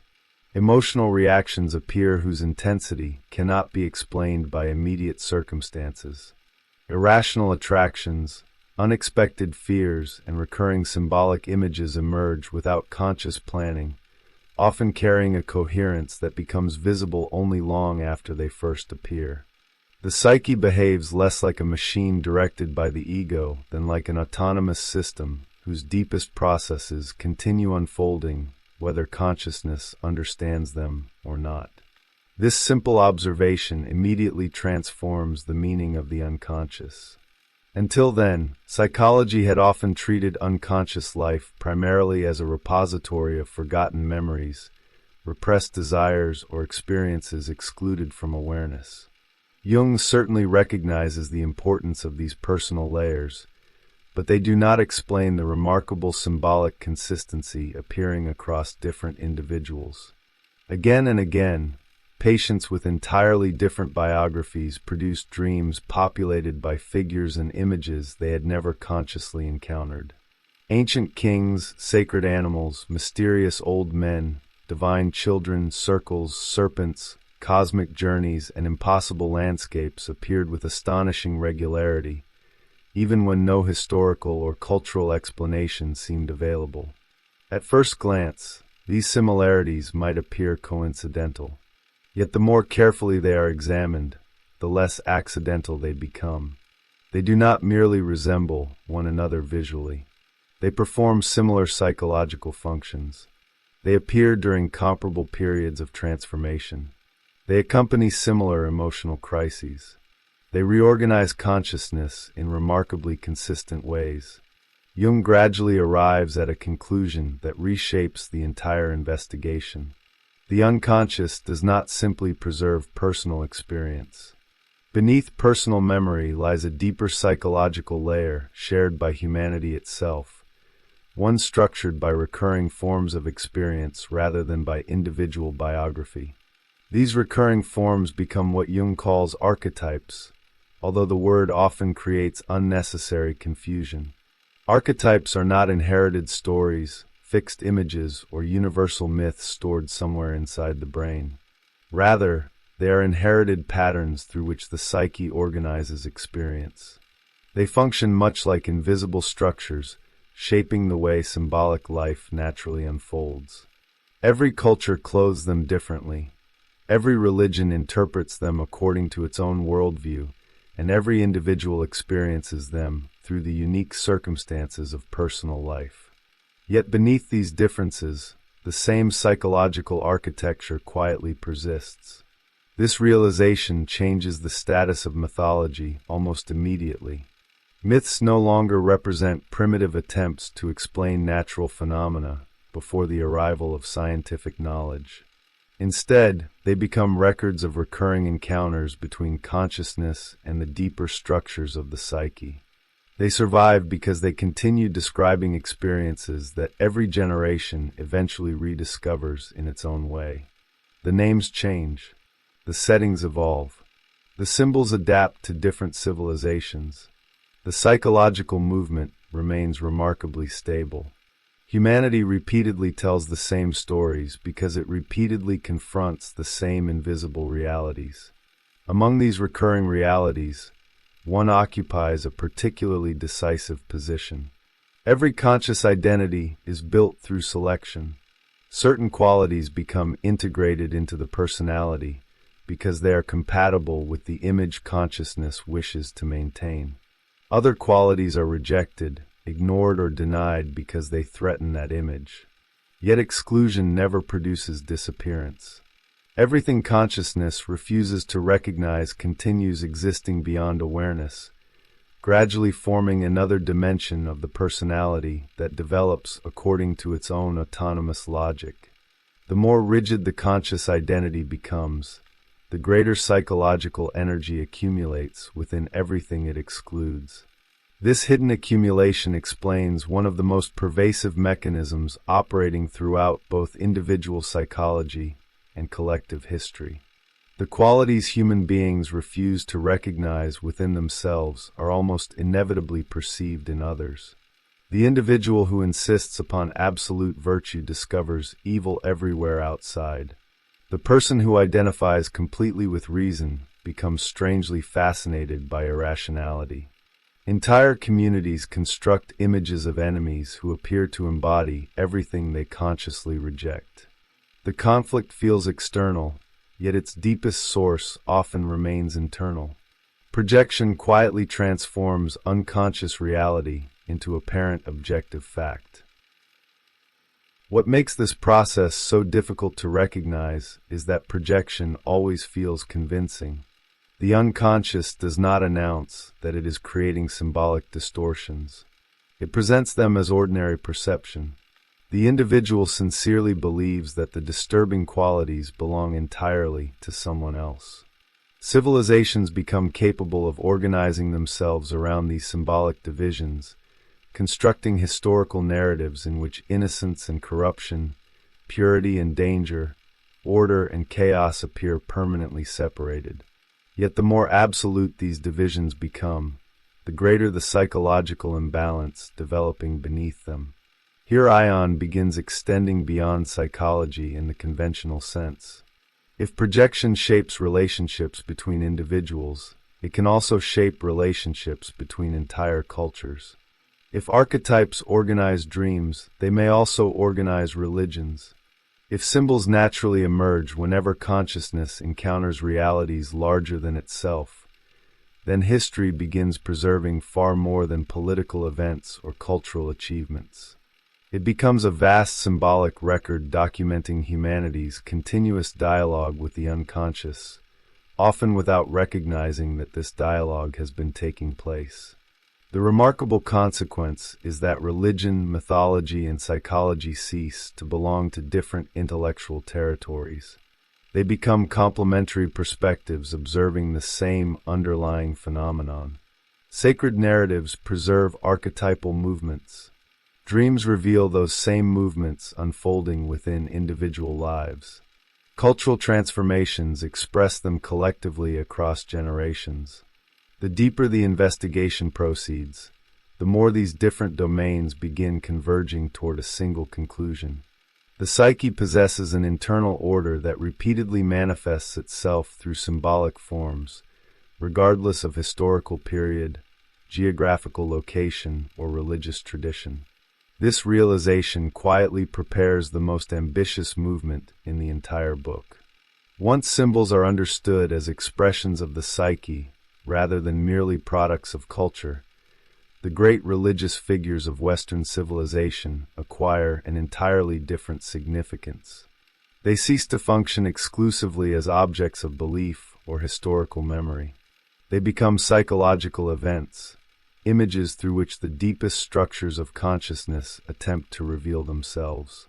It is at this point that Jung turns toward the symbolic figure that dominates the entire second half of Aion, not to reinterpret a religion, but to investigate why one particular image became the central organizing symbol of the Western mind for nearly 2,000 years. Christ as the symbol of the whole human being.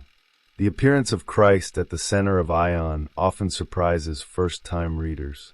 After establishing the foundations of the unconscious, the archetypes, and the symbolic structure of the psyche, Jung suddenly devotes an extraordinary amount of attention to Christian theology, biblical imagery, and the religious imagination of the Western world. At first, the transition seems almost abrupt, yet it gradually becomes clear that this movement is not a departure from psychology. It is its inevitable continuation.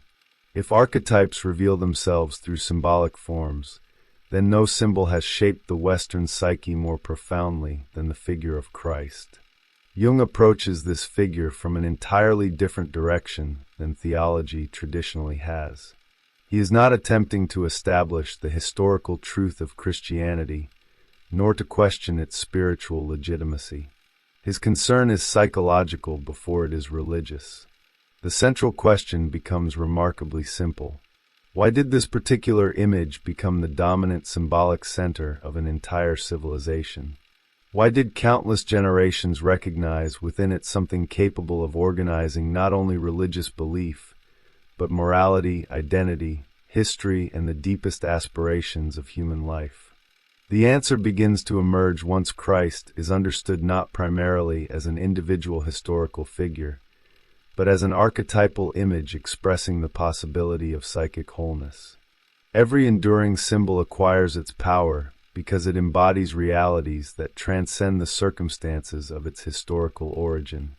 The figure of Christ survived for centuries not simply because institutions preserved it, but because it continued expressing a psychological experience that successive generations instinctively recognized.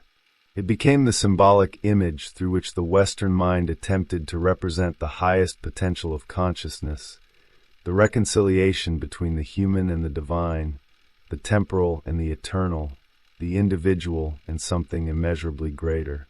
Yet almost immediately Jung notices a profound difficulty. Every symbol of perfection carries an unavoidable consequence. The more completely consciousness identifies with one image of goodness, purity, and order, the more forcefully everything incompatible with that image is excluded from awareness. The psychological problem does not arise because goodness exists. It arises because consciousness begins imagining that goodness can exist independently of its opposite. The psyche never permits such simplification for very long. This insight introduces one of the most provocative themes in the entire book. The symbolic image of Christ, precisely because it represents conscious perfection, necessarily generates an equally significant symbolic shadow. The adversary does not appear merely as an external theological necessity.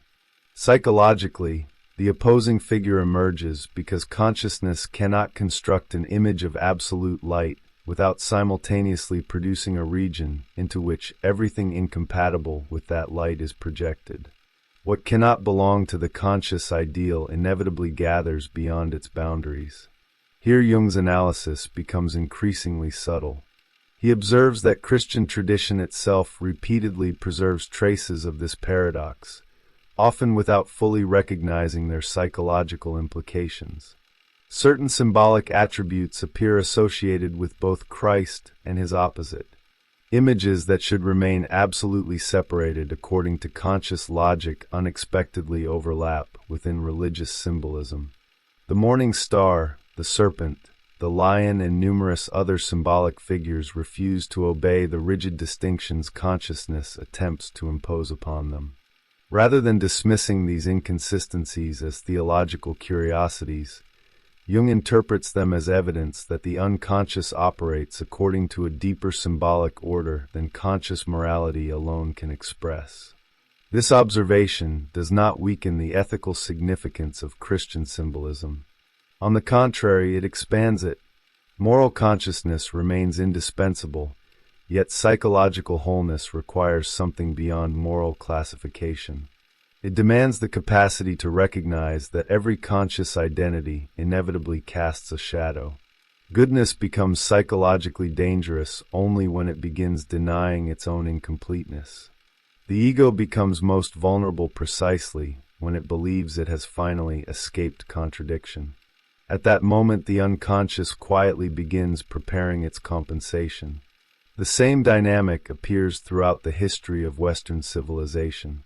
Periods characterized by extraordinary spiritual certainty often produce equally powerful eruptions of fanaticism, persecution, or collective violence.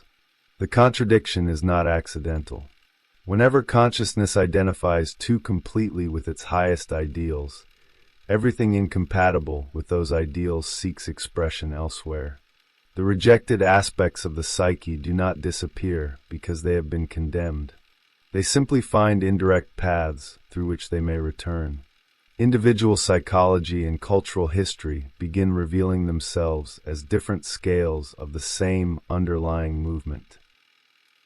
It is here that the symbolic significance of the shadow reaches its fullest expression. Earlier in the investigation, the shadow appeared primarily as the rejected dimension of personal identity. Now it becomes evident that the same mechanism extends into religion, politics, and civilization itself. Entire cultures become capable of projecting their denied qualities onto outsiders, enemies, heretics, or rival societies. The more absolute the conscious image of virtue becomes, the more absolute the projected image of evil must become in order to preserve psychological equilibrium. History repeatedly demonstrates the consequences of this mechanism, often with devastating clarity. Jung's analysis therefore moves far beyond the interpretation of Christianity alone. Christ becomes the central symbolic image through which a much larger psychological law can be observed. Every archetypal symbol organizing consciousness eventually confronts the reality it cannot contain. Every vision of perfection encounters its own incompleteness. Every attempt to divide existence into permanently isolated opposites gradually collapses beneath the pressure of the unconscious, which continually seeks a more comprehensive form of order. This movement prepares one of the decisive transitions in Aion. Once consciousness recognizes that no symbol of perfection can permanently exclude its opposite, the entire symbolic landscape begins changing. The investigation can no longer remain confined to the relationship between Christ and the shadow. It must ask whether there exists a psychological principle capable of containing both without reducing either. The search for that larger center leads Jung toward some of the oldest symbolic traditions in human history, where astrology, Gnosticism, and alchemy begin revealing that humanity has been approaching this question for centuries, long before psychology possessed the language to ask it directly. The Age of Pisces and the logic of symbolic history. Once the figure of Christ is understood as an archetypal image rather than solely a theological figure, Aion expands beyond the individual psyche into an even larger field of observation. Jung begins asking a question that most historians would rarely consider. What if civilizations themselves develop according to symbolic patterns? What if the great religious transformations of history are not merely sequences of political or cultural events, but visible expressions of deeper psychological movements unfolding over centuries? The result is one of the most ambitious sections of the entire book, where psychology, astrology, mythology, and historical consciousness begin converging into a single symbolic framework. Jung's interest in astrology has often been misunderstood because it is approached through modern expectations. He is not attempting to demonstrate that planets mechanically determine human behavior or that celestial bodies dictate personal destiny. His attention is directed towards something considerably more subtle. For thousands of years, humanity organized its understanding of history through celestial symbolism. Whether those symbols possessed physical causality becomes secondary. What matters psychologically is that entire civilizations consistently projected their deepest intuitions about time, order, and transformation onto the structure of the heavens. Astrology became one of the oldest symbolic languages through which the collective unconscious represented historical development. Within this symbolic language, the transition into the Age of Pisces acquires extraordinary importance. Long before Christianity emerged, the fish had already accumulated profound symbolic significance across numerous cultures. It appeared in myths of creation, fertility, wisdom, renewal, and divine revelation. When early Christianity gradually adopted the fish as one of its defining images, Jung argues that this was far more than a convenient religious emblem. The symbol possessed an archetypal depth that allowed it to become the natural psychological expression of an entire historical epoch. Christianity did not arbitrarily choose the fish. Both the symbol and the religion emerged from the same underlying symbolic movement. This observation illustrates one of the central principles running throughout Aion. Symbols do not become powerful because institutions decide they should. Institutions themselves often succeed because they unknowingly become vehicles for symbols whose psychological force already exists. The unconscious prepares symbolic forms long before history recognizes their significance. When cultural conditions become appropriate, those symbols emerge with astonishing vitality, organizing imagination, morality, and collective identity for centuries. History appears to create them, while in reality it is often responding to psychological structures that have been quietly developing beneath conscious awareness. The image of the fish, therefore, begins functioning on multiple levels simultaneously. It belongs to Christianity, yet it also extends beyond Christianity. It expresses a historical period while also revealing a timeless archetypal pattern. This dual function becomes increasingly important because Jung is attempting to demonstrate that symbolic life always operates through layers rather than isolated meanings. Every enduring symbol points backward toward earlier traditions, while simultaneously opening new possibilities for future developments. The unconscious rarely invents entirely new images. It transforms existing ones, allowing ancient patterns to acquire new significance without abandoning their original psychological function. This continuity becomes particularly visible when Jung turns toward Gnostic traditions. For centuries, Gnostic writings occupied a marginal position within Western intellectual history, often dismissed as theological curiosities or historical deviations. Jung approaches them differently. He recognizes that many Gnostic texts preserve symbolic insights largely absent from orthodox theology, especially regarding the paradoxical relationship between light and darkness, spirit and matter, consciousness and the unconscious. Their symbolic imagination repeatedly acknowledges tensions that later religious systems often attempted to resolve too quickly. What fascinates Jung is not the doctrinal content of these traditions, but their psychological intuition. Again and again, Gnostic symbolism refuses to present reality as a simple conflict between absolute opposites. Divine fullness contains hidden contradictions.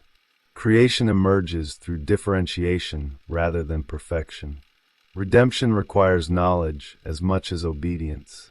These symbolic themes repeatedly anticipate psychological discoveries that analytical psychology would later describe through an entirely different vocabulary. The unconscious seems remarkably indifferent to the boundaries separating religion, philosophy, and psychology. It continues generating similar symbolic structures wherever human beings attempt to understand the deepest dimensions of existence. At this stage, another important realization begins taking shape. Consciousness naturally seeks certainty by eliminating contradiction. The unconscious consistently moves in the opposite direction. It introduces complexity where consciousness demands simplicity. It produces paradox where rational thought expects logical consistency. This is why symbolic traditions frequently preserve ideas that appear almost impossible to reconcile intellectually. Their purpose is not to satisfy reason. It is to represent psychological realities whose structure exceeds ordinary conceptual thought. The unconscious repeatedly chooses symbol over definition because symbols can sustain tensions that definitions immediately destroy. The historical consequences of this tendency become increasingly visible throughout the Christian era. Every attempt to establish perfect doctrinal certainty is eventually followed by movements emphasizing forgotten dimensions of experience. Mysticism appears alongside institutional religion. Heretical movements emerge beside orthodoxy.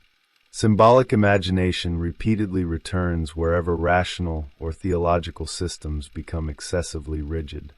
From Jung's perspective, these developments are not historical accidents. They are expressions of the psyche's continuous effort to restore equilibrium whenever consciousness becomes too narrowly identified with a single perspective. This process also explains why no civilization remains psychologically static. Every symbolic order eventually reaches the limits of what it can consciously contain.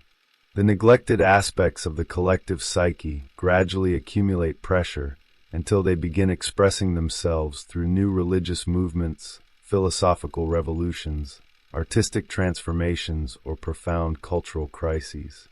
History appears to move through external events, yet beneath those events another movement continues unfolding, one governed by symbolic compensation rather than political intention alone. By now, the original subject of Aion has expanded almost beyond recognition. What began as an inquiry into the structure of the individual psyche has become an investigation into the symbolic evolution of Western consciousness itself. Dreams, archetypes, Christianity, astrology, and Gnostic mythology no longer appear as independent subjects. They reveal themselves as interconnected expressions of one continuous psychological process extending across thousands of years. Yet Jung is not finished. The final movement of the book pushes even further, toward a tradition whose symbolic language may preserve the most complete psychological map of transformation ever created, not because its practitioners understood psychology in the modern sense, but because they unknowingly documented the deepest movements of the unconscious through the extraordinary symbolic world of alchemy. Alchemy and the hidden architecture of transformation. By the time Aion reaches its final symbolic territory, the investigation has already crossed psychology, mythology, Christianity, astrology, and Gnostic thought. Yet Jung believes another tradition preserves an even more complete record of the psyche's inner development. At first glance, the choice seems surprising. Alchemy is commonly remembered as a failed attempt to transform ordinary metals into gold, an intellectual curiosity left behind by the rise of modern chemistry. Jung saw something entirely different. Beneath its strange illustrations, cryptic language, and apparently impossible experiments, he recognized one of the most detailed symbolic records of psychological transformation ever produced. The alchemists believed they were observing matter. In reality, they were often observing themselves. Their laboratories became places where unconscious processes were projected onto physical substances, allowing psychological experiences to unfold through symbolic images rather than conceptual reflection. The extraordinary figures populating alchemical manuscripts were never merely decorative. Kings and queens, dragons and serpents, suns and moons, hermaphrodites, sacred marriages, black suns, and miraculous stones appeared because the unconscious required symbolic forms capable of expressing transformations that ordinary language could not adequately describe. This insight becomes one of Jung's most remarkable contributions to the understanding of symbolic history. Entire generations preserved elaborate symbolic systems without fully recognizing what they had actually documented. They believed they were recording the hidden laws of nature, while unknowingly recording the hidden laws of the psyche. The symbolic consistency of alchemy, therefore, becomes psychologically significant. It demonstrates that the unconscious repeatedly generates the same structures regardless of whether consciousness interprets them as religion, science, philosophy, or mystical experience. The language changes. The underlying process remains astonishingly stable. Among the countless symbols appearing throughout alchemical literature, one theme continually returns with extraordinary persistence. Every genuine transformation begins not with perfection, but with dissolution. Before new order emerges, existing structures must lose their apparent stability. Images of darkness, decay, fragmentation, and death repeatedly precede images of illumination, union, and renewal. The sequence is so consistent that it cannot be dismissed as literary coincidence. Jung recognizes within it the psychological rhythm of individuation itself. Consciousness cannot expand while remaining imprisoned within the certainty of its previous identity. Something must first disintegrate before a more comprehensive order can appear. This movement echoes one of the deepest arguments developed throughout Aion. The ego naturally seeks permanence. It attempts to preserve the identity it has painstakingly constructed, defending its boundaries against everything that threatens coherence. The unconscious repeatedly challenges this effort, not because stability possesses no value, but because every stable identity eventually becomes incomplete. Psychological growth, therefore, rarely feels like accumulation. More often it resembles interruption. Old certainties become inadequate. Familiar interpretations lose their persuasive power. Symbols appear whose meanings cannot immediately be understood. The personality enters a period where orientation seems temporarily suspended, while a deeper process quietly reorganizes the psychological landscape. Alchemy preserves this experience through the language of transformation rather than explanation. Instead of defining psychological change, it dramatizes it. Opposites repeatedly encounter one another without immediate resolution. Fire enters water. The masculine seeks the feminine. Spirit descends into matter, while matter gradually reveals its hidden spirit. None of these images were intended to function as scientific descriptions. Their purpose was symbolic. They portrayed the extraordinary difficulty involved whenever consciousness attempts to integrate dimensions of experience it has previously held apart. Here Jung returns to one of the central themes running through the entire book. The deepest transformations never occur through the elimination of opposites. They emerge through their relationship. Consciousness instinctively seeks victory. The unconscious seeks integration. This distinction changes everything. Good does not become whole by destroying evil. Reason does not become complete by eliminating instinct. Spirit does not fulfill itself by rejecting matter. Every symbolic tradition examined throughout Aion gradually arrives at the same conclusion from different directions.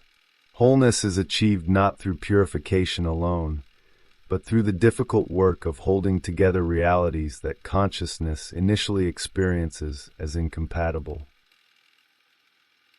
This is precisely why the image of the self gradually assumes such overwhelming significance. Earlier in the investigation, the self appeared as the organizing center toward which individuation quietly moves. Alchemy now provides a symbolic vocabulary capable of illustrating that movement with extraordinary richness. The philosopher's stone, perhaps the most famous image in all alchemical literature, ceases to represent material wealth or chemical success.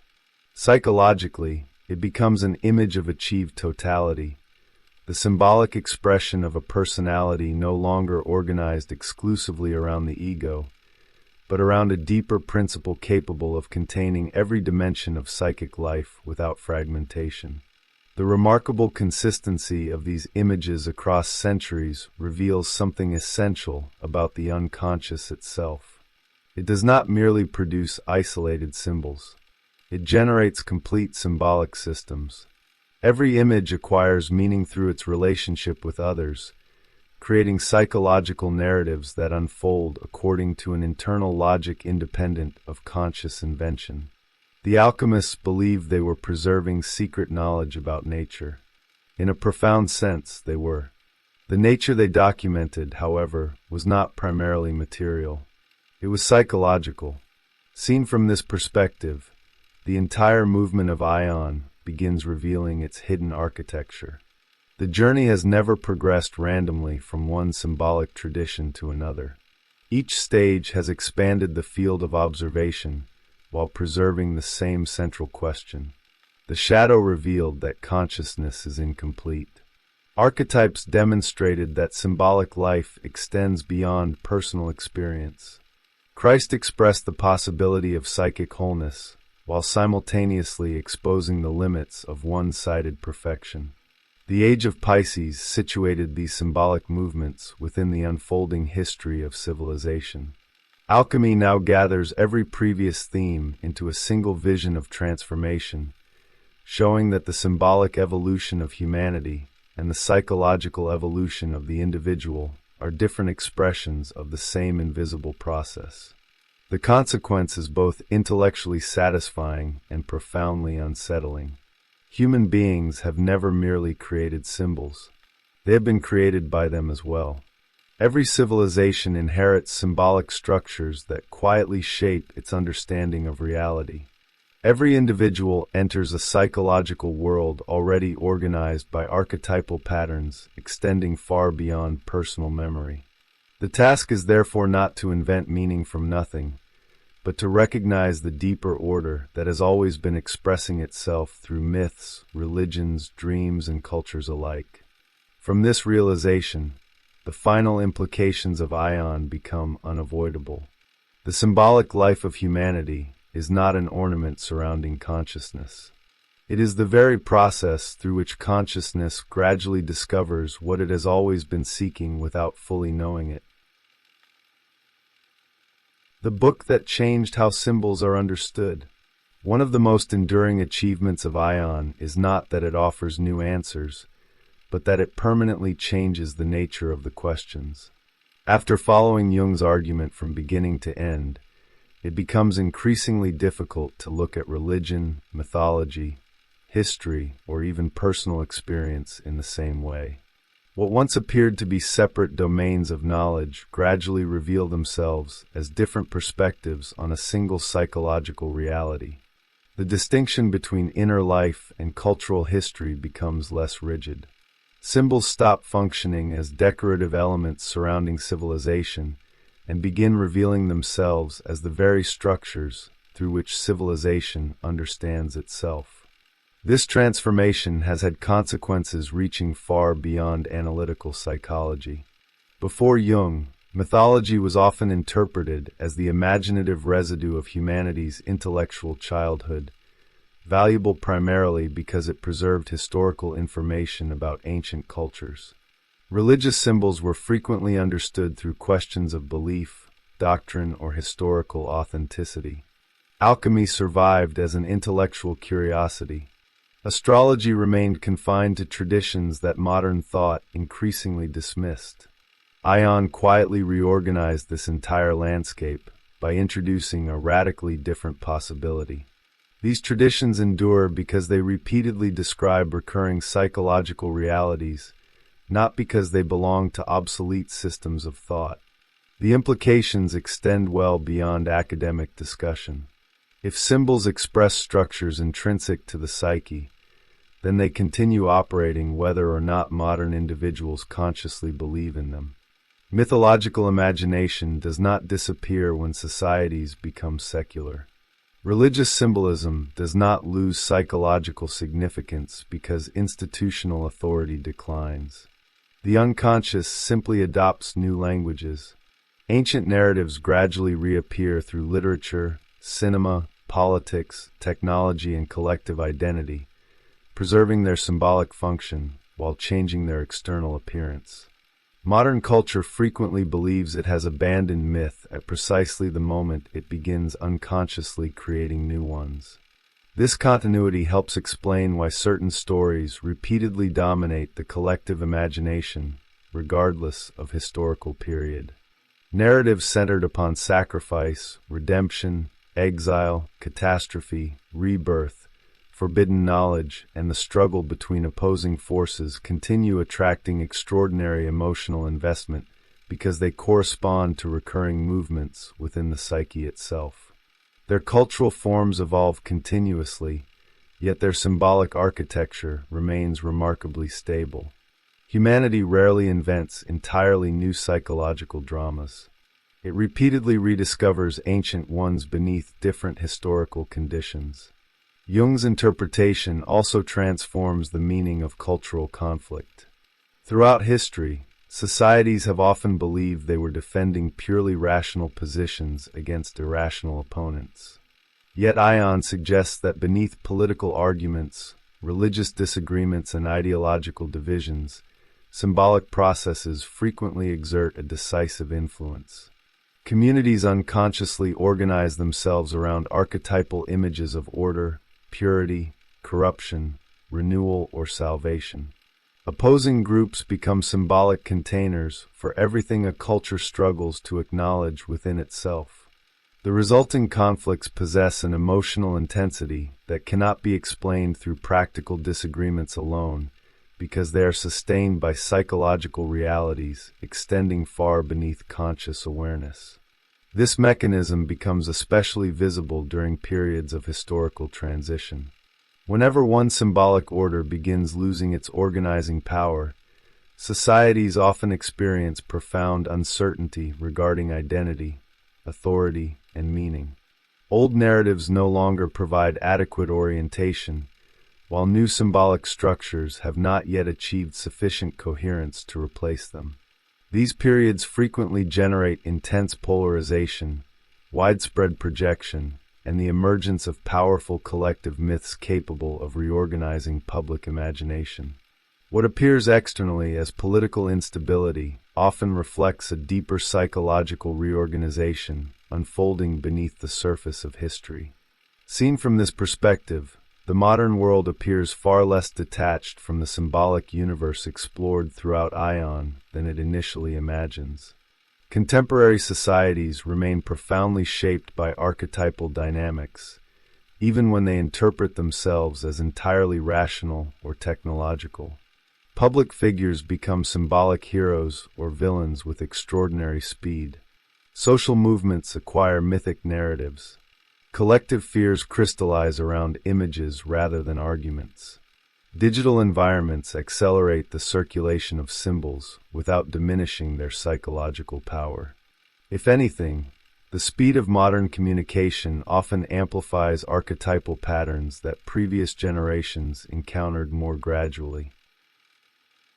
This observation reveals one of Jung's most enduring insights. The symbolic life of humanity is not something that belongs exclusively to religion or antiquity. It belongs to consciousness itself. Whenever individuals or societies attempt to understand experiences exceeding ordinary rational explanation, symbolic imagination inevitably emerges. It is not an alternative to thought. It is one of thought's deepest organizing principles. Symbols allow the psyche to approach realities that concepts alone cannot adequately contain, preserving complexity where literal language would immediately reduce it. For this reason, Aion continues influencing fields far removed from clinical psychology. Historians, philosophers, literary scholars, artists, filmmakers, and cultural critics repeatedly return to its central insight, because it provides a framework capable of explaining why certain images survive across centuries while others disappear almost immediately. Enduring symbols possess psychological necessity. They remain alive because they continue expressing structures that every generation must encounter in one form or another. Their persistence reflects not cultural nostalgia, but psychological continuity. Perhaps the book's greatest cultural contribution lies in restoring symbolic seriousness to the modern imagination. It demonstrates that symbols are neither primitive mistakes nor ornamental metaphors. They are the language through which the unconscious continually communicates with consciousness, both within individuals and across civilizations.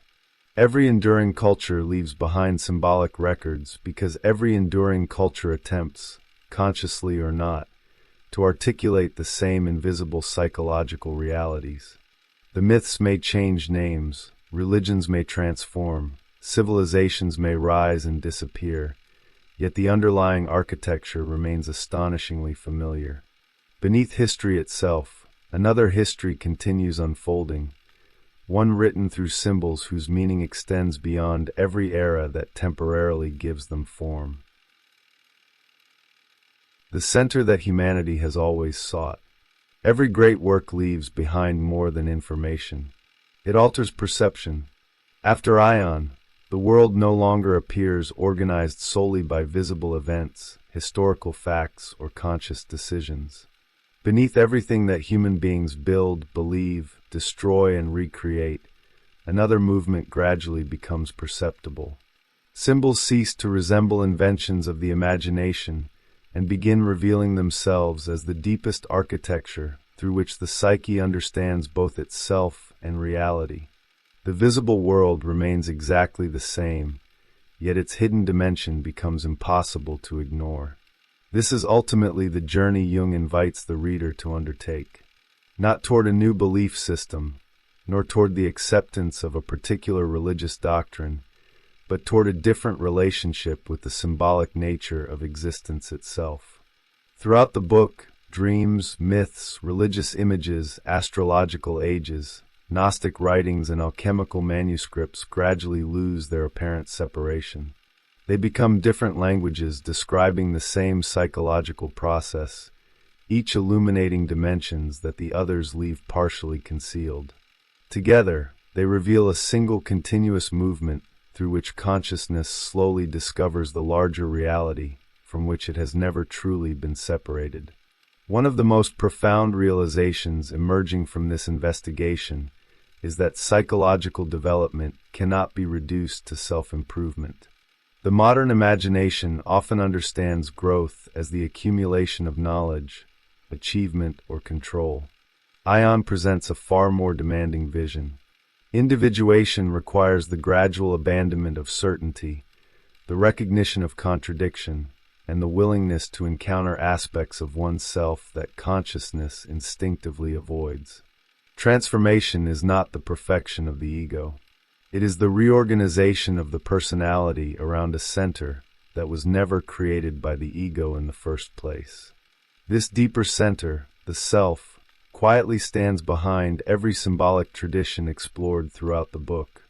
Whether expressed through the image of Christ, the mandala, the philosopher's stone, or countless other archetypal forms, the same psychological reality repeatedly emerges.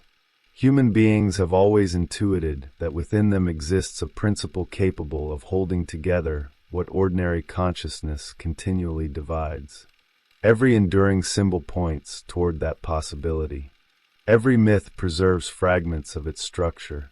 Every authentic spiritual tradition attempts, in its own symbolic language, to describe the experience of approaching it. Seen in this light, history itself acquires an unexpected intimacy. Civilizations no longer appear as isolated sequences of political events or cultural achievements. They become expressions of humanity's evolving relationship with the unconscious. Religious revolutions, philosophical movements, artistic renaissances, and even periods of profound collective crisis reveal themselves as moments in which deeper symbolic forces become visible upon the stage of history. The outer world and the inner world cease to be separate narratives. They become reflections of the same unfolding process viewed from different perspectives. Perhaps this explains why Aion continues speaking so powerfully to modern readers despite the immense historical distance separating contemporary life from many of the traditions Jung explores. The external forms have changed, yet the underlying questions remain remarkably familiar. Human beings still struggle with projection. They still construct identities through exclusion. They still search for meaning beyond rational explanation. They still encounter symbols that seem to know something about their lives before they consciously understand them. The psychological landscape has not disappeared. It has merely adopted new cultural forms while preserving its ancient architecture. In the end, Aion offers neither optimism nor pessimism. It offers orientation. It suggests that beneath the uncertainty of individual life and beneath the apparent chaos of history, there exists an intelligible pattern, one that cannot be fully grasped through logic alone, because it belongs to the symbolic language of the psyche itself. To recognize that pattern is not to escape conflict or ambiguity, but to inhabit them differently, understanding that every genuine movement toward wholeness requires the integration of realities that consciousness once believed could never coexist. The final impression left by the book is therefore neither theological nor philosophical. It is profoundly psychological.